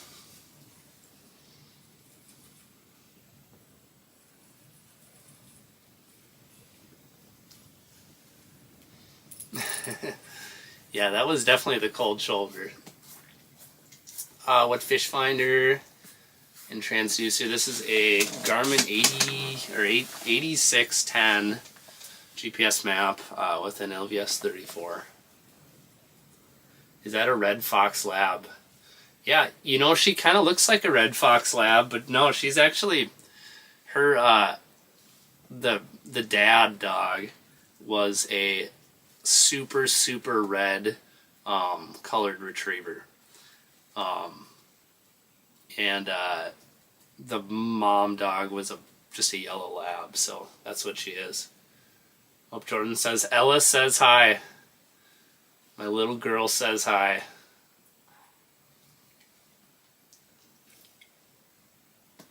They're probably just about having dinner right now, if I had to guess.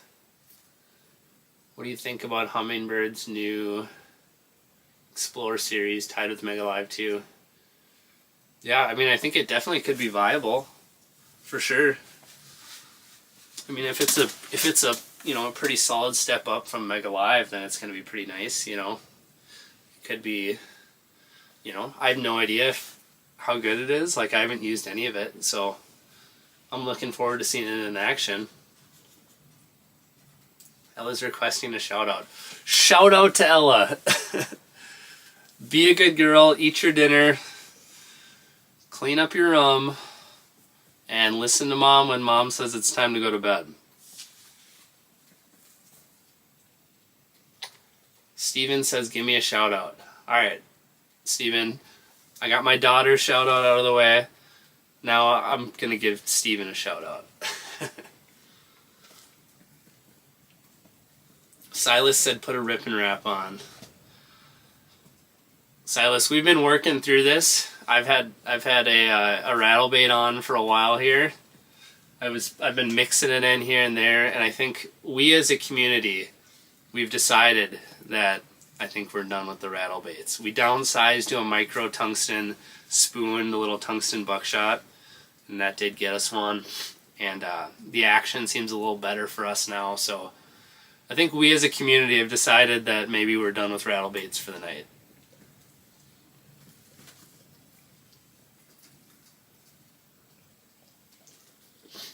Caleb's in the comments asked how 32 versus the 34 for the live scope. Yeah, it's quite a bit better. There's a lot more clarity, a little more power, etc., etc., etc. How many kids do you have? I have 2. My oldest is 9.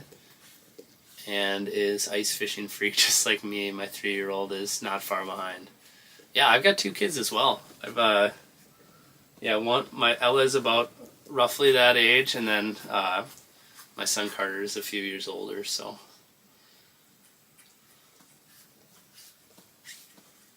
and they both do their fair share of fishing.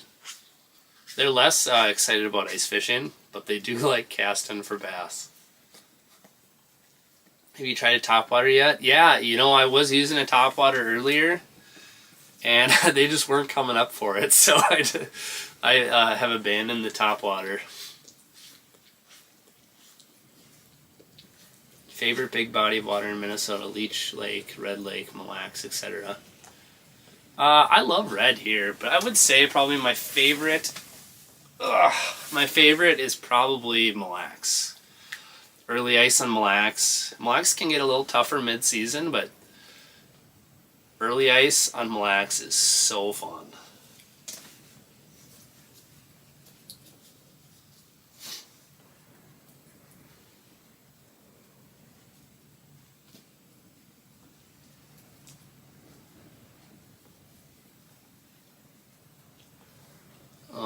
Let's see here.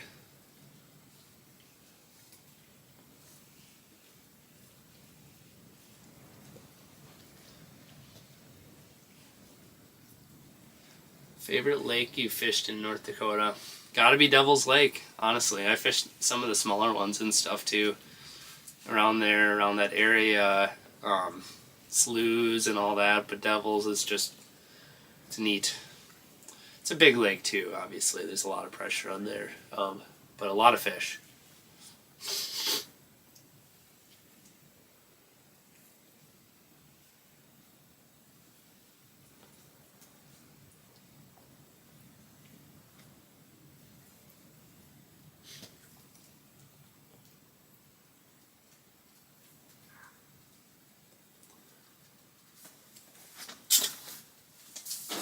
Let's see here.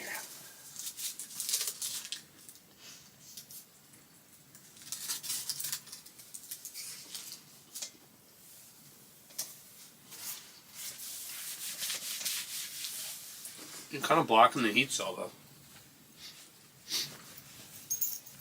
You feel nice and warm though.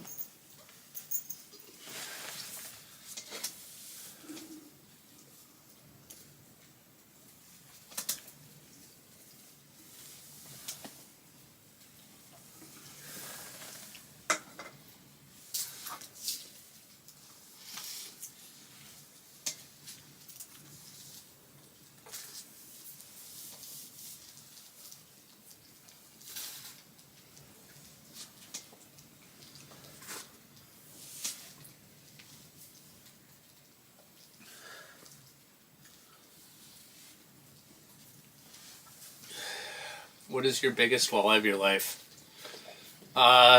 Lake Winnipeg. It's my biggest walleye. 11.5 pounds. So much bigger than my second biggest walleye.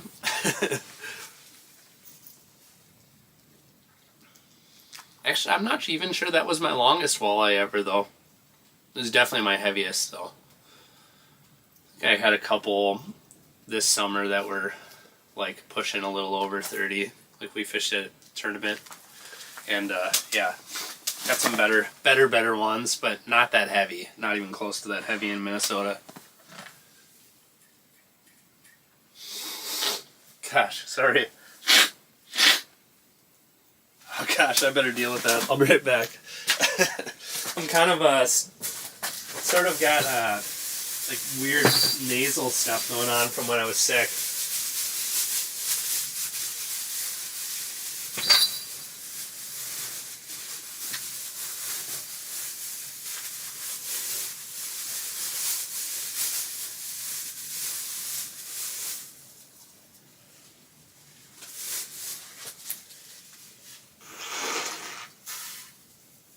Don't mind me blowing my nose here off camera.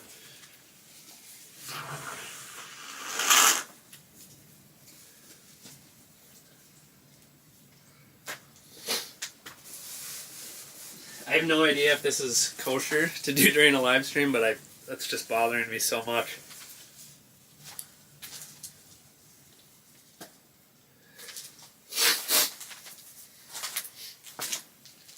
Oh, jeez. Okay. Well, here we are.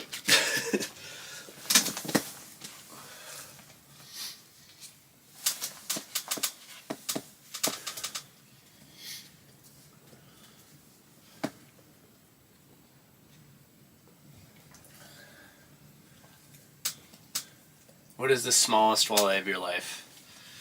Like a 25-incher? No, I've got some little ones.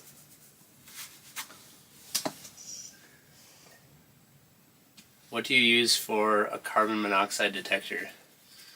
I picked one up at like Ace Hardware or something like a year ago or 2 years ago. That's where I picked up my most recent one. I'm not sure what brand.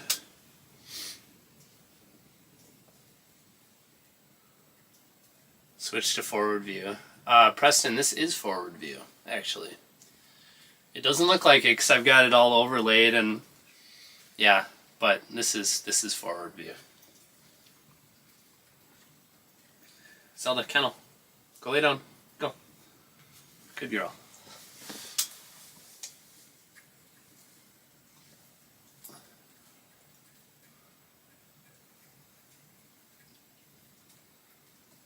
What are your best fish to attract, or what are your best tips to attract fish when it's dark and the bite is slow? My best tips to attract fish is definitely don't yell at a computer, do a live stream, talk loud, have the lights on. Yeah, don't do those things. But yeah, hunker down, lay low. Usually some sort of glow spoon tends to be really good. Rattle baits can be great too.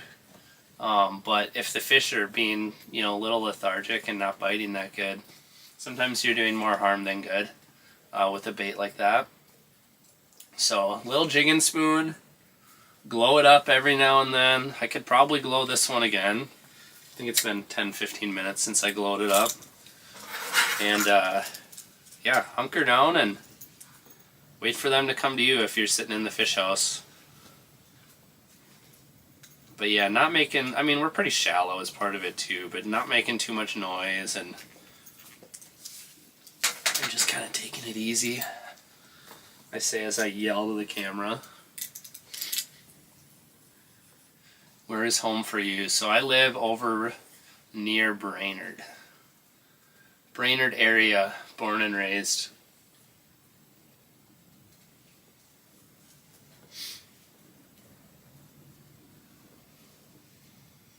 You gotta play Juice WRLD and Post Malone really loud. Walleyes love that.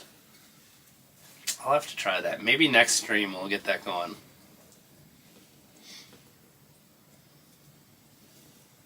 Is that a flashlight? What I have on right now, this light right here, that is a it's like a filming light. It's kind of like designed for like filming.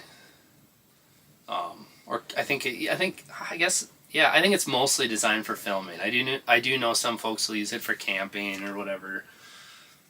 So yeah, not just a normal flashlight. Little bit more of a nicer thing.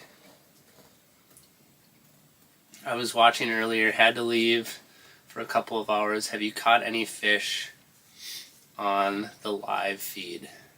So we had like 3. Oh, is there a fish right there?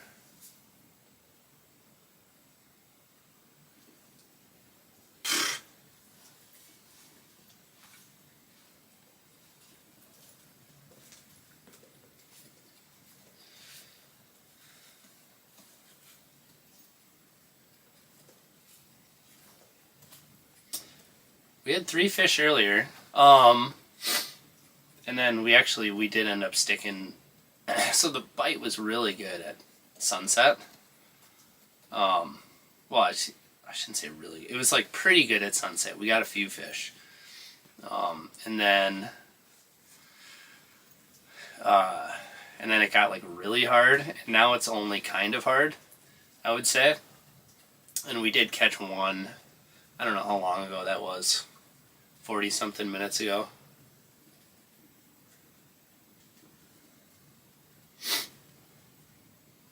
What is your favorite camera to film with? Well, this camera right here is the Sony ZV-1F, which is kind of nice for these live streams. But if you're talking about going like just self-filming for YouTube and stuff, I kind of like the different action cams, like, the GoPro, DJI, Insta360 stuff. Those are sort of nice. Are you Lindner's son? So I'm Lindner's great nephew.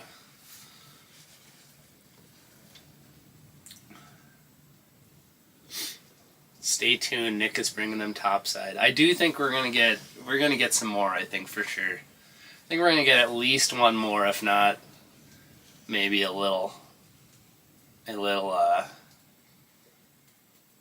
group of them. We'll see.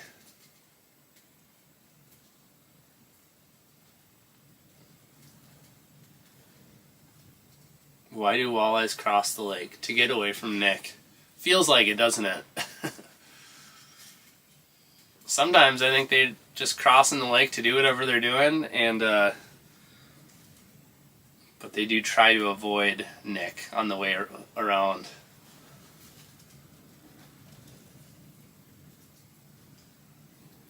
Dylan said, I thought you were good at fishing.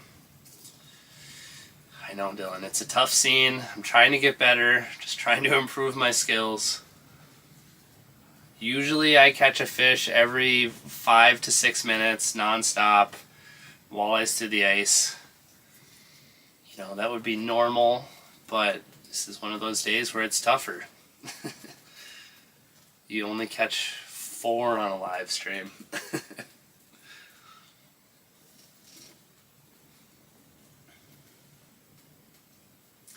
Do you ever deer hunt at all? I used to deer hunt back in the day when I was a kid, like high school, middle school, but I haven't really deer hunted as much as an adult. Honestly, like just too busy fishing usually.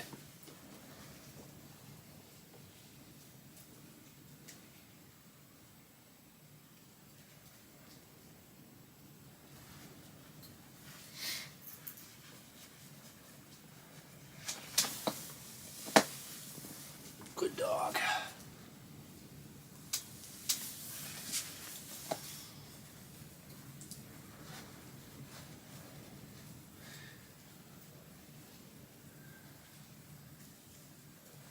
Looks like Tice and Leo both asked back to back my favorite early ice walleye lure. And I don't have it tied on. But actually, who knows, maybe this tungsten buckshot will get there.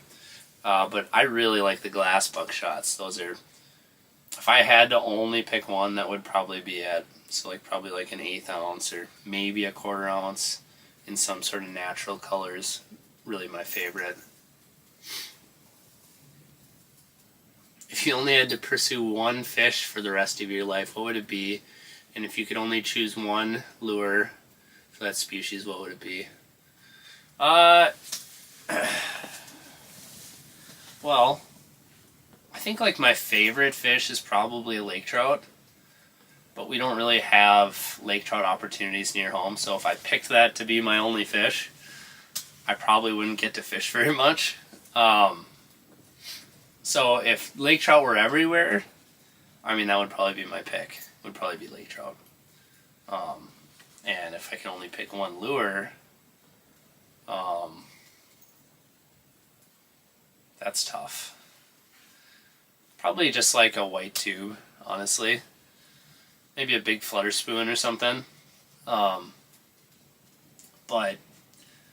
when I was up at Athapap last year, by far the best presentation I had while I was there was a lipless crankbait. Just a white rattle bait. So that's a pretty dirty one. But if it's, well, I mean, I really like walleyes. Like, if location mattered and, you know, I had to chase things that were kind of close to home, I think it'd be walleye, because I do love the challenge of it. So, if you were a red lake fish, what species would you be? I think I'd be a sturgeon. I would just kind of float around, just kind of do sturgeon things, run up into rivers every now and then to spawn, and just hang out, just be really big, just float around being just giant.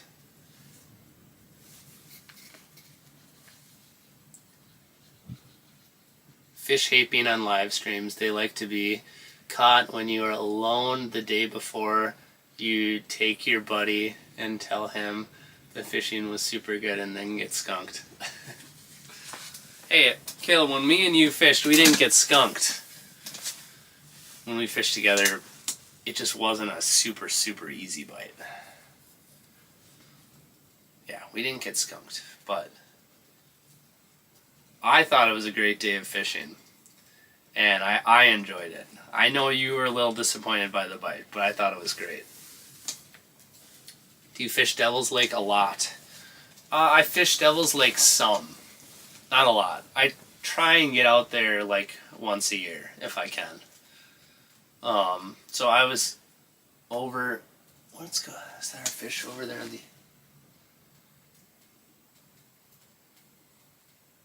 Looked like there was a fish. You can't really quite see. Oh, there it is. I was gonna say you can't really quite see it on your screen. That thing is big, really big, really big. We're gonna try something.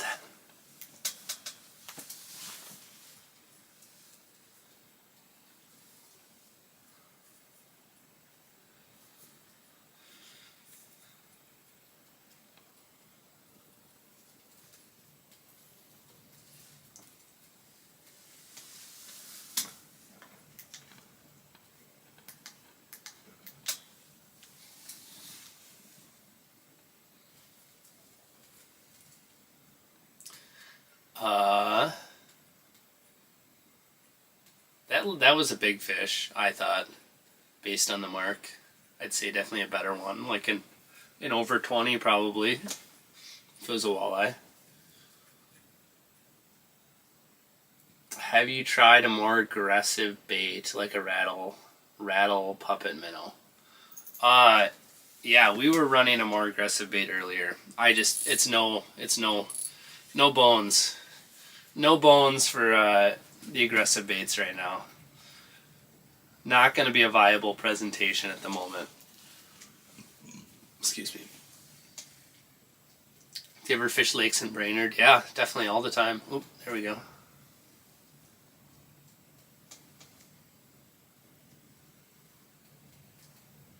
I think this one's going to bite. Looks big too. There we go. Looks big. Ooh. Guess the species. Guess the species. Guess the species. Are you ever gonna stop flopping around? Here's a hint. It's not a walleye. Oh my gosh.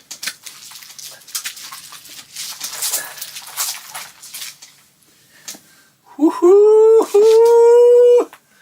I think this is my first burbot out here. I think this is my first burbot out here. I think it's hooked nice and good right on the... At least it's not deep, but she's really stuck.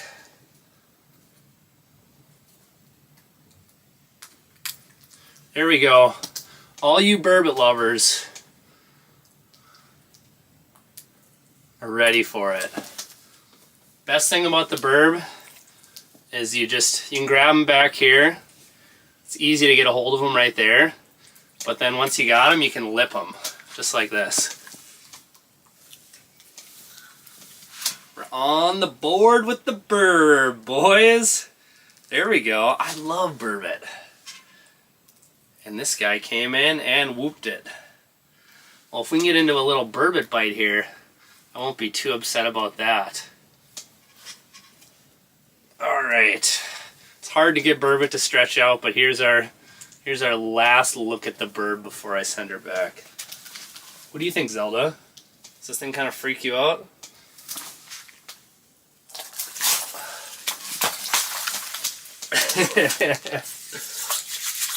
That's a surprise species.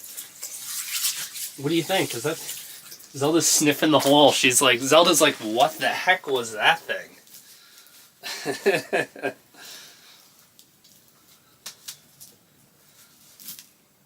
Oh. Yeah, we were just discussing burbot earlier, weren't we? I told you guys I had never caught a burbot out here before. But now I have. That was cool. I'll take all the burbot. Any burbot that wants to come in here come in and talk to the chat is welcome. Any burbot is a welcome burbot. Well, what do you guys think about that? I wasn't sure what that was. I can't say that I thought it was a burbot. Oops, there we go. Let's get this minnow head on there. Burbot was not my guess. I'm a little surprised by that result. Zelda is just staring at the hole. She's like, what the heck else is gonna pop out of there? Oh.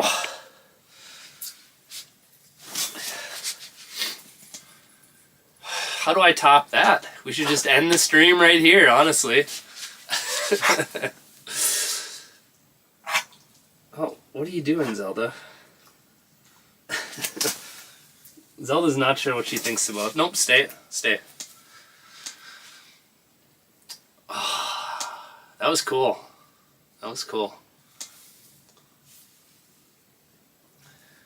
There's no pout on Red Lake. Yep, I think we just, yeah.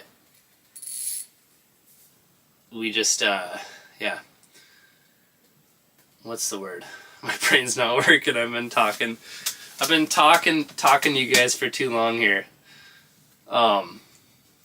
Yeah, there are pout in Red Lake, and they are beautiful creatures, wonderful, beautiful creatures. So we're gonna keep jigging, and if we catch 5 more pout, I'll be jacked. Debunked. That actually wasn't like a super small burbot either, honestly. I'm not sure about the size structure out here for the burbot, but I'm assuming they don't get like a lot of really big ones. I could be wrong about that, but that was like a really solid sized fish. Obviously it wasn't like filled out like you find them, you know, in like late February, early March and stuff like that. But it was plenty long. You know, it was a solid burbot. It wasn't like a little river rat, you know, burbot.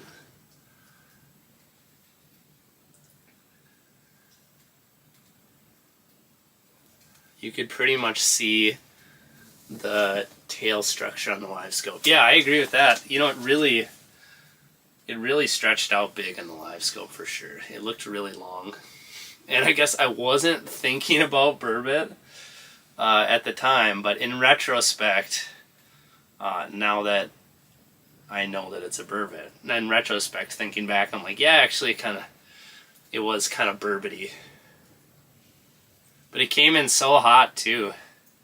I was able to lift it up pretty high, pretty quick, and get it to come in. So it's sort of neat, actually. Yeah.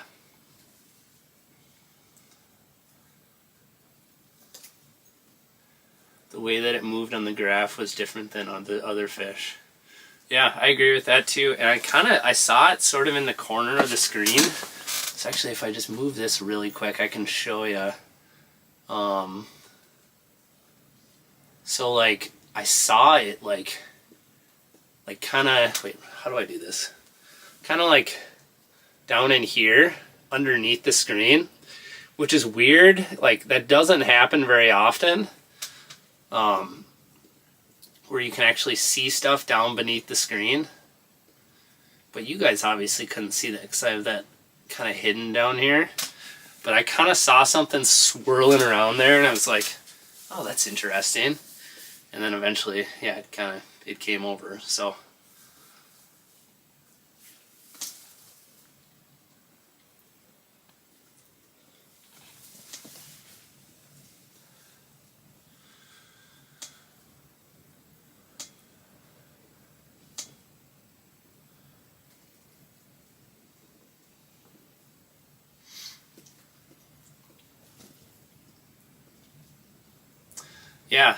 Yeah, it's definitely sort of interesting. The live scope deal is kind of weird, but it's hard to explain, like, how you can sometimes see the fish underneath the bottom, because they're sort of on the side of the transducer cone. And yeah, it's just sort of something, you sit here and stare at live scope long enough, you know, you kind of like see interesting things or figure out interesting things. How do you clean burbot? So, a lot of people, what they'll do is they'll actually peel the skin off of it first, and then they'll cut the back straps out, and then there's meat on the tail as well. So alternatively, you know, if you know what you're doing, you don't necessarily need to peel it per se. You can just cut along the spine and cut the back straps out, and then take the skin off after, you know, depending on you know, if the fish was frozen or whatever, or how hard it is to get the skin off. That can be easier sometimes, but a lot of people will just peel them first. I haven't done it like a bunch of times, just a few times.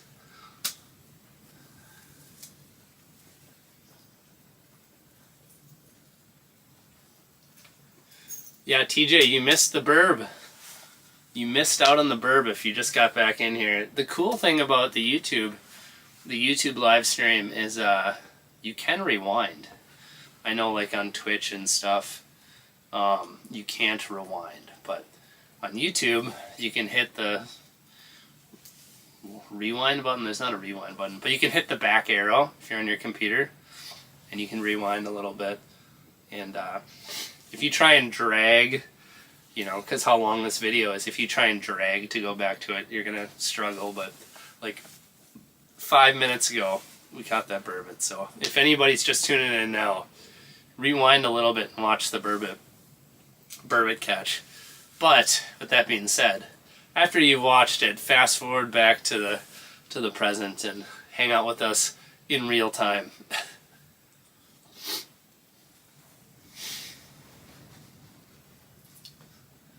MT Coiner. I peeled a burbot in front of my kid one time, and I've never heard a child shriek like that before. Man, when I cleaned a burbot once with my wife, she's like, there's no way I'm eating that thing.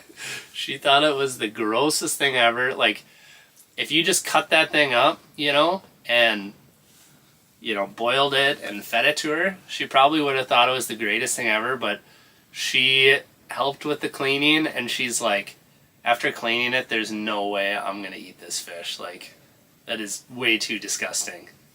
I'm like, yeah, I guess I kind of get that.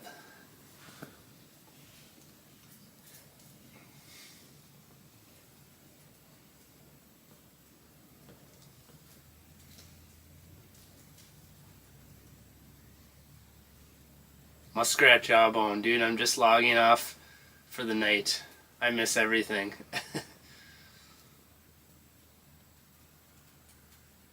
Well, there's been a little action. This hasn't been crazy. There's been some people in the comments saying that I should get better at fishing and that I should be catching more. I'm trying my best. It hasn't been the best night ever. We've got some fish, which is, you know, pretty good by most folks' standards, but yeah, we just got a burbot though, and I love burbot. And we did have a walleye a little bit ago.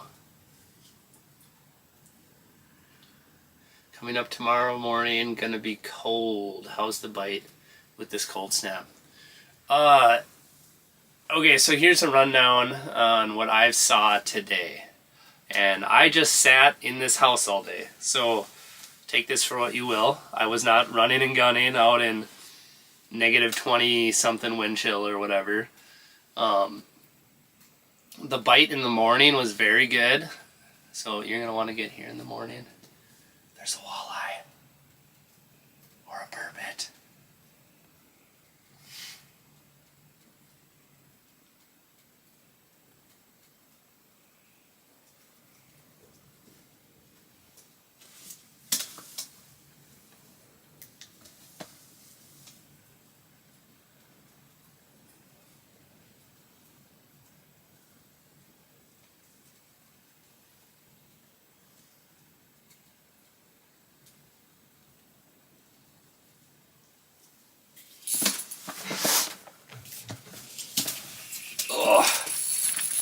Well, that worked.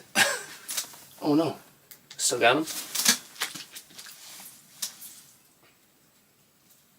Oh, I lost him on the bottom of the ice.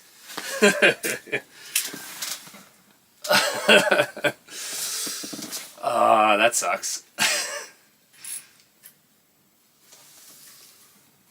That may be a little secret trick we try later again tonight. It was actually... That was a mess because I set the hook real down, and then I was trying to turn the light back on, and yeah, I probably could have landed them if I just would have did it in the dark, but I wanted you guys to see, you know. So I think I'm changing strategies. If I do that again, I'm going to land the fish first, and then I'll turn the light back on. So anyway, well, that's good to know that, I mean, you guys saw that fish. That fish came in kind of slow, put on the brakes and turned around, and then I turned the light off. And then it was like, oh yeah, no, I can come in and bite. Yeah, no worries.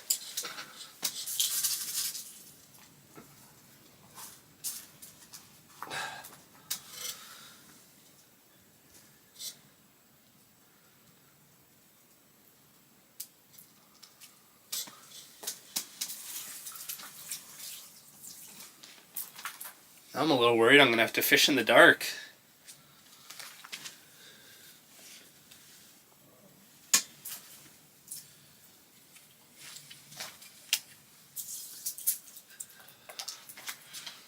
We are turning the light off though. Next fish we mark, by the way.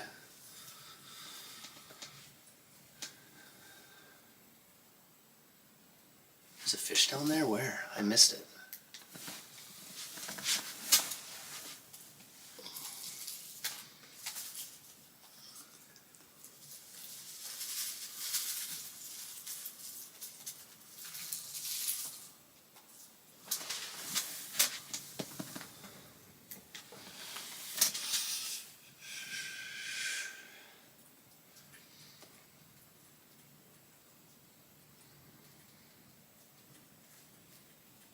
Okay.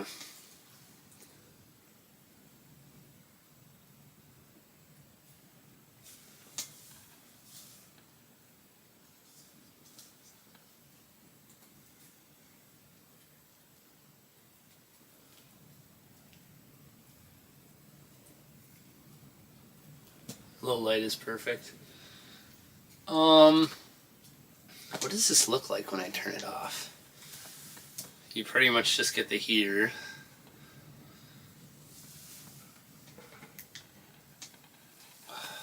Well, we'll just roll with the setup we already got going here.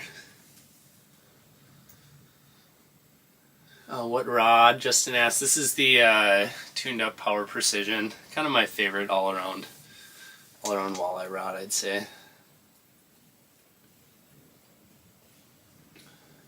Just want to say thanks. Watched you pull up a 30-inch walleye from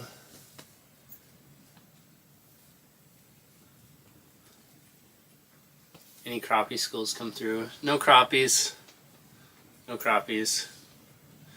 Dude, the spot is getting hot. Yeah, honestly, the fish are starting to swim around. We got something going on here. I'm going to try and lock in a little bit. Pay attention to the live scope. I want to be on the ball with turning the light off, I think. If I do start marking a fish.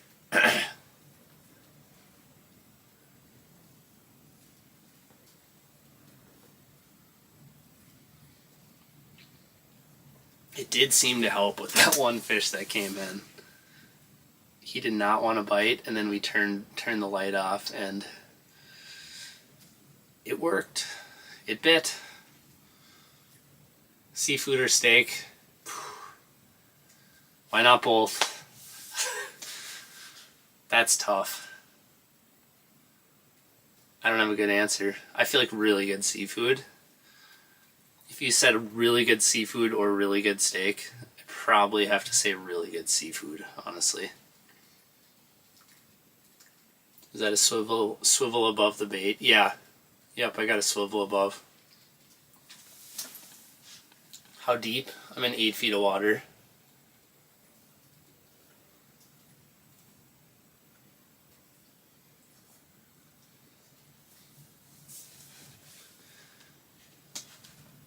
I have gear to camp on the ice and a snowmobile to drag it out. Do you think there will be enough ice for a half-ton truck on December 27th? Well, I can't make any promises, but I would say yeah, for sure. And when I say for sure, I mean quite likely. How much ice? We got about, right now I'm sitting on like 10 or 11 inches. roughly. Seems like new viewers need a rundown. Yeah, I think they do for sure.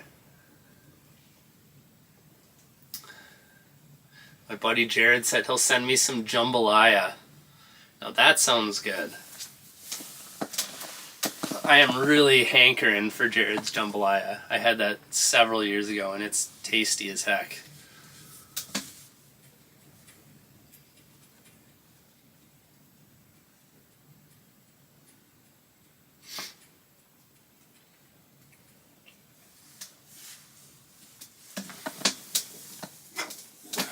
Wait, this thing's empty.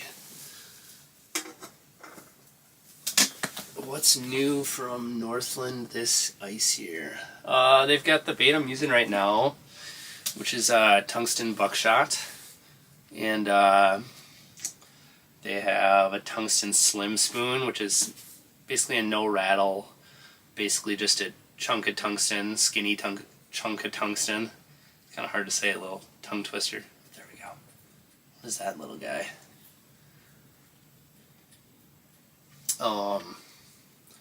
And what else do they got?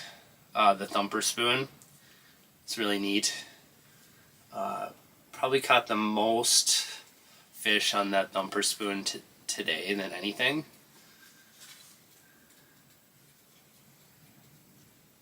Have pizza delivered. That would be good. I could totally get down with some pizza right now. But my wife did pack me a bunch of food, and I did pick up two burritos on the way here. So far I haven't gotten through burrito number 1 yet, so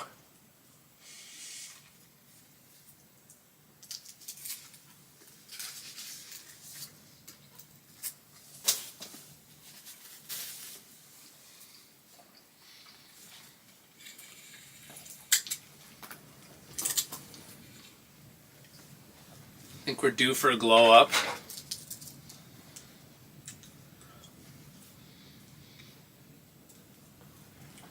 This night has glown up a little bit. We've had a little bit of action. It was really good during sunset. Well, really good. It was good during sunset. The fish were, you know, there was a lot of fish swimming around. And if Brett wouldn't have talked us into using a rattle bait, we probably would have caught a couple more of them.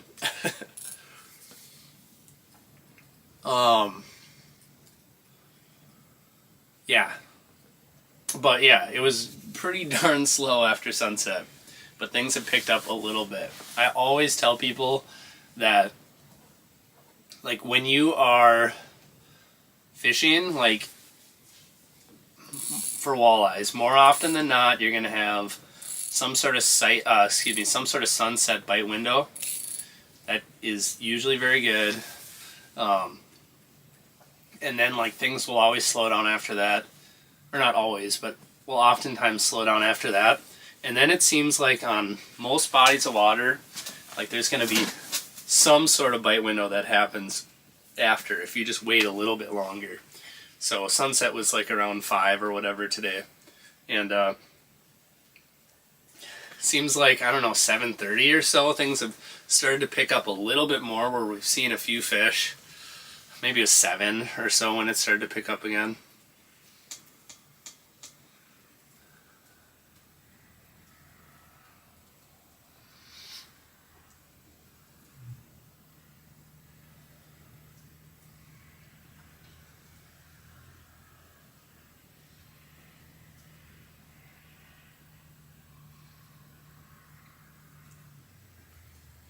If that was Chipotle, my ice camping would be for 10 minutes after I ate it.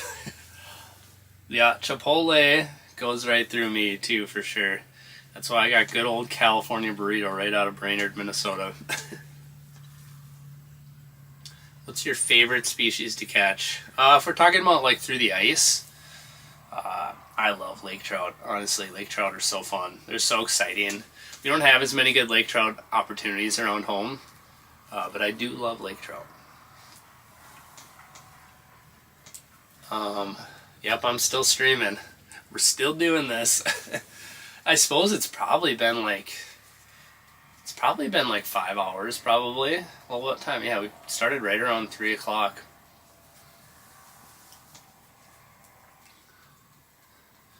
The Minnow Scoop, great name. Yes, if you think the Minnow Scoop is a great name, you should see the Instagram page. The Minnow Scoop Instagram is a great Instagram page.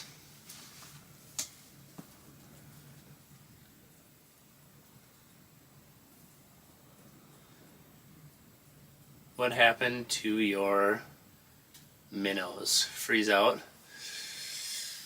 So it was really, really windy last night when I was setting up, and God darn it.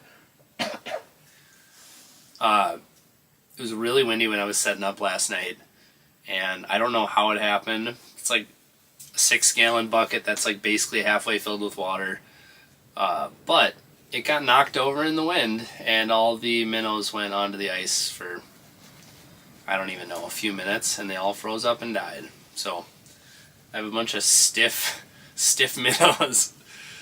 So I haven't been doing a lot of dead sticking, but the fish are biting jigging spoons a little bit at least. Although maybe this after dark bite I would have benefited from having some live minnows. But, you know, I can complain if I want, but I had plenty of time midday when the fish weren't as active that I could have ran into shore and got some bait. But it was also really cold and I didn't really want to leave the tent.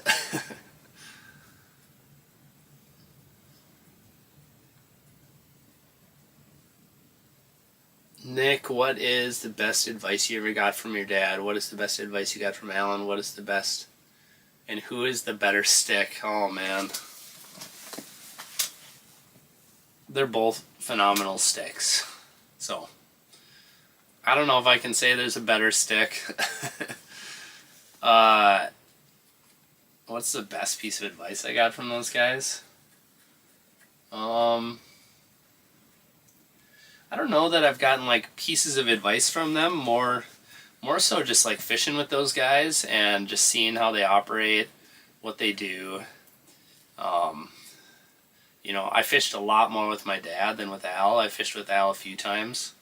But, like, fishing with my dad, he is incredibly hardcore. And,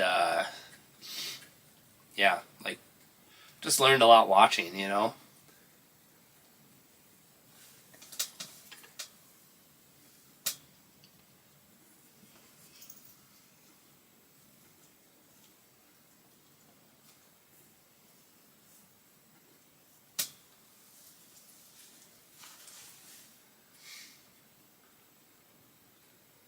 Nick already has an angle on his Christmas list.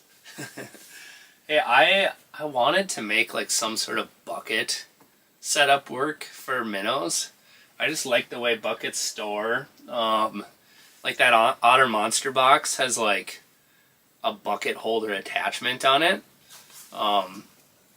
So I wanted to like make like a really cool bucket setup that I could just put in there, strap in there, that thing's not going anywhere. And yeah, so that was a good idea. And I've got like a solid system. Like I've got a little insulated sleeve on the inside of the bucket, and it works really good. And I have no idea how it got knocked over in the wind. Maybe I knocked it over when I was dragging the fish house by it or something. I don't know. I have a hard time understanding how it got knocked over. But the angle coolers are fine too. I'm not, you know, I don't discriminate as long as it keeps minnows alive. But definitely a major bummer because I bought a crap load of minnows and I was planning to use them. Because actually the fishing report coming into this these last couple days were that dead sticks were super hot, and that dead sticks were kind of the deal. So I'm glad. I'm just excited they were willing to bite something that's not a dead stick, you know, because otherwise I would have been screwed.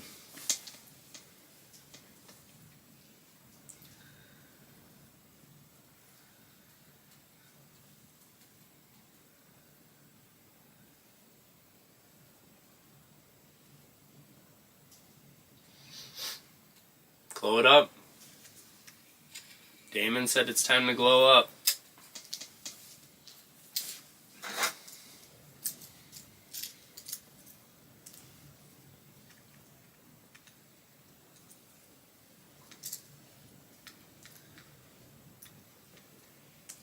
It's a good call. Sometimes I forget to glow. I don't feel like you gotta glow all the time. It always has a little bit of residual glow after it's been down there for a little bit, but sometimes I forget. I like to stay somewhat consistent with the glowing.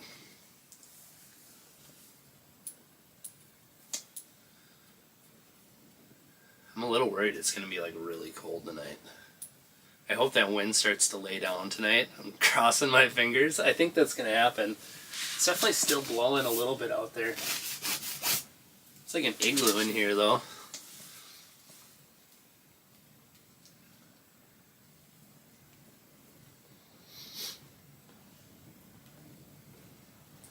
Cut up the minnows and turn it into a burbot stream. I love that idea. Other than the fact that it's not legal to do in Minnesota, unfortunately. I can't chum here in Minnesota, so that's something I would definitely not do on this live stream.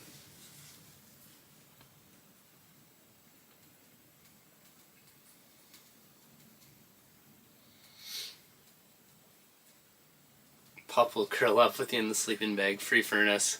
That's not a bad idea. Other than the fact, I bet she's going to wake me up 85 times if I try and squeeze her into the sleeping bag.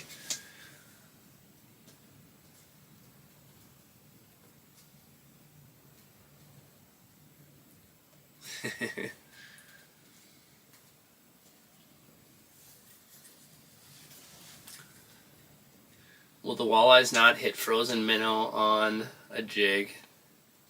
Here in Alberta, we aren't allowed to use live minnows.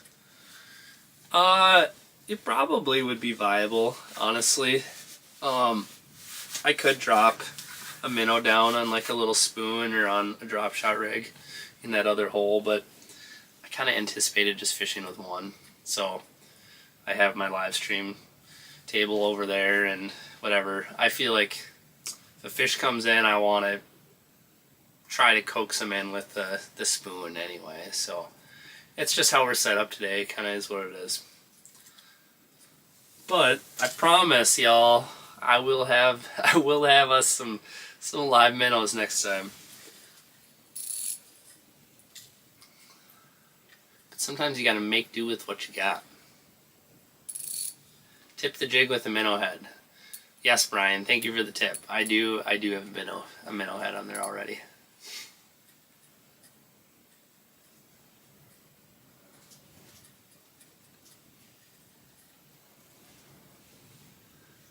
Bottom a little bit here.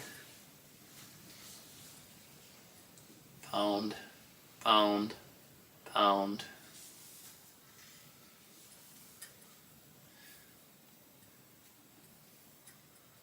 Alright, so what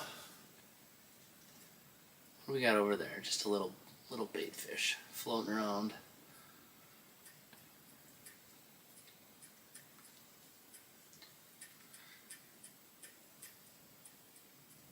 What depth? So yeah, right now we are in roughly 8 feet of water. I am sitting on roughly 10, 11 inches. I should actually be upping that number as we go into the live stream though. Just in anticipation of the fact that we're making ice.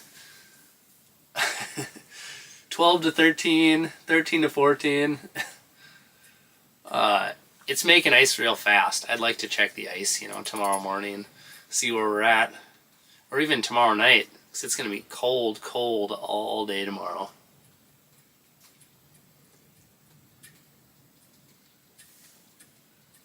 What was the worst ice fishing trip you can recall? Ugh.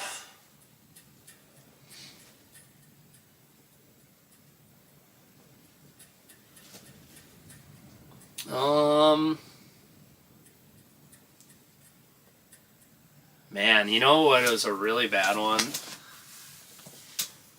I'm trying to think. I would say like the worst day of ice fishing I had was I woke up early, drove to Devil's Lake, and dragged my sled out.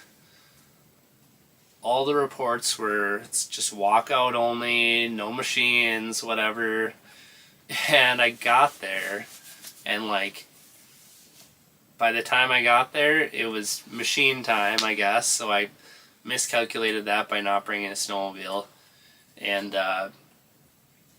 so I pulled my fish house out, trudged through snow, just absolutely brutal, just killed me, and got out, set up the fish house, and just for the life of me could not get the heater to start up, and it was like really, really cold. It was like these types of conditions where it was like for sure below zero, probably -10, just ripping wind. Yeah, I mean, I caught some fish, so it could have been worse, you know, but like it was so cold, and I'm like in the fish house with like my full suit on, you know, just like really, really cold. That day really sucked. Probably got some worse ones that I'm not thinking of, but yeah, I've never like fallen through the ice or anything, you know, so I don't have anything like that where I dumped my snowmobile or my truck, or I broke through walking out or whatever. Try and be a little more careful than that usually.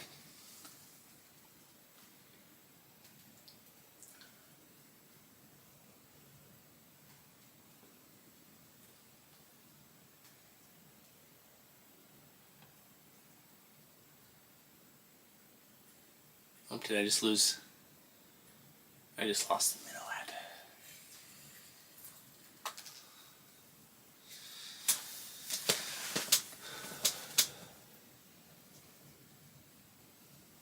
Are you going to make some content around home? For sure, definitely. Just need a little bit more ice to try some of the stuff I want to try. I know folks are fishing around Brainerd already and catching. I know there's been some good bites. But I'm kind of waiting for there to be a little bit more ice, because there's stuff I really want to look at that's a little bit, you know, in a little bit deeper water areas and stuff. So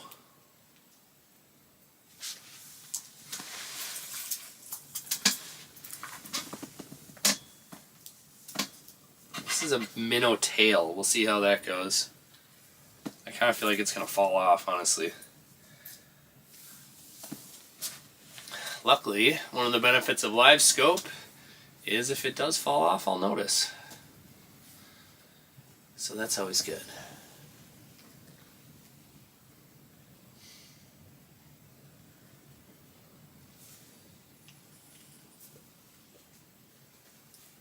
Oh, was that it? That was it. I was right.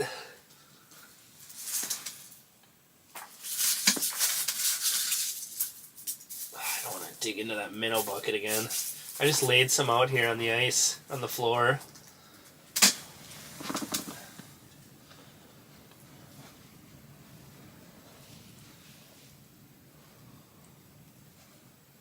We'll try that. We'll just chunk that little bugger off right there. I feel like that's not gonna fall. I feel like that's not gonna stay on either. I may need to dig out some more minnows to harvest their heads. If I don't jig the bait, it probably... Oh no, it already fell off. Right? No. Okay, that was just a bubble.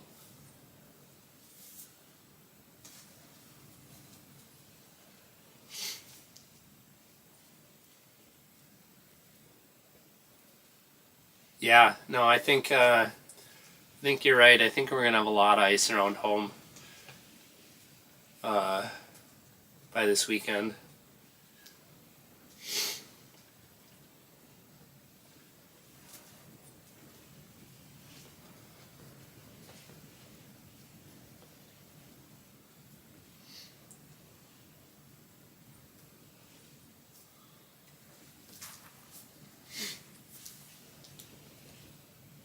There's one.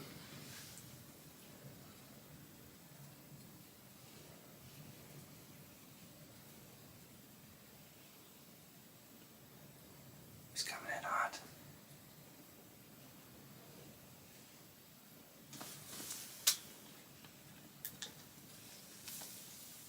I forgot to turn off the light.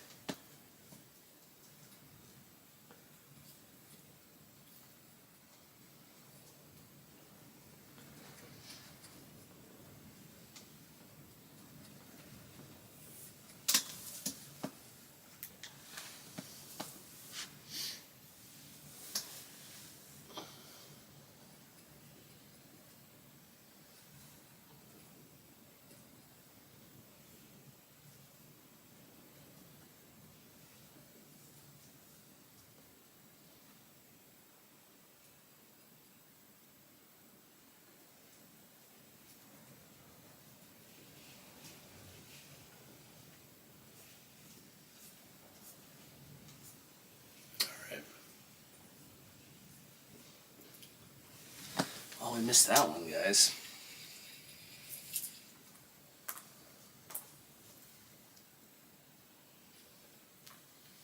Might as well glow up while we're up here.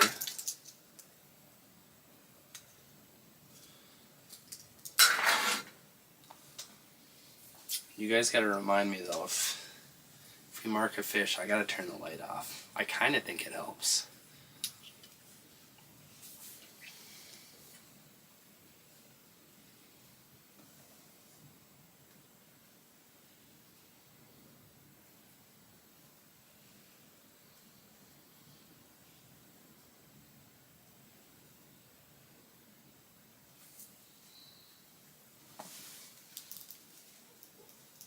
Shadow Basset in the chat.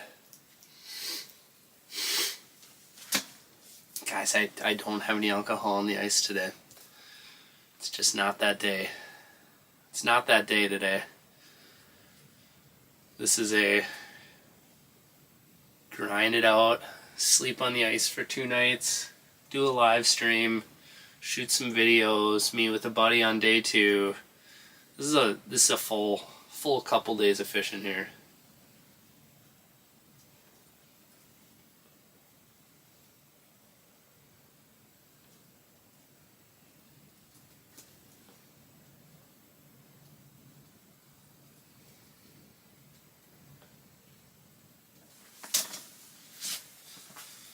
Actually, so that's sort of interesting. Wisconsin Family Outdoors said need a hole cover for your hole to keep the light out. It's not a bad idea. I actually have a full floor right here. So the light is being kept out except for right in that hole. I think I do have a hole cover. Might be fun to just, throw it on there. I'll get up so a fish will come. We'll mark a fish as soon as I get up here.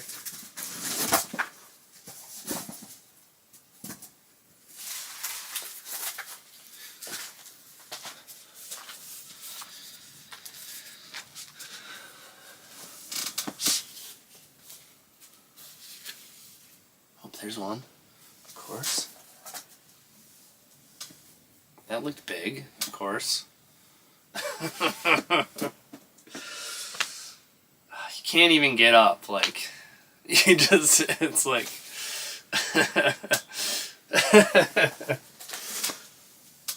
yeah, that's just how it works, just so you guys know. I don't know if you guys are aware of that, but you can't even get up.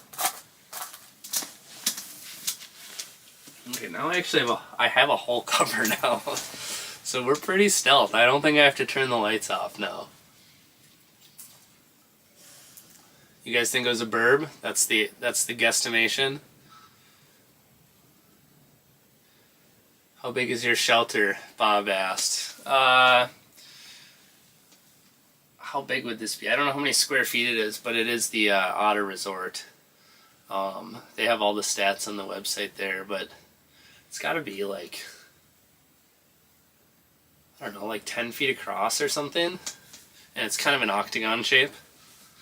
This would have been a really good trip to have a smaller tent just to stay a little bit warmer.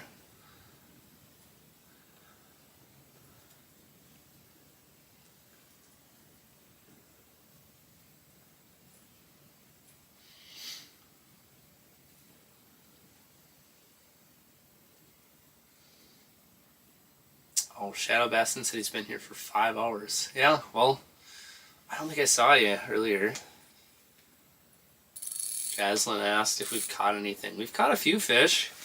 I don't remember how many. Not like a lot. What have we got? Like 5 fish? 6 fish? Maybe 6 fish? I can't remember. I always forget how many fish. Even when it's not very many.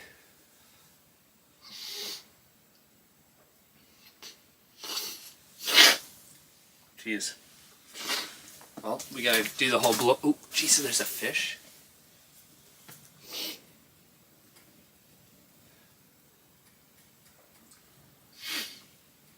Weird stuff is happening. I gotta like blow my nose while a fish is coming in.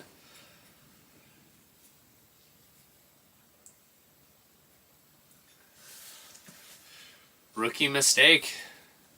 Can't be blowing your nose when there's fish rolling through.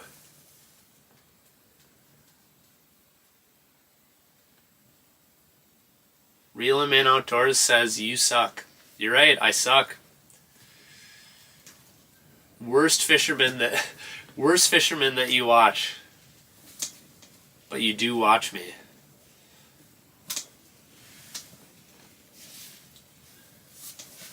Alright, I'll be right back. I'm gonna blow my nose again.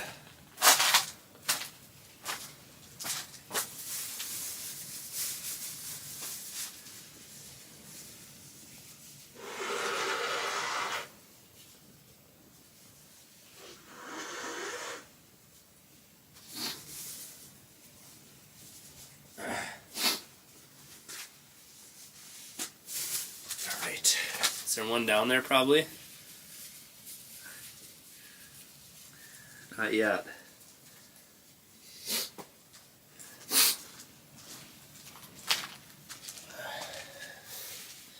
Not yet.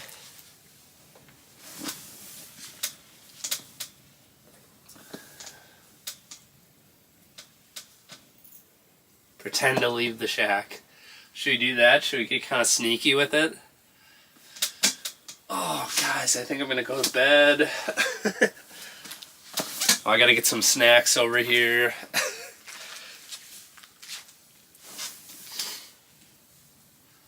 Yeah, if walleyes are anything, they're consistent. They know when to come through. What are you running for rod setup? This is 38-inch Precision Power, or is it Power Precision? Power Precision. From Tuned Up. This is a super sweet, just all around rod. I like it because I can just slap anything on it and it works good.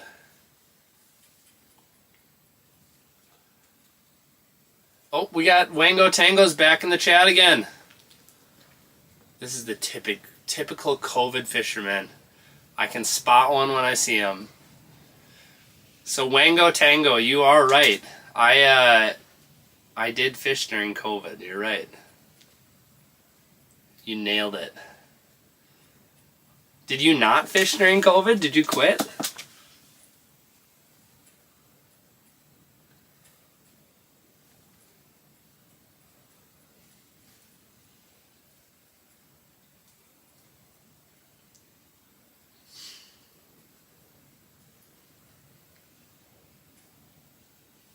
Yes, Blanco, we're still on. We're still doing this. We're still fishing, still jigging, still seeing some fish here and there. Blanco, were you here when we popped the dirty burb? That was a stream highlight. There's one right there. Burb vibes.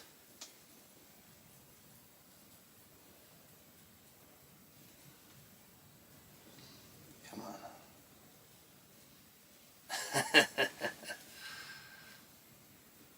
Wanted nothing part of it. That's okay. We live to jig another day.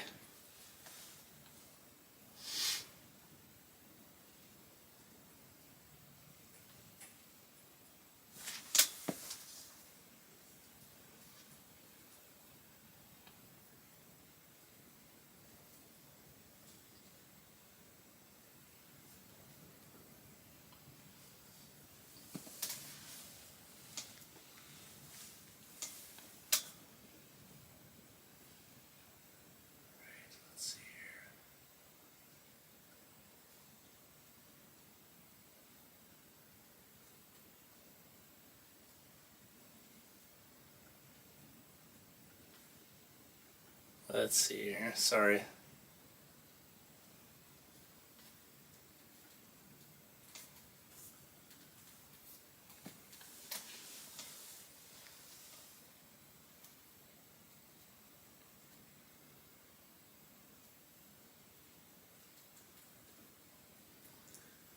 Corey asked what settings I'm running on the scope. I actually did a video on my settings.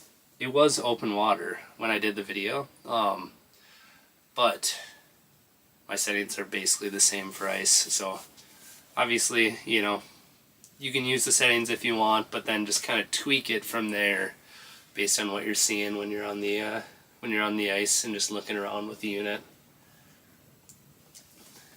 Shadow Basson said Burbot was 50 minutes ago. So, there's that, 50 minutes ago.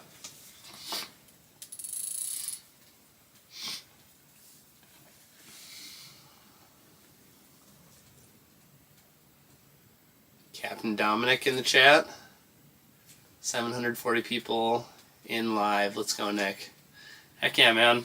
I think people are just jacked to get up here. Jacked to get up to red.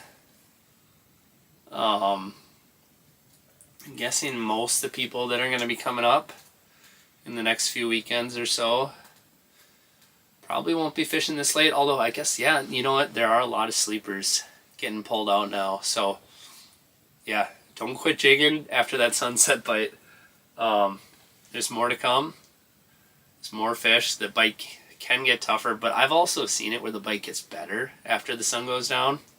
Not today, but it can get a lot better. How much ice? We're looking at like 10, 11 inches. Last I checked, roughly. But we're making ice fast too, so. Claude, I'm jacked to fish away from people. Yeah, that's what I'm all about. Get away from the crowds. That's the best way to have success, in my opinion, most of the time.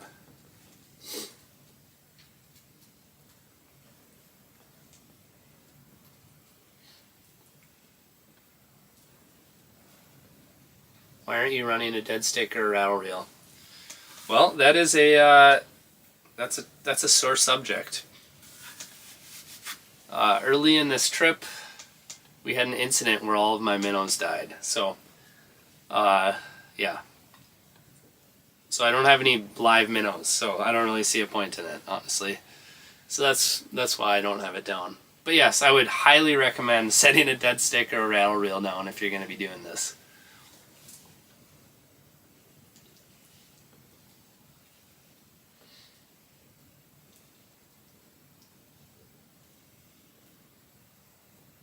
Lake of the Woods would have been the place to get away from the crowds. Yeah, I heard the bite on Lake of the Woods was pretty good, although I've heard there's been some ice incidents up there a little bit where, yeah, I haven't been following it hard, but I had a buddy say that they lost a bunch of ice, but I'm sure it's freezing back up and whatever.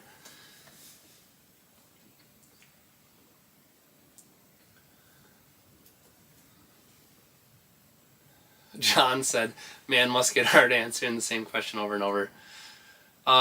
Yeah, but I expect that, right? People want to just, like, know what the conditions are.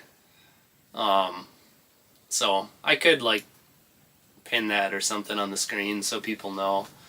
But, yeah, I didn't. But, you know, I kind of knew that was coming, so I'm not too worried about it.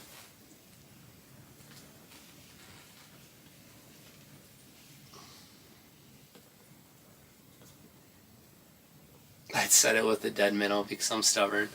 Yeah, I think that's fair. I think you could probably still catch some with the dead minnow, but at this point, the way I look at it, my thought is I would rather just have that spoon down there. I want them to come look at the spoon. I can make them bite sometimes, but I feel better about my chances of, if one is swimming around down there, I feel like it's more likely to, I'm more likely to get them if I can get them to come look at the spoon.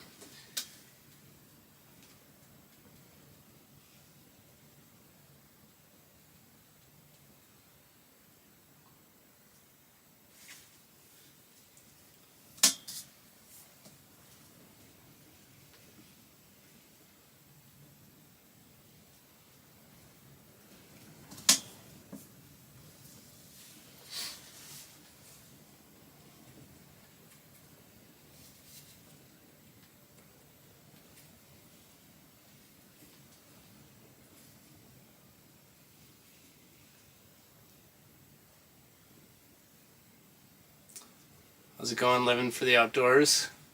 Thanks for stopping in. They're not going to bite with this cold front. Yeah, they're not biting super good. But some of them are biting. I mean, we've got some fish here. But yeah, the cold front is, I'm sure that's not helping the cause. I'm sure if we were doing this live stream 2 days ago, it would have been probably a little bit better. But we're still getting some hydration break.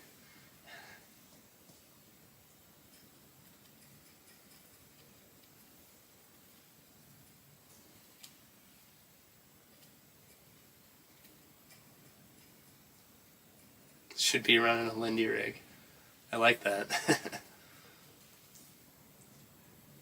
Blanco. You didn't. I appreciate that. Blanco at the $10 donation. Propane money. Thanks for these live streams, Nix. Feels like I'm out here with you when I can't be.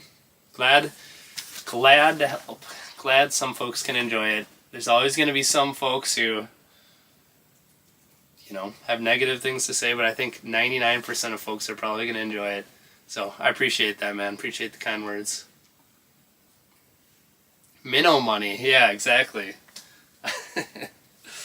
I already spent my minnow money, and I had to, yeah, it all was for naught. Actually, it's not all for naught, because, yeah,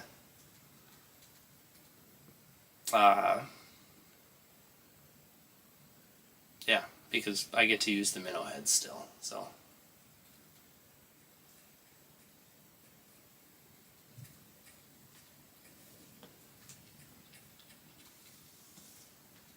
Sam Larson. How many of you got today? Heading out there with a buddy Friday? Probably like, maybe like 12 total today. Like during the live stream, just like not 12 during the live stream, but I got like a good number of them this morning too. So for the full day, morning and evening here, probably like a dozen. Yeah, I saw that fish too. What's the deal with that guy? Yeah, I saw him pop up kind of on the left side of the screen there.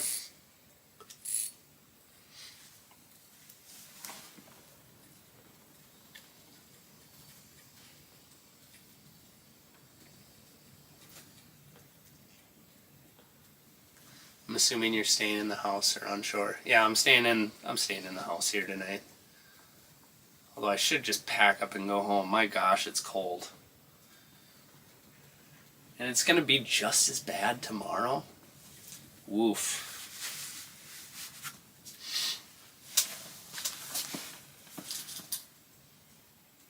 Let's see here. Yeah. It's gonna be cold tomorrow.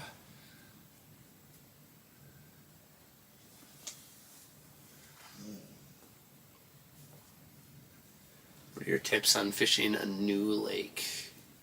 Do you look at depth charts and maps beforehand? Any lures you prefer?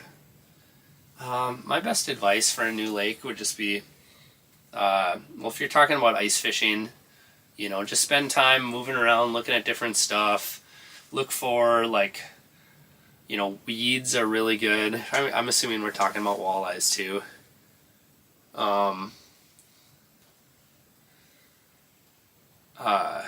Sorry, just reading my wife's comment there.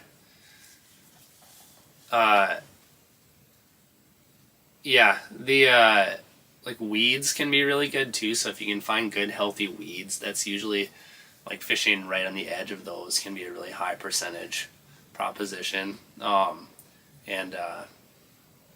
I mean, I like to move around a lot, but then, like, if you see any or many fish during the day while you're looking around, go back to that spot in the evening and hunker down and just wait them out, see if you can get them during that key bite window right when the sun is hitting the horizon. Did I get the extra propane tank inside? Yes, Kellen, I pulled it in. I pulled it in during my last potty break. So we should be, in theory, we should have an operable propane tank here. Jordan said, sad. Nick, I'm worried about you and little Zelda tonight. Come home. Oh, maybe I should come home. If I pack up now, I could probably be packed up and on the road by 10. Home by 11:30. It's actually tempting.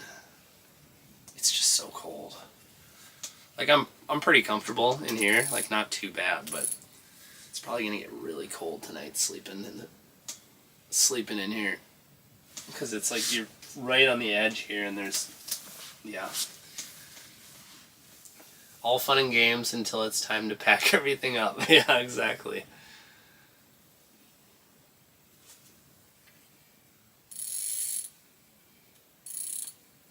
Yeah, go home. Yeah, I mean, home would be fun, but I mean, if I made the decision to go home, I'm about 5 hours from home between packing up, loading in my truck, driving home, probably making a gas stop. It's tempting though. Would be kind of fun. I'm probably not going to catch like a lot more walleyes. I could catch a couple more walleyes for sure. But I know Jordan is still in the comment section here. Or I think she is. If you think I should come home, just let me know in the comments here, Jordan. And I'll consider coming home. I do have a fishing buddy coming tomorrow, but I might just cancel on him. He probably won't mind.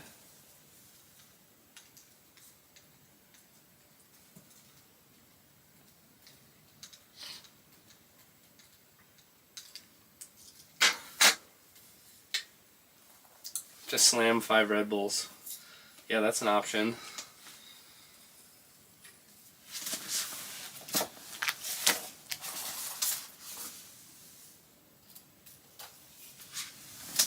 I'm gonna use this. I'm gonna keep using this hole cover just to block some of that light coming down. That was such a good idea. I can't remember who said that, but yes, I have enough heat for the night. Oh, there's a fish.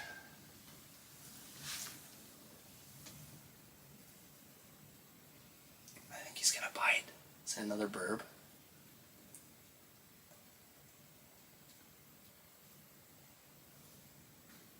Looks like a burbot.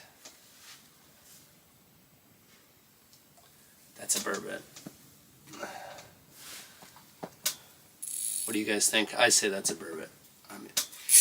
I guess we're gonna find out. Guess we're gonna find out. Still don't see it.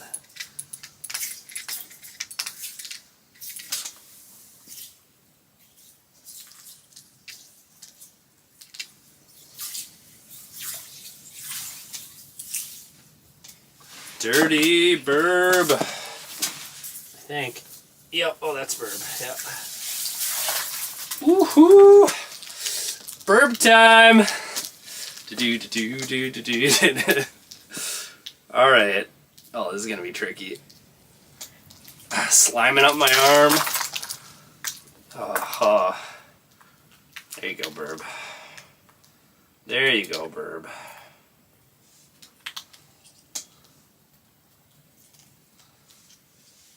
All right, we're on the board, and they're a little tougher to get unhooked.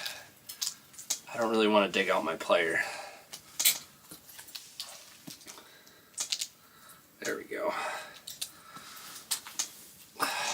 Burb time. What do you think of this one, Zelda? You want a little lick? All right, there we go. The lighting is tricky, but we're making it work. Look at it. How do you like how they just curl up in a little package like that? Ugh. They're so pretty though, man. Just look at those patterns. We're back on the board with some more burbs. This is a straight up Red Lake burb bite. Back down the hole. Oops. Actually, now she's just sitting in the hole. Go. Go. There we go. Whew. Alright guys, we're still doing it. I glanced at the comment section as I was fighting that fish, or as I was trying to catch that fish. And you guys knew it was a burb. You guys could tell. That is a testament to the folks watching. You guys at home know your stuff. You guys knew we were dealing with the burb. Burb, burb, burb. Burb is the word. Alright, let's grab this little chunk. What do you think about that, Zelda? Zelda's all hopped up now. She's really suspect of burbs. What? What's wrong? She's like, what are we doing?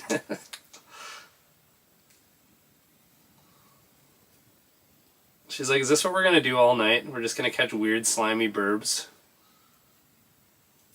There, getting that little minnow tail on there.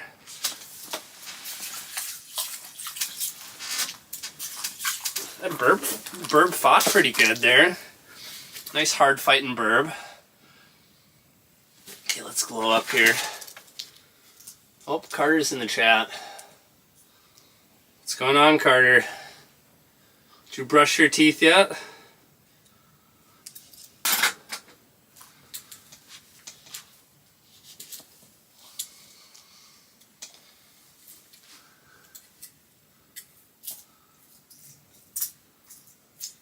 Are you going to be at the Arrowhead Ice Show? Yes. Yes, I'm going to be in Duluth this next weekend. Or this coming weekend, in 2 days. I'm going to be in Duluth. So if you want to say hi, come to Duluth and say hi. I will be there. I think we're doing some like round tables and stuff. So that should be fun. Almost as fun as this.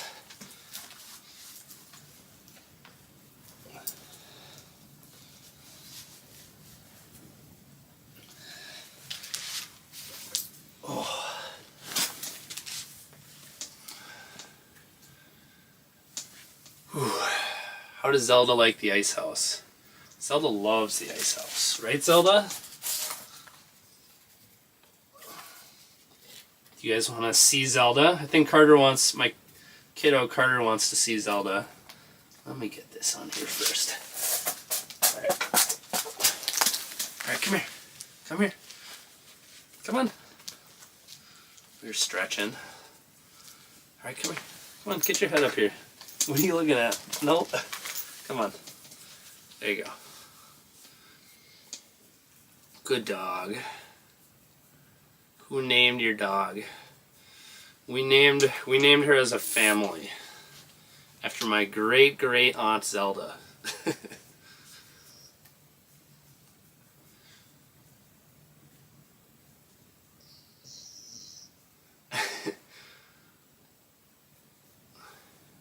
Alright, Colton, I'm going to try and catch a whopper. I'll try my best here. We can still catch a big giant walleye here. We still got a chance. How much ice? We got like 10 to 11 inches from what I can tell. What resort are you out of? I'm out of Sunny Beach Access.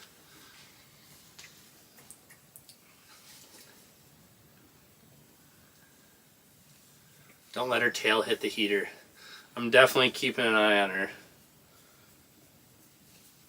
She's actually pretty good with the heater. She's kind of kept her distance from the heater, I've noticed. So I don't know how you know to do that, but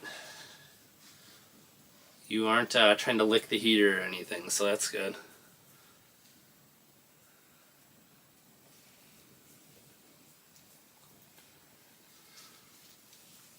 Cold tonight, stay warm. Yeah, trying. It's pretty cold. Yeah, Zelda's super smart. She's a great dog. She's so good, and honestly, you guys aren't going to believe this, but she's like 9 months old. She is, if you've owned or raised a dog or whatever, like, you know that's like puppy stage still, and she is just mellow yellow. She's just a good pup. She's always like this. It's not just because we're in a fish house or whatever. She's just super mellow and super sweet. She's just a good one. You're about 10 burbits away from a hot tub worth. Yeah, maybe we should start keeping these. We could do a little Jason Rylander hot tub burbot setup. Rye guy, what hook? So I'm using a tungsten buckshot at the moment. What kind of dog? She's half golden retriever and half yellow lab. 50-50. Born with an old soul. Yeah, definitely.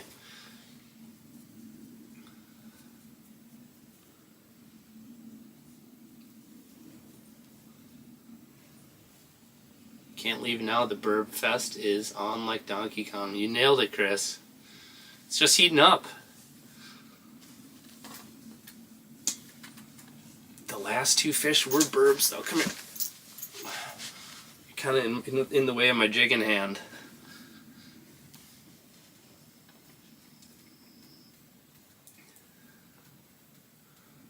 Are you going to put rattle reels down tonight? I would love to put rattle reels down tonight. I have explained this a couple times.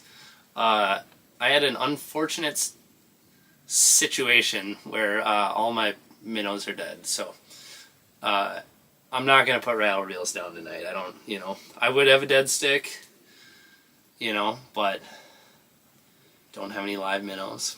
And same with the rattle reel deal.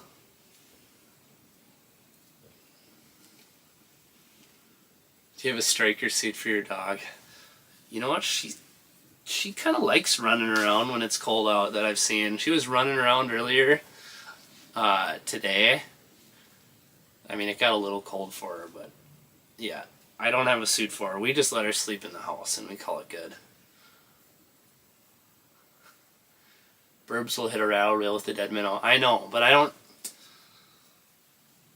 really want to get out of bed to reel up a burbot or a small walleye, so we probably won't be running a rattle reel tonight.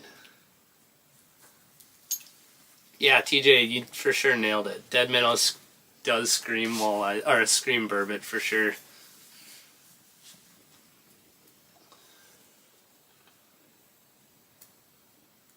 Zelda.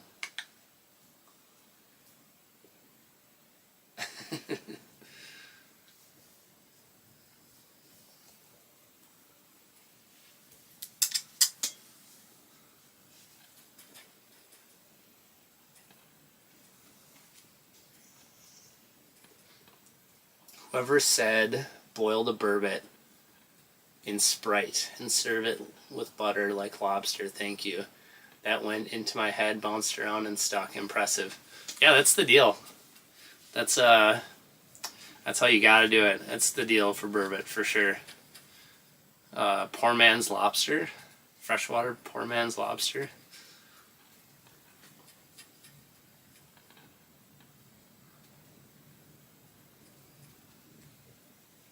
Dan Baker, bring back the mustache. How about this? If you guys make me a pink Power Precision 38-inch, if one of those ends up in my mailbox, I'll grow back my mustache and I'll leave it on for at least a month. But it's got to be bright pink. You got a bright pink blank, right? You can make a little rod out of.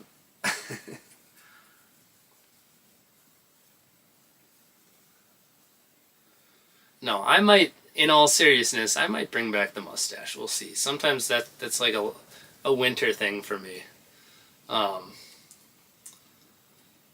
Ice fishing and mustaches go together like pancakes and maple syrup.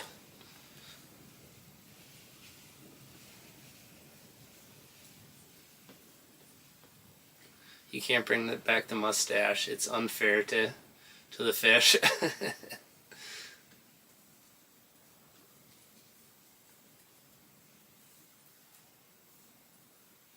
How was fishing today? Fishing today was a little off and on. This morning the bite was pretty decent. Sunset tonight, the bite was pretty decent. And then it's been a little tougher the rest of the hours. It's been my experience, but I'm probably like at, I don't know, like a dozen fish or something total for the whole day.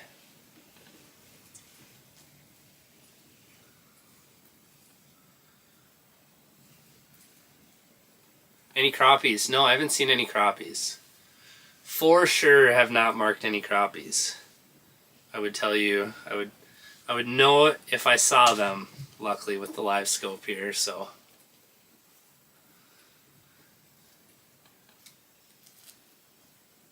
This makes me want to pack up now and go to the lake and put some set lines in and grill some bacon wrapped duck.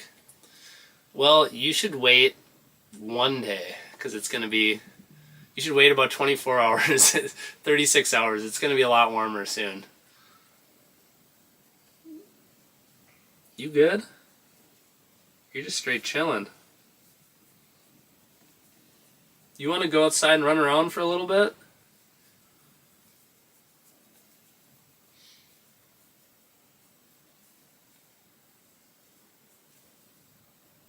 Good girl. Oh yeah, you're right. There's a big mark.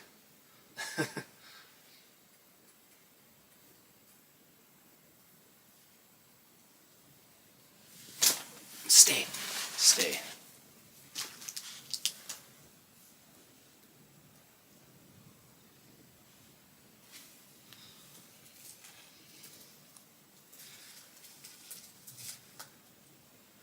There he is at 10 still.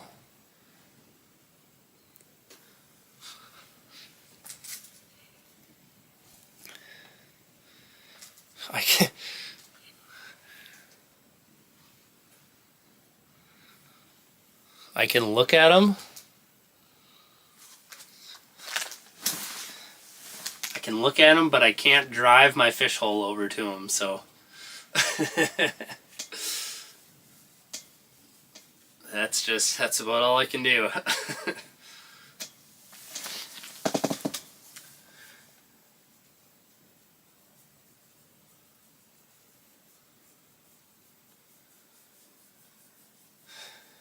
Top 3 lures for walleyes. Glass buckshot. A rattlebait.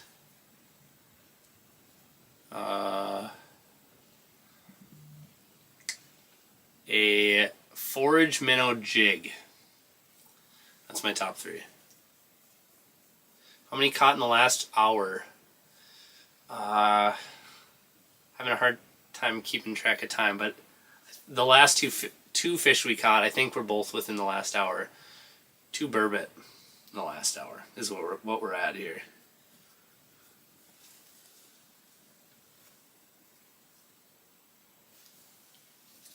Oh, there's one. Zelda, stop. Stop. Shh.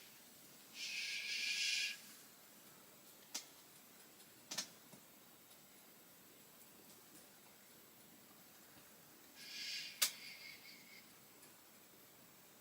We're gonna get this one.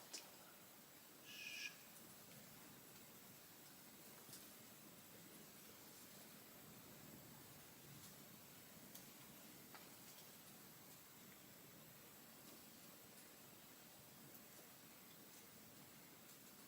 I was kidding. I guess we're not gonna get them. I lied.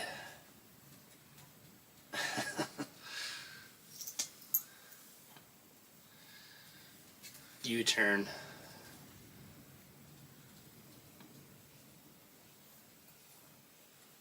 Yep. Didn't get that one. Alright, go lay down. Go lay down. Good girl.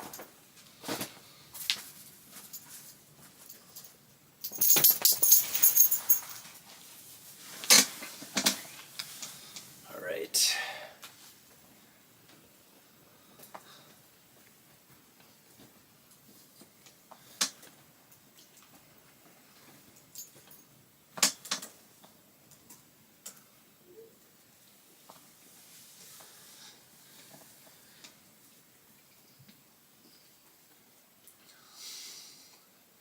Wiggle the spoon. I'm trying. Here's the thing, Clayton.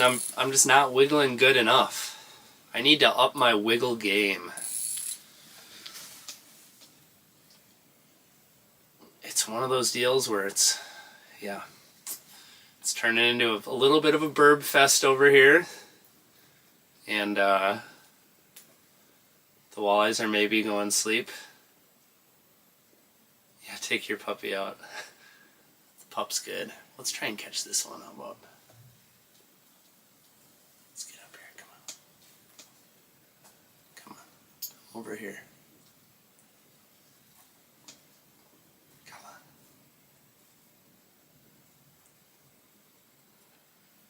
Come on.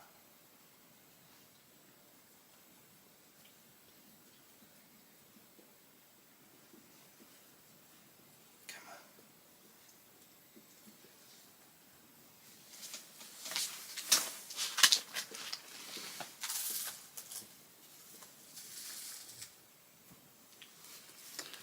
What do you guys think? Walleye or burbot?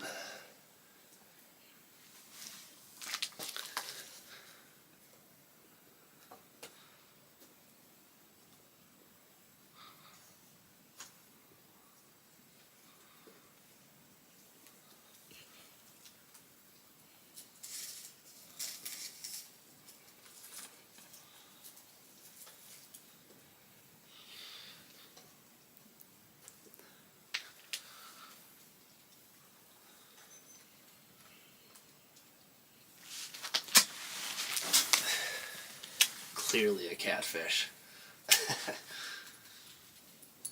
Walleye. The consensus is we just got rejected by a Walter.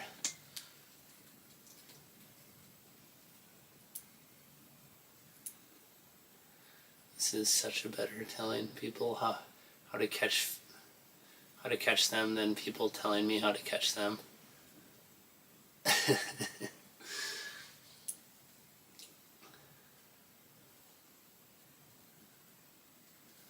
Jigging a minnow. Yeah, you know what? There's been a lot of activity in the chat today.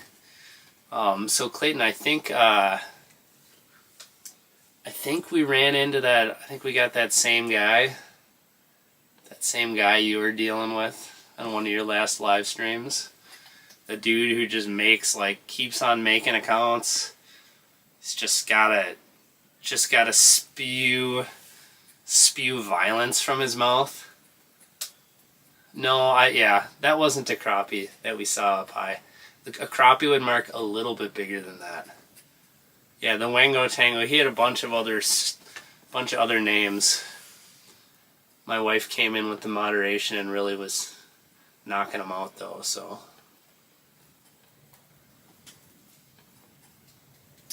Yep, some people are definitely messed up. But a lot of good people watching today. And yeah, a lot of good vibes happening, which I like.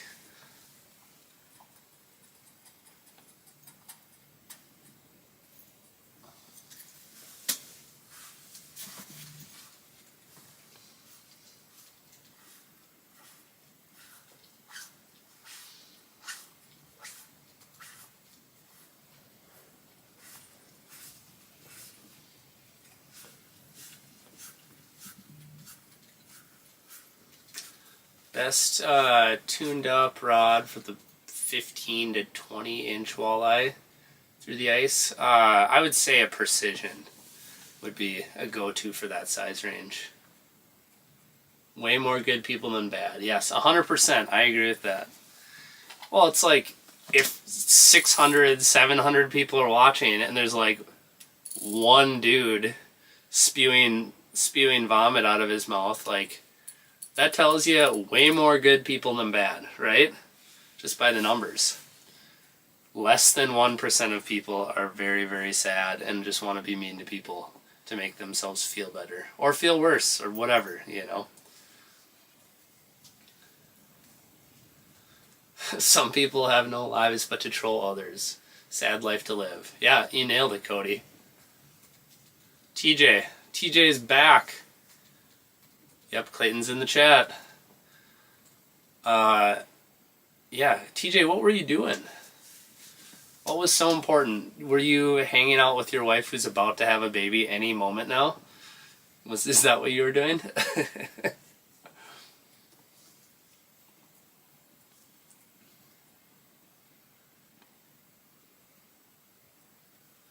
Yeah, Eli. Yep, yeah, the occasional "this is boring" comment. It's like, yeah, well, like I said earlier, usually I catch a walleye, every 5 or 6 minutes, so I'll admit this is a slow day. Yeah, no, some people just have obviously never fished, right?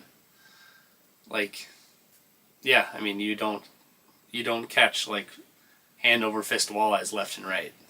That's kind of the name of the game. You obviously show that you've never fished if you if you think there's a lack of action or something. No baby yet.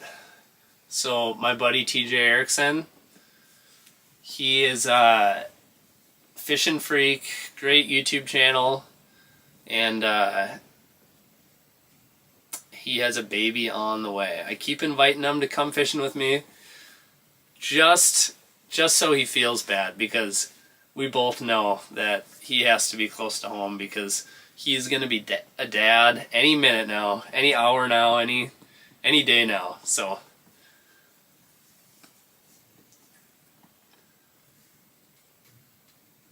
Jess said, I've only caught one burbot. It was on red. Yeah, I've done an okay amount of burbot fishing. I don't remember ever catching one on red before. But now I've got them. I've got some Red Lake burbs. Clayton, you mean you fish all day? I usually just fish 30 to 45 minutes and call it a day. Yeah, just sit down for 35 minutes, just thwack a 26, a 28, and a 29, and just head back in just in time for lunch.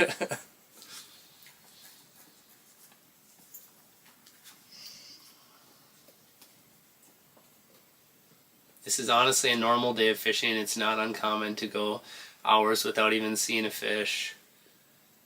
Those days when you catch a ton provide fuel to get you through the slow days.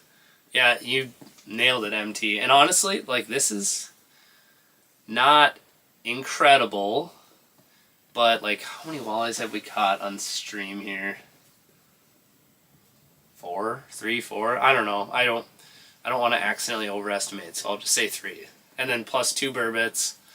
And yeah, that's like a really solid day of fishing. Like, if I went back home, a good day of fishing would be somewhere in this ballpark maybe, but whatever. I'm not worried. Most people are used to watching a 20-minute YouTube video where a number of fish get caught, or a TV show, where someone spent 5 days to, get the perfect TV show, and it's full of action and big fish and whatever. And like, at the end of the day, we turn on the cameras to do a live stream. Like, you might get a few of those nice fish, but at the end of the day, you're just fishing. And most people, if they were telling the truth, don't catch 40 fish a day every day they go out. So, and it depends on where you live too, and where you fish.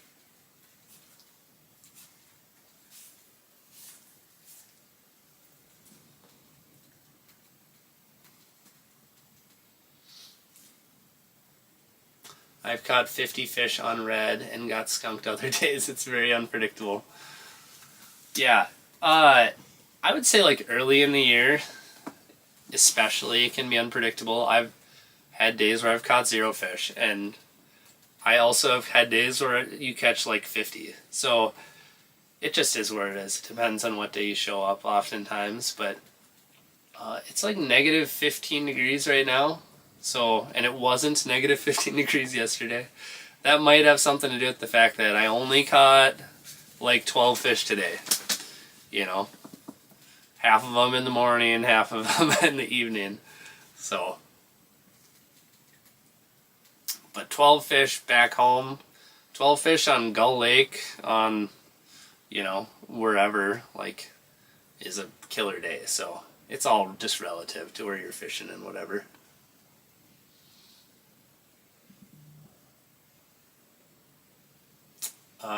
Nick, are you going to Mille Lacs ever? Yes, for sure I will be on Mille Lacs. I'll probably be on Mille Lacs next week.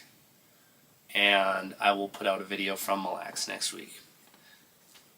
Because probably catch 2 or 3 fish one evening, get out for a few hours and get on that solid low light bite.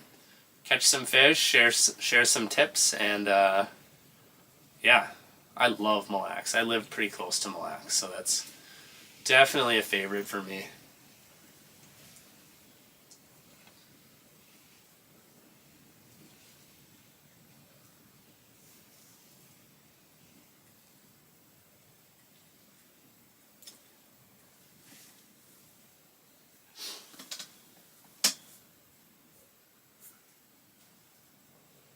All right, let's see. There we go. Do you ever get up to Vermilion? I've gotten up to Vermilion a few times, open water. Actually, I fished bass and walleye, or bass and muskies, and I've never fished walleyes on Vermilion. Yeah, that's for sure true. I've never fished walleyes on Vermilion, and I've definitely never ice fished there either.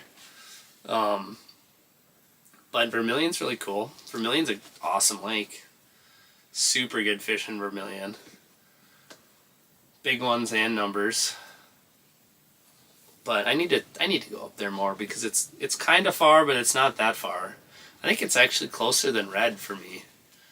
But yeah, I got to spend some more time on Vermilion. Hello from Spirit Lake, Iowa. Love the live footage. Thanks for checking in. Thanks for stopping in, Jacob. Are sleeper campers out there? Yes. Yet. Yes. Some of the resorts, I think, are bringing out sleepers already.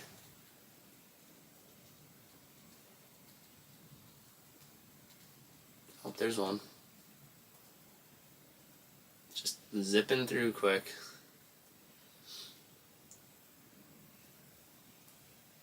Like real quick.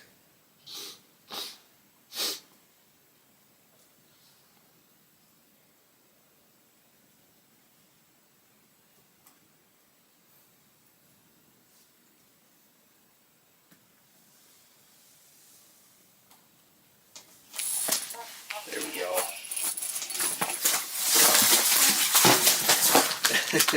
The whole cover just flew. Alright guys, we got another one. Try not to get a hook in the hand. Ow, ow. I almost got it in the hand right after I said that. Alright, just chill. There we go. Right. Another buckshot eater. Ooh. There we go. Walter under the ice. Just like that, we got another one.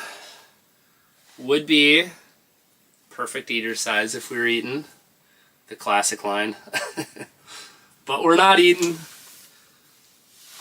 Back to the resource. Someone else can come this weekend and eat that fish if they want it.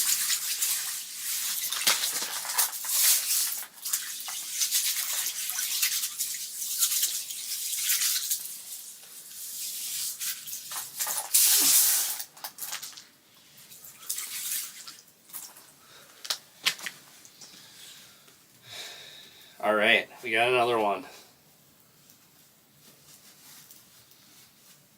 16-incher. I think it was a little bit above that. Maybe like a 17-incher. I was just gotta stretch it up a little bit.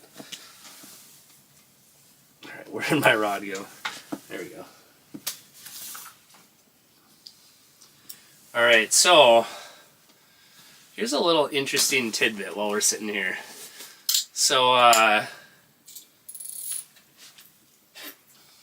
now I have a floor set up because I'm sleeping out here. I'm sleeping out here 2 nights in a row. I have a floor set up with foam mats, and I have like little holes cut in the foam so that obviously the holes, you know, the fishing holes or whatever. So one of the commenters under in the comment section, I was like, I had a fish where it was like, it came in and it wouldn't like close the gap, and it kind of started to turn. I turned the lights off, and like the fish like came in and bit after I did that. So I was like, oh, like I got this floor that's blocking almost all the light. And then I was like, oh, well, somebody in the comments says, well, you should put a hole cover on there, like a tip-up hole cover. So I got one of these finicky Fuller hole cover deals, and I just slipped that on there, and seems like that's helped, honestly. Tough to say, but I would say that that's helped make a couple of these bites happen. Whether it's a couple of those burbs that bit after I did that. It does seem like the fish are a little finicky, pun intended, a little finicky with the light. I think if I was jigging in the dark right now, it would help us a little bit. It would make the live stream kind of weird, you know, but I do think we maybe catch maybe a couple more. But I think using that hole cover is actually a pretty dirty little, sneaky little deal. Because the hole cover has a little line through in it that you can actually guide the line into it. So, anyway.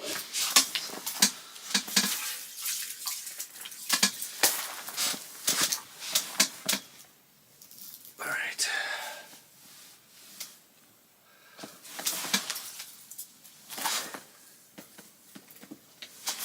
This whole cover back on there.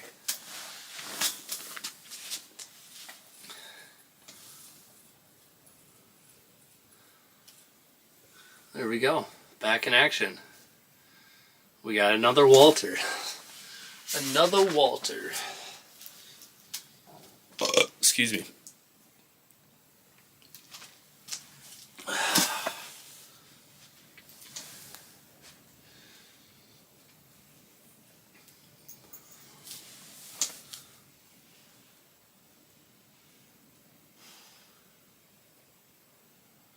I'm going to stick with the left. Lucky left. Next mark is coming from the left. That last was a big boy because he caught it. Alright. Oh, the last one is a bonus. Yeah. Lights off and just light your face with a little UV light. I mean, that's a viable option. I do think the whole cover helped us though, so I think we're in good shape. TJ with the $5 donation. I appreciate that, dude. Because you're the man, and I wish I could be there. Good luck the rest of the night, bud. Much appreciated, TJ. Keep me posted. I can't wait to hear about Baby Erickson coming out soon.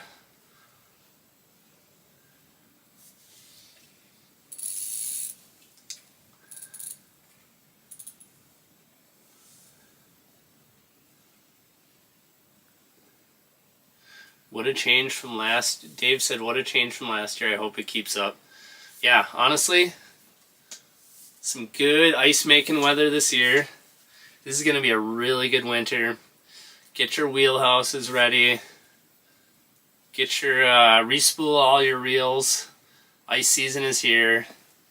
And it's going to be a really good ice year. I think we've got some positive things to think about this year.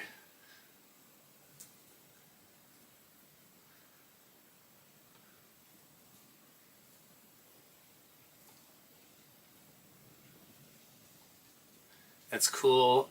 I'm going to Mille Lacs this weekend. Good luck on Mille Lacs. I'll probably be sneaking out right after you, probably. I'll probably go out on Monday or Tuesday. Because I'm going to be in Duluth next weekend. got the what's it called? The Arrowhead Ice Show or something. Yeah, Duluth Ice Show. This coming weekend, I'll be there in 2 days. So if you're in the area, come say hi, of course. And if you do say hi, say, "Hey, I was watching your live stream. Just wanted to say hi." That'd be sweet. Definitely let me know if you were watching the live stream. Go Duluth Bulldogs hockey. Yeah, I'm all for it, man. I went to UND, so I do have a favorite. You know, I'm always cheering for North Dakota hockey, but I go to Duluth all the time. Like, probably almost once a month. Maybe not once a month. Once every other month with my wife. And yeah, we spend some time in Duluth. Lots of date nights in Duluth, so. Roll Beavs. Let's go Sioux. Yep. UND was better when they were Sioux. You know what? I can't disagree with that.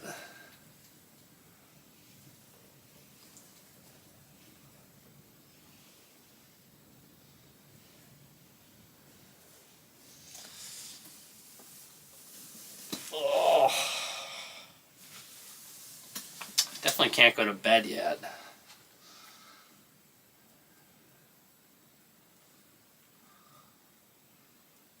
Sam says go Beavs. You know, the last hockey game I did go to was the Beavers. So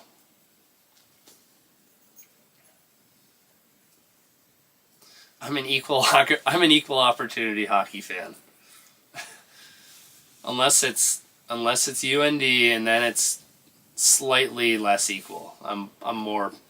I'd be more in favor of UND. Nick, has Brad, your buddy, been on Mille Lacs yet? Yeah, Brad's been out. He's been running around, checking ice, and stuff like that. I'm not sure if he's wet a line yet. He might have wet a line this week, possibly. I haven't talked to him today yet. I don't remember if I talked to him yesterday. There's one.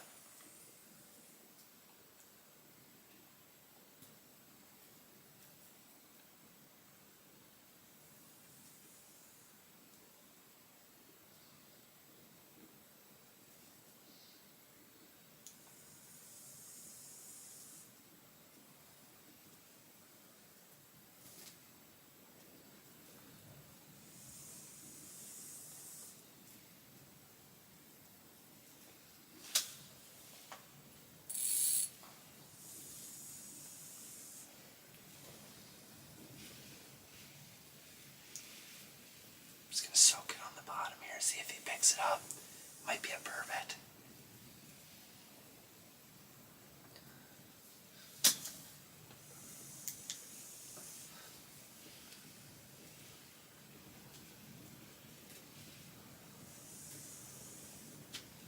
Might be a burbot.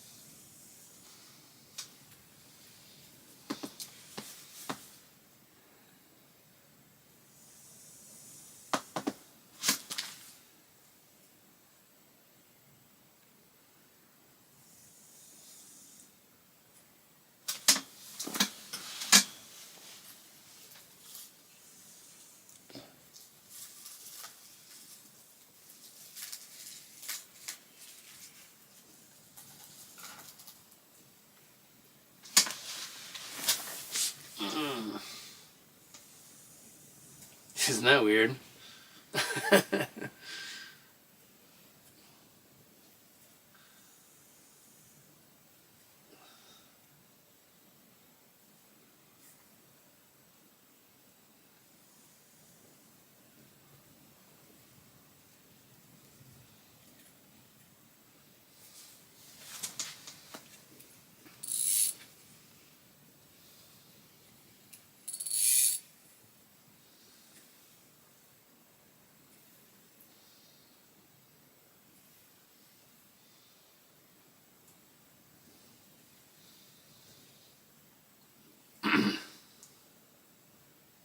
No loud cracks, no. There haven't been any loud cracks. Kind of weird. The ice shifted once, and my dog was like, what's going on? But that's the only thing. Otherwise, it's been pretty mellow. I gotta check my spoon here. Still got meat. That mark is moving now, finally.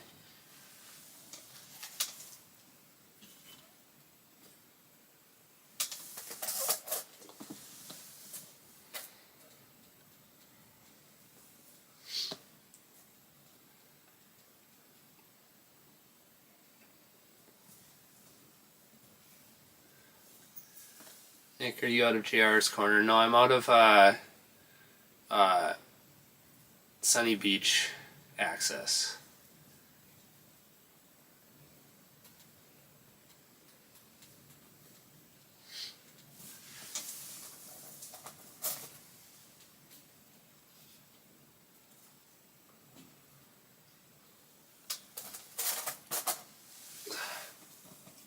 Oh.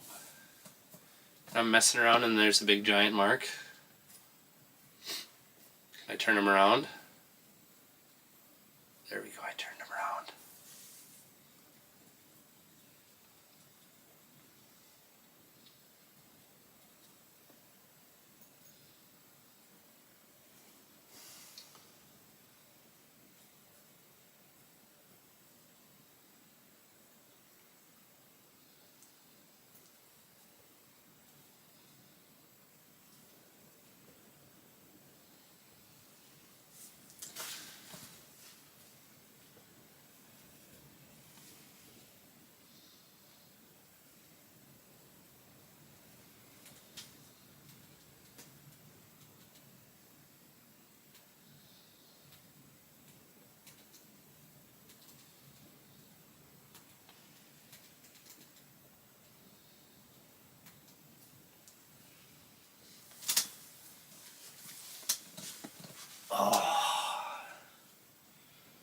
Alright. Are we going to get one more? That's the question. I don't know how long I'm going to do this. It's 9:30. Oh, there's still quite a few people in here.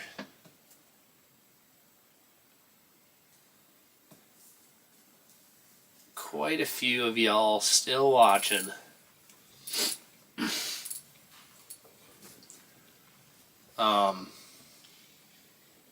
Don't end. I mean, I think, here's the thing, we're still seeing fish, and I have a really, really hard time stopping when I'm still marking fish. So, I think we're going to keep this going a little bit longer for sure. And I'm only like a little tired, you know? So,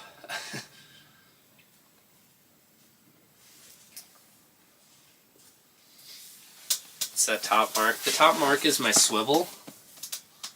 I have a swivel just a little bit above my lure. I better text a buddy.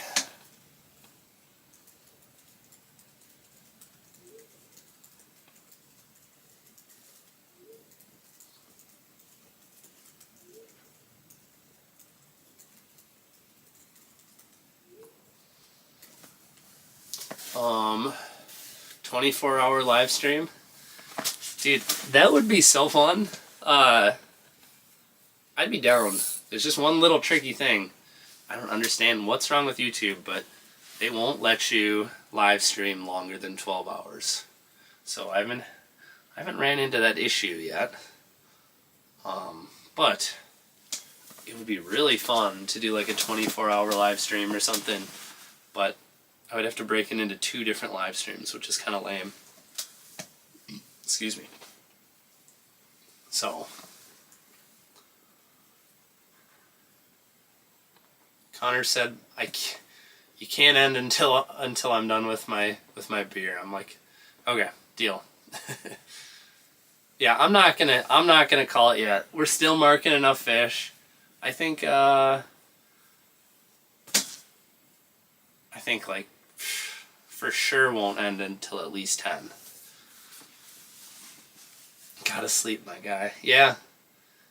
No, I wonder how much propane I got, if I should switch that out before I go to bed. Might do that. Although, I've only ever started this heater once, and I'd be deathly afraid that if I turned it off, I for some reason wouldn't be able to start it or something. I don't think I probably don't have to worry about that. But if that happened, I couldn't get it going again. It'd be a tough scene.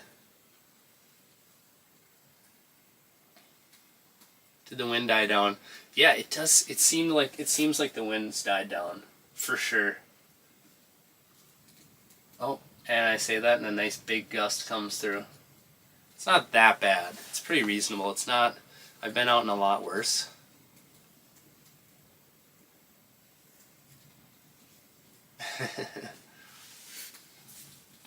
Yeah, it's.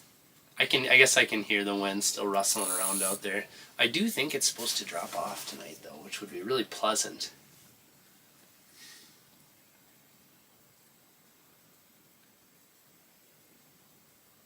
It's 8:30 in Wyoming. Keep going. A couple lakes out here finally iced over, but not the Flaming Gorge yet.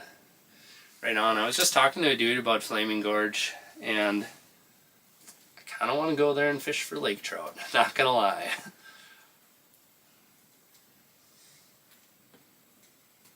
You see your mom commented? No, I didn't see that.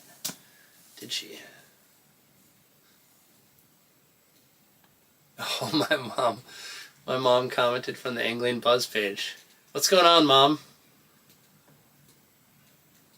I got it. I got the support from my mom. That's what I needed. I was just on the phone with my mom a little bit earlier. 30 inches on its way. I hope you're right, Tim. That's a tall task on Red Lake, but it's not impossible. Crazier things have happened.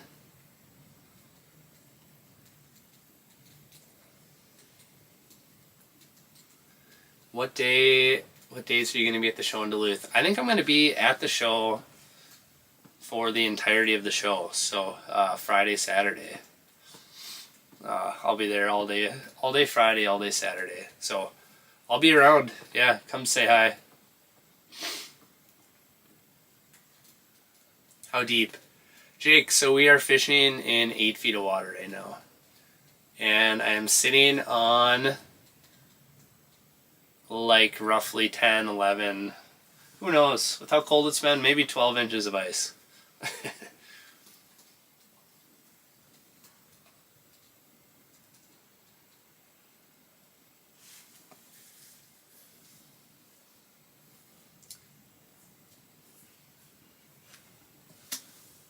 Let's see here.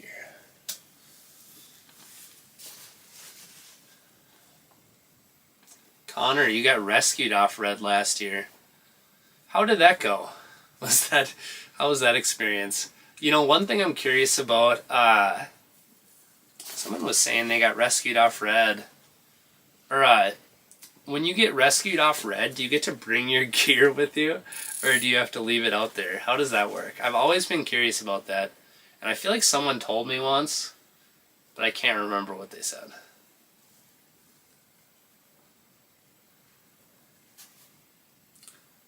You've been going for hours. The battery brand deserves a shout out. So I actually am, let's see. Yep, full power. I borrowed my buddy Brett McComas. You might know him. I borrowed his Amped Outdoors power station or whatever.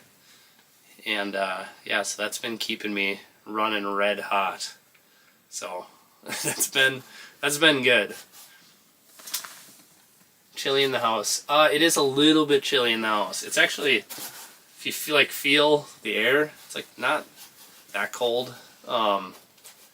But like, I think just being right by the edge here, my back is a little bit cold. Gear gets left. Okay, so the gear gets left when you get picked up on Red Lake.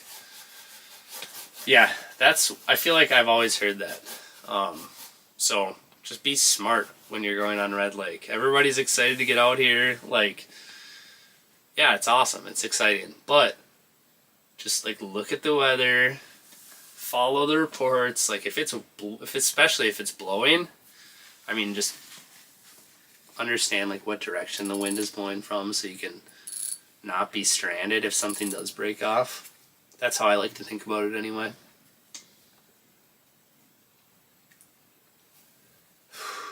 Can't see the breath. I can actually see the breath though, so it is a little bit cold. It's the focus. You can see the focus breathing. If I laid it up like this, I probably won't have a problem. No, it's still kind of pulsing around, isn't it?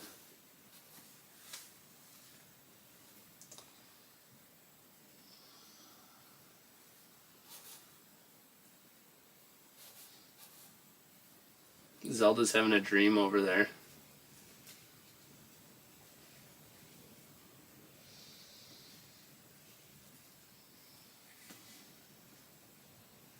Yeah, I could definitely use a small fan. I actually bought a fan, and I didn't bring it because I couldn't figure out a good way to mount it on this heater. So next trip I will have that dialed in, and I will have a fan kicking some of that hot air around in here. But the weird thing is, like, if I stand up, it's not really any hotter up here. Like, it doesn't even really get cold till you're almost to the floor. And even then, it's not too cold, but there's not really a temperature difference, which I don't really understand. So, whatever.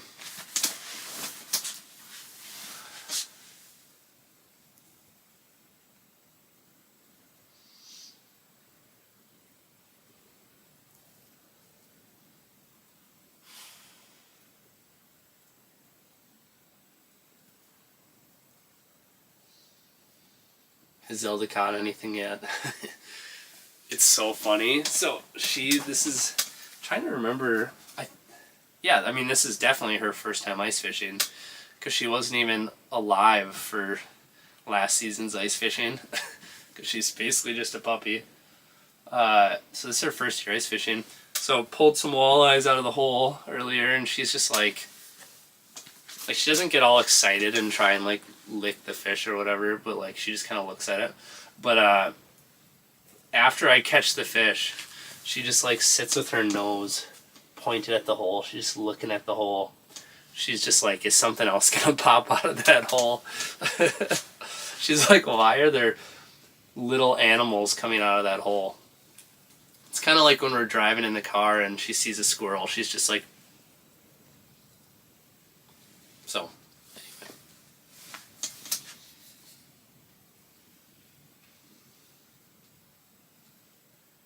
Hopefully the shack doesn't get frosty on the inside, so it doesn't rain on you when it warms up.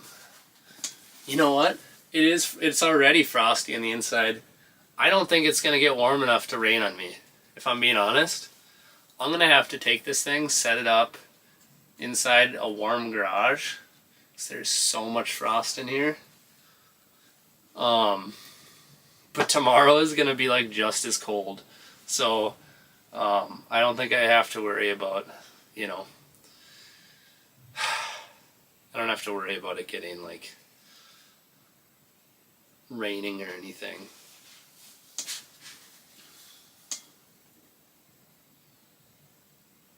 Ever try a small diesel heater? My dad and I use one on the lakes in the Turtle Mountains where it gets really cold and it works really well. Yeah, I'd really like to try one. I haven't tried one. I've read about them. They sound really cool. I think they'd be sweet. But I mean, this works. It's just, it's such a big area and I don't really have any air circulation. And yeah, the house is banked up a little bit, but it's still pretty cold. I have that vent open, which probably is not helping my cause, but it's also probably, removing a lot of the fumes and stuff from the propane.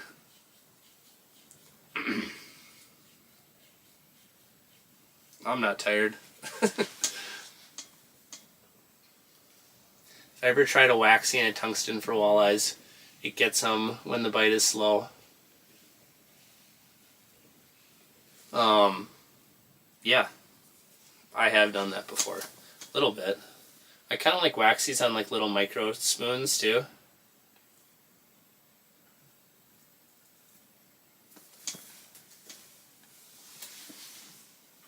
How much snow is on the ice? There's probably like 2-3 inches or so of snow.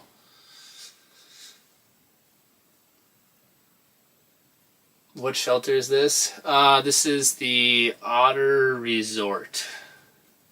Yeah, I probably, with knowing how cold it is, I probably could have got away with. I like to have a lot of space, you know, because I have a lot of stuff. It's like I'm doing a live stream. Like I have so much gear. It looks like a Best Buy in here right now. Looks like a Radio Shack. So I like to have the extra space, but I probably could have got by with the next size down. So the lodge is like 8 feet by 8 feet, which is just long enough to get my cot. But I would have a lot of gear kind of piled up, you know. So, but that would heat a lot better because it's smaller, obviously. Have you ever had problems with carbon monoxide from the heaters? No, I've never had a problem. But very important to have carbon monoxide detector. A lot of heaters will like kick off, you know. They have their own detectors built in, sort of. But you should definitely have another one for sure.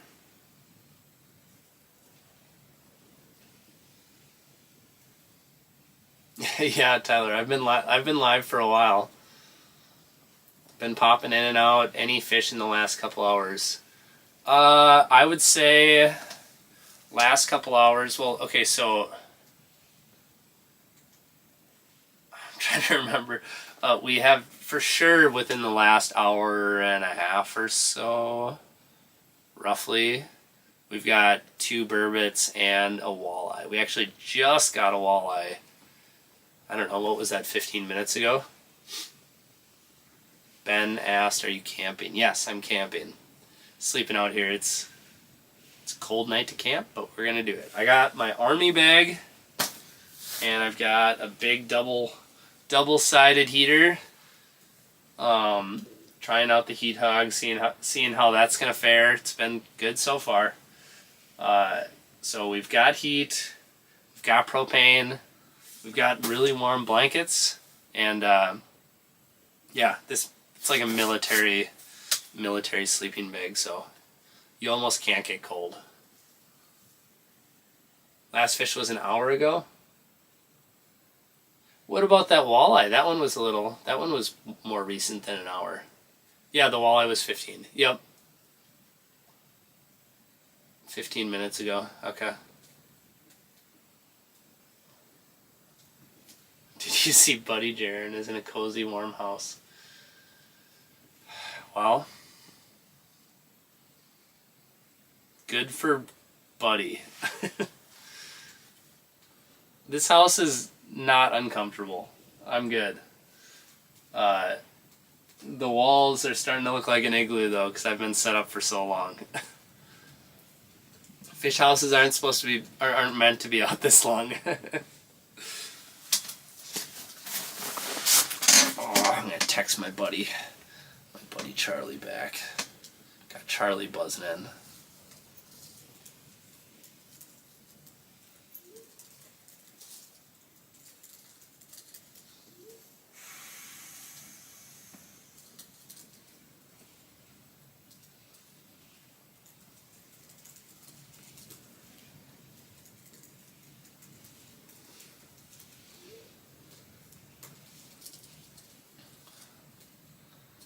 Alright.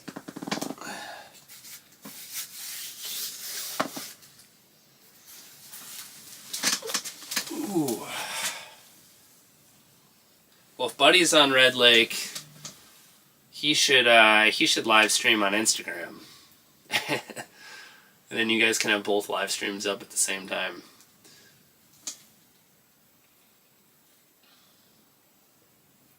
Jess said, love my power precision. Yeah. Super sweet all-around rod. Just can do everything with it. Like, if I just had 5 of these, I'd probably be good, honestly.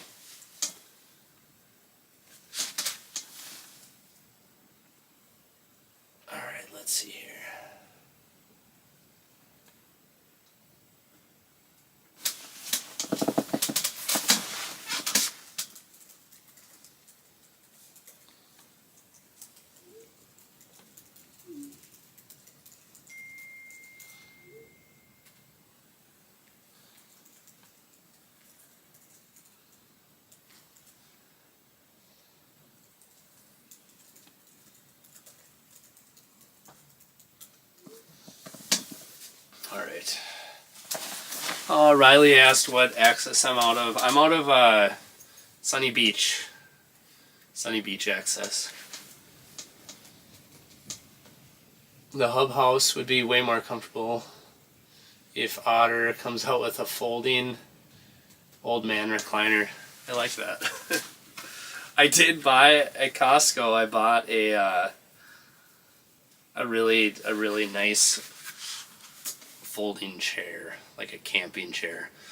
I'm really excited to use that this winter. I didn't bring it along because it was the first trip of the year, and I haven't mounted my monster box back on my snowmobile yet because I built a new rack for it. Blah blah blah. I had a little bit less storage coming out onto the ice today, or yesterday, so I didn't bring my cozy chair, but I do have an awesome cozy chair that I'm going to be using in the future for sure.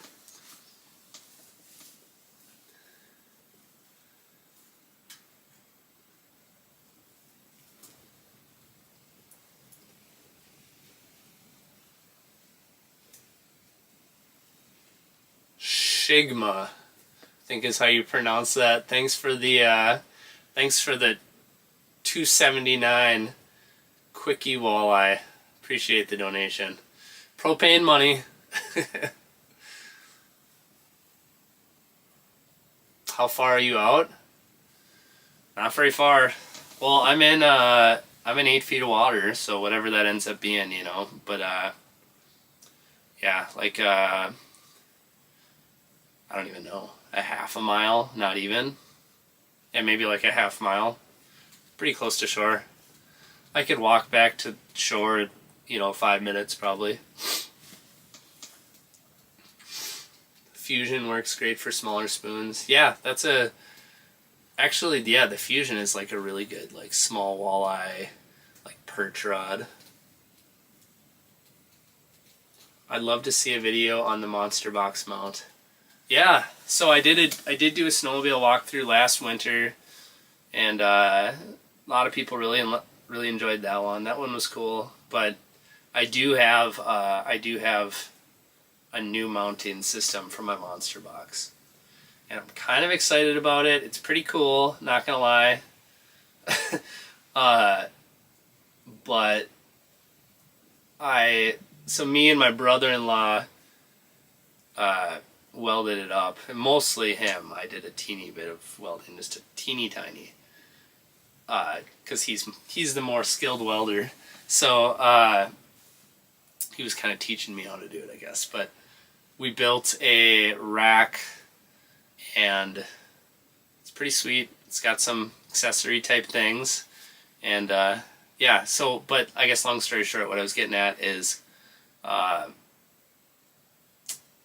I didn't know, like, for sure the best way to protect it, like paint it or finish it or whatever to prevent rust. So I asked a guy that I knew who does a lot of metal work, and he said, hey, like, just bring it in and I'll take care of it. So it's at his shop right now, so once I get that back, I'm going to be really excited to slap that on the snowmobile. So yeah, no Monster Box on there yet, but this weekend I'll have it on there. By Sunday I'll have it slapped on. So I'm excited. I'll probably do some sort of walkthrough once I work out the kinks of how I want everything rigged up on there. Do you ever... Oh, Shigma, thank you for donation number 2. Good depth for shallow lakes, like max 25 feet. It just depends, honestly. Like, if there's structure on the lake, like, fishing around structure is always key. It doesn't matter if the structure is in 6 or 7 feet, or if it's in 18 feet. I like to fish on the structure, so any kind of depth changes that are more dramatic. But aside from that, it's like fishing around weeds, fishing around rocks, stuff like that. Sometimes it's less about depth and it's more about just the characteristics of the spot that you're fishing. But if it's like Upper Red Lake, where it's kind of more of like a fishing in a big bowl, you know, like that. In some cases, in places like that, the fish are just kind of roaming around. So sometimes it's just about getting out kind of in the right place in the right time. Do I ever bring any propane cylinders in case the 20-pounder doesn't work? Not really, because every time I go out, I'm always out for like kind of a long time. So I just feel like I would burn through, you know, the little pounder cylinders way too quick. And you know what? I've never really had a problem. A few years ago, one time I had a problem with my buddy Flex, and it was, I think I already talked about that earlier in the live stream. That was a cold day, so that was unfortunate. But aside from that, I haven't really had any problems. So, you know, when I'm talking about the pounder versus the 20-pound tank, so.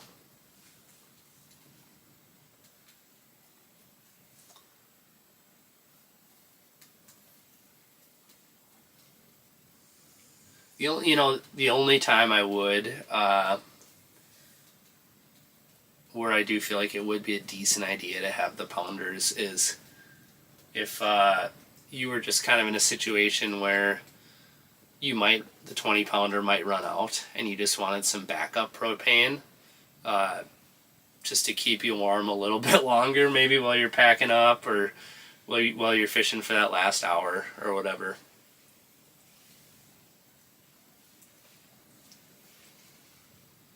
Do you have a Yamaha? Yeah, I do have a Yamaha, actually. I have a Yamaha VK540, which is a heck of a machine. 2-stroke, so it is a little loud and not amazing on fuel, but just a super good utility sled. Really good platform.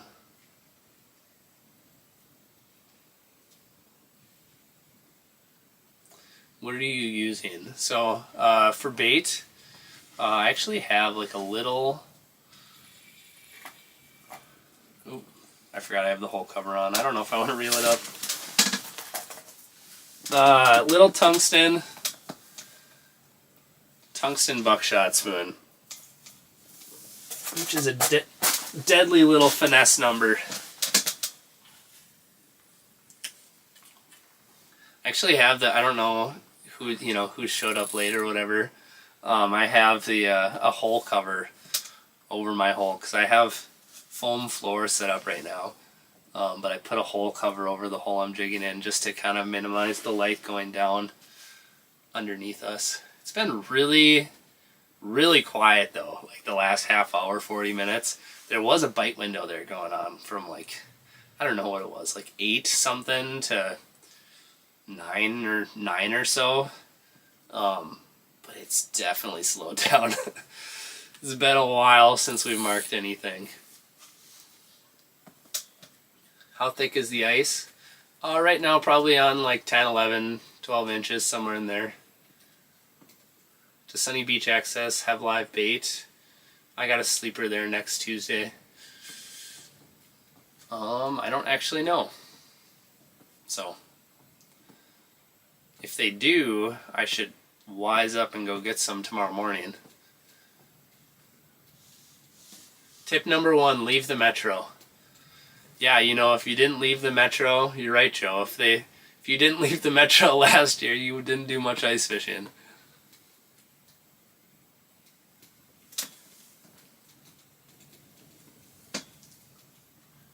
$10 donation from MT Coiner. Much appreciated, man. Definitely appreciate it. How deep does red get? My lake, Canyon Ferry, Montana, goes to 130 feet to nothing very quickly. Most of the perch and walleyes are found in 25 to 50 feet of water during the winter. Night bite is shallow, though. Red Lake doesn't get that deep. Maybe someone in the comments can look. I would have to look at a lake map, but it's really shallow. So we're Upper Red Lake. There's Upper Red Lake and there's Lower Red Lake. So Upper Red Lake is super shallow. It's like a big, enormous bowl. And I don't think this, yeah, it doesn't get, you know, barely even, yeah, what, I don't know exactly how deep it gets, but it's very, very shallow. The southern end is more deep. It's kind of like a traditional lake, you know, where it's got deep water and structure and whatever. Let's see. Upper red, no deeper than 16 feet, 13 feet. See, I was thinking maybe it got closer to 20. It gets to 16. Yeah, well, there you go. Sounds like there's a consensus. Everybody is saying 16. Like, I've come out here and trolled cranks before and covered a lot of water. And I do seem to remember being in kind of the mid-teens for the most part. Anywhere from 10 to mid-teens. So, yeah, I guess it doesn't get deeper than 16. But, yeah, if you don't know much about Red Lake, there's a north side and a south side. And a good chunk of the north side, so upper Red Lake, the upper half of it, a good chunk of it is open to fish. You know, public water. And some of upper Red Lake and all of lower Red Lake is not something that people who are not in the tribe can fish. So, what pillow do you use? A really, really nice, comfortable one. Yeah, more of a flat pillow guy than a big poofy pillow.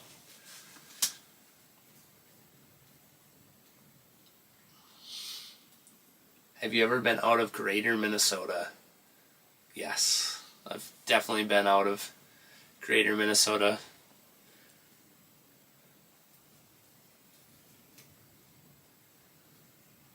Surprised you don't have any contacts to fish the south side.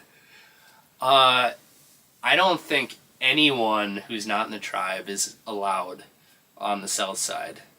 Like, even with, you know, a buddy who's in the tribe, like, or a guide trip, or like, I think it's zero access no matter what.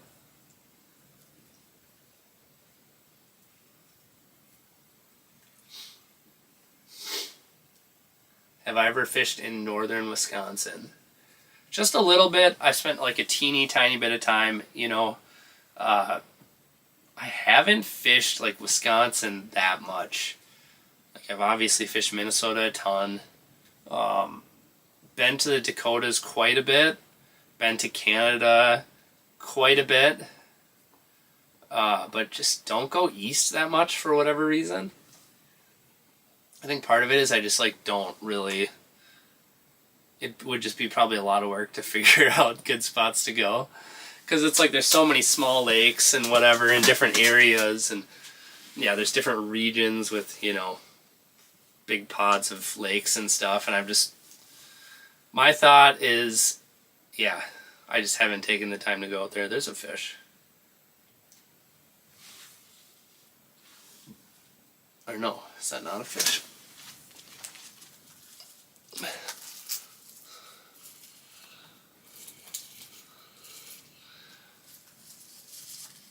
Whatever. Whatevs.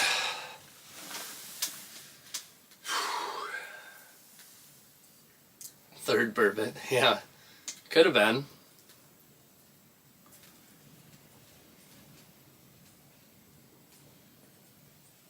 Real life with Mike. What's the temps out there tonight? It's cold. Probably not as cold as it is up in Canada, but it's I think it's like, I don't know, someone might have to look it up for me, but I would say based on what I'm feeling, probably -15 or so. Okay, yeah, -15. Yep. Thanks, Shadow Bassin. Yeah, that's what the forecast was supposed to be tonight. But I'm sure the wind chill is pushing -30 probably, because it's still kind of blowing out there.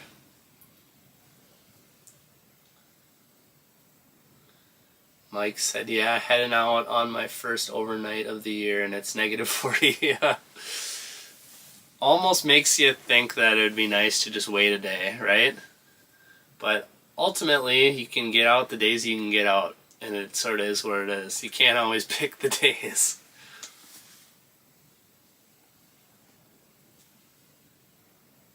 Oh, Mike, yeah, I didn't see you at the St. Paul show. Yeah, you should have came up and said hi. I didn't even know you were there, honestly. Brandon asked, what is the next lake you're gonna fish? I would say probably Mille Lacs. Mille Lacs, after all this coldness, I'll have to ask Brad, I'm sure he's keeping an eye on it. But after all this chilliness, Mille Lacs has got to be fishable now, right? And I know that it's fishable in some areas already, but you know, some of the bigger main lake areas that are fun to fish, I gotta think a lot of that's going to be fishable now. So probably going to Mille Lacs. It's just because it's, you know, it's in my backyard. I gotta get out to Mille Lacs. I love Mille Lacs. It's so fun.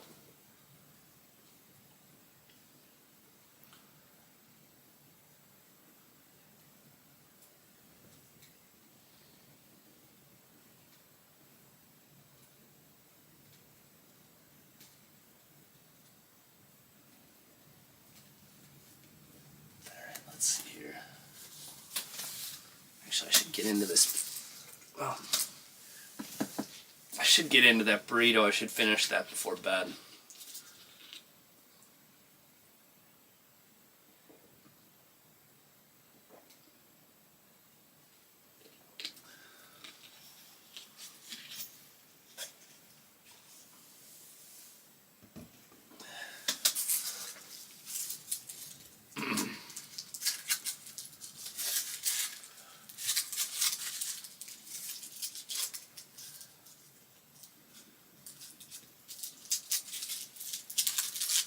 You guys can all just, how many people are on here? Like almost 600. You guys, all 600 of you can watch me eat this burrito for 30 seconds here.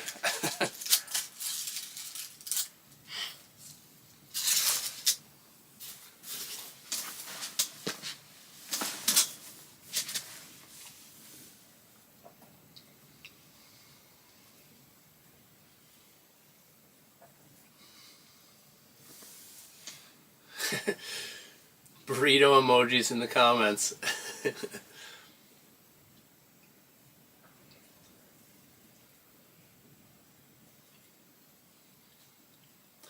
I ever fish Saskatchewan, I have fished it once. It's been a long time since I've been to Saskatchewan, but I've only one time. I haven't barely done much in Saskatchewan.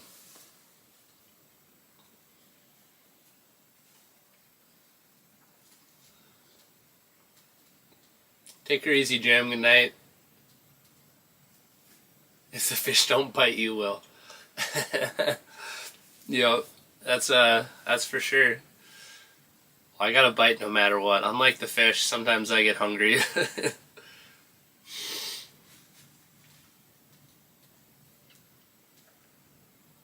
Am I streaming tomorrow? Oh, I don't think so. I've kind of mentally decided I'm gonna sleep tonight out here, and I'm gonna sleep tonight out here, and then what I'm gonna do, sorry, Zelda's distracting me. You good? Kinda itchy? I'm gonna sleep tonight out here, and then I'm gonna fish in the morning, and then once the morning bite is done, I'm gonna leave. I'm going home.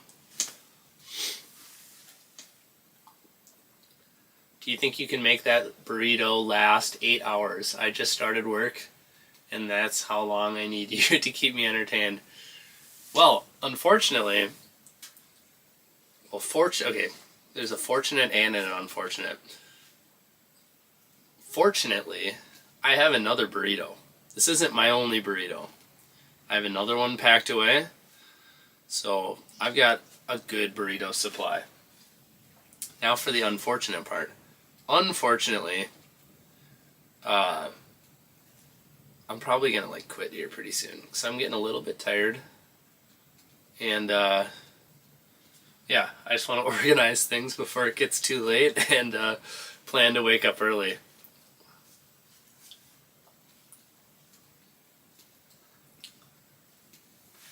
Oh, we got my good buddy Joel Nelson in the chat. What's Joel saying here? Onyx Fish lists Upper Red Lake as an outlier for walleye abundance. Is fisheries data important to you when you know you'll be heading out anyway? Like Lake of the Woods, Mille Lacs, Upper Red Lake, etc. Yeah, fisheries data is super important because for me, what I do with that data, like when I go to a lake, the idea is that I'm going to fish a certain way based on what I know the fish are that are there. So some lakes, like I have some lakes near home, kind of in central Minnesota, where I know there's some bigger fish, but maybe lower density populations. I mean, first of all, that's going to tell me, hey, if you're not seeing a ton of fish, that's okay. But if you're seeing some fish, man, you could be in for some goodness, you know? So that'll affect, like, where I set up, how I set up, and whatnot.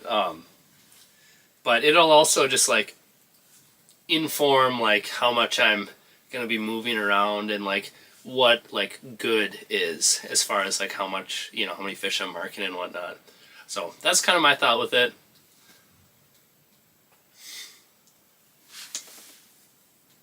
Trucker Tim. Amazing. Thanks for the donation, man. I definitely appreciate it. What do they call those? Super chats? Thanks for the super chat. Tim said, thanks, Nick. Appreciate the work and commitment you deliver to inspire us all. All us want to be where you are right now. Cheers. Thanks, Tim. I really appreciate that, man. Thanks for the propane money. That's going to go right into that heater right there. So, much appreciated. Yeah, thanks for watching. And, yeah, it's I just think it's awesome that folks want to watch and follow along. And, honestly, it's really humbling, like, that, like, people want to watch any of these videos, you know, let alone the live streams where, you know, it's not, I mean, we're ice fishing, you know, it's not like nonstop action, and you try and keep it entertaining, you know, but it kind of, it is what it is. So, like, I appreciate the people that just want to hang out, you know, so much appreciated, Tim. DSL Wizard with the $3 super chat. Much appreciated. Very much appreciated. Do you hop around much on red or just post up in a depth and stay posted? Both. If it's a nice day, I'm definitely going to be hopping around. Probably not going to be fishing in a house if it's a nice day. Yeah, but really nasty day. That's the great thing about red. You can just set up camp and just wait for them to come to you. Like, you know, why would you be out when it's 25 wind chill, like hole hopping, you know? Like, you don't have to beat yourself up that hard to catch fish on Red Lake. So that's the best part about Red Lake. It's just such a accessible lake.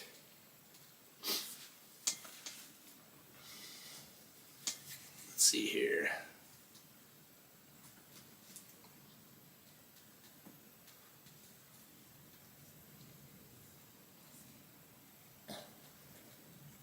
DSL Wizard says log off at 10:30 and get some sleep. Yeah, I think that's going to happen. My nose is really bothering me. I'm sorry. Yeah, that's what I'm kind of thinking is 10:30. The fish like are kind of done for now, Like, will there be another bite window at midnight? Maybe. But they're definitely not very active at this moment.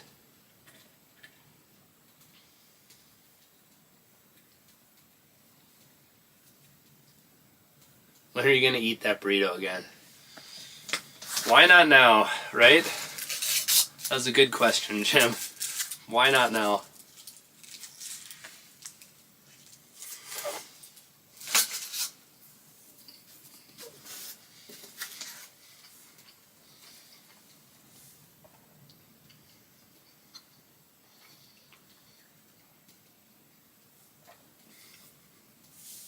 Drill and Chill, thank you for the super chat. Much appreciated. Thanks for the propane money.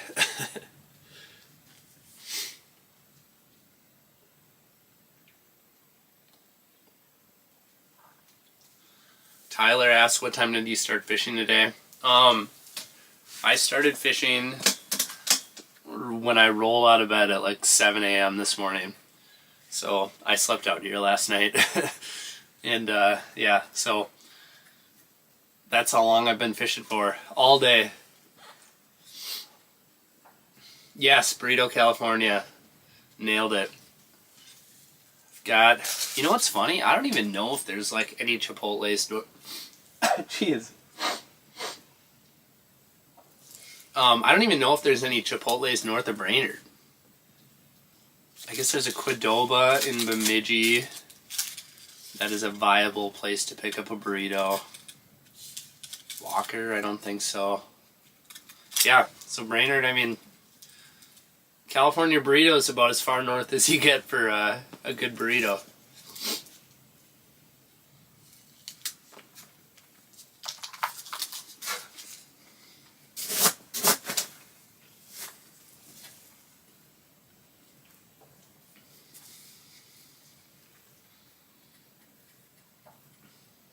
Thanks for streaming. Stay warm tonight.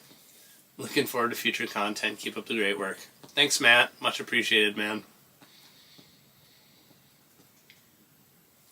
Yes, Dave, now that you mention it, it is kind of a 2-day-old. It is a 2-day-old burrito. But it was in refrigerated temperatures, so it's totally okay to eat. Hopefully. Ah, yeah, Burrito Union in Duluth. That's a good one. I agree. We've been to that one a couple times.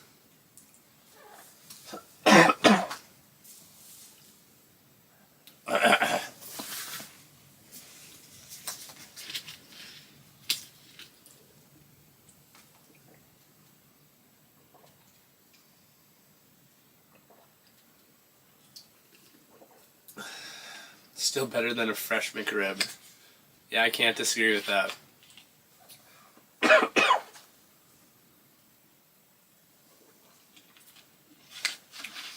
What rod reel setup are you using? So this is a 38-inch tuned up precision power, or power precision, excuse me. And then this is a 1000 size Carbon X2 reel. 6-pound fluorocarbon. Spoon. Blanco's hitting the sack. Take her easy, man. Cal.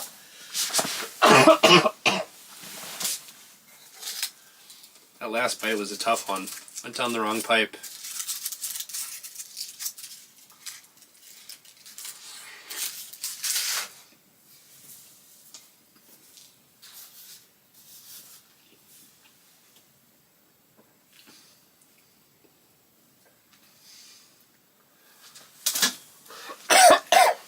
Jeez.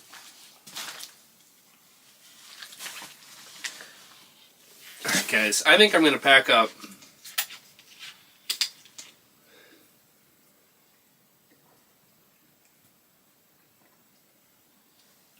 I think I'm going to call it.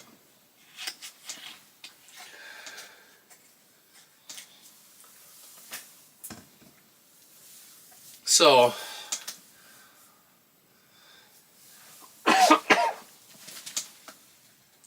Okay. Yeah, there's actually still like almost 500 people in here, which is pretty nuts. Yeah, and in comes a fish. That will definitely happen. I'm going to click, I'm going to turn it off, and a fish is going to come right in. 100%. It's a guarantee. So, anyway, take her easy, guys. Thank you for watching. It's pretty crazy. It says there's almost 500 people on here at the moment. The average view duration, it says 15 minutes. I feel like that's a lot of minutes, not gonna lie. How long have we been live for?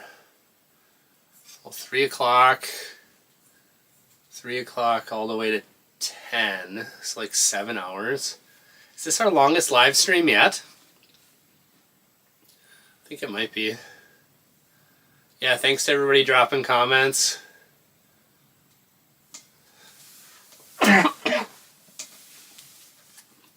I guess I'll say one last time for the folks who maybe just checked in at the end here.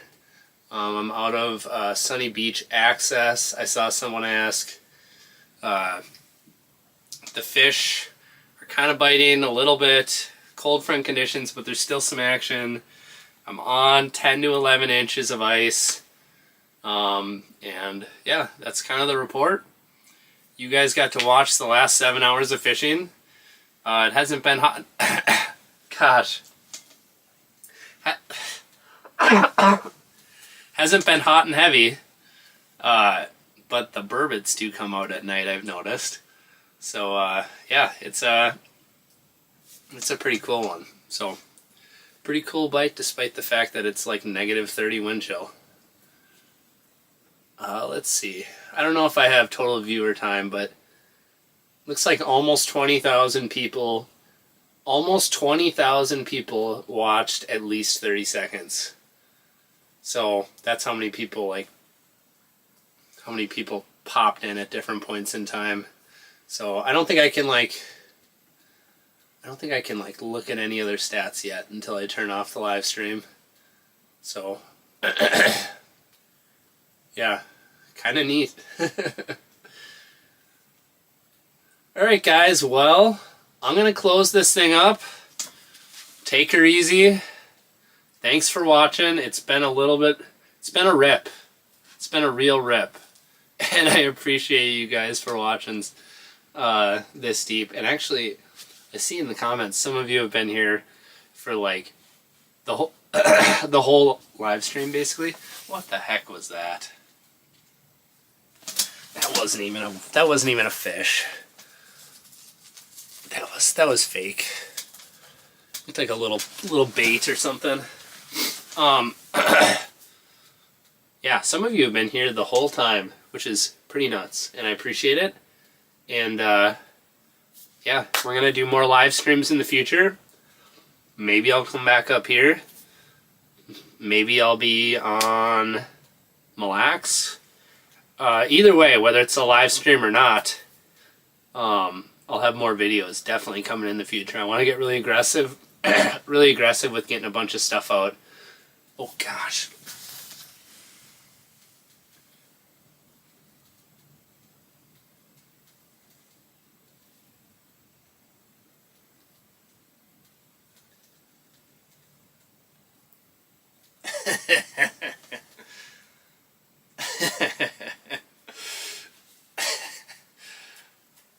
Because of course.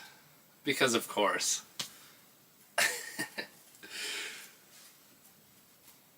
Literally 15 seconds away from clicking end stream, a fish comes through. It's got that walleye build, whatever, and it just drives right past it. Maybe a burbot, whatever, walleye burbot. I was like a little more amped up about just looking at it, you know, trying to catch it. Anyway, of course that thing comes in and just is like, ha, no thank you. Flips me the middle fin and takes off. Anyway, that's that. Yeah, decent encore, Joe said. Not the best encore, but decent. decent. Okay, I'm done. Take her easy, guys. I'd say the next thing you can expect from me, I've got actually a really big announcement. The next thing you can expect is, it's actually really exciting. So I'm going to be doing a really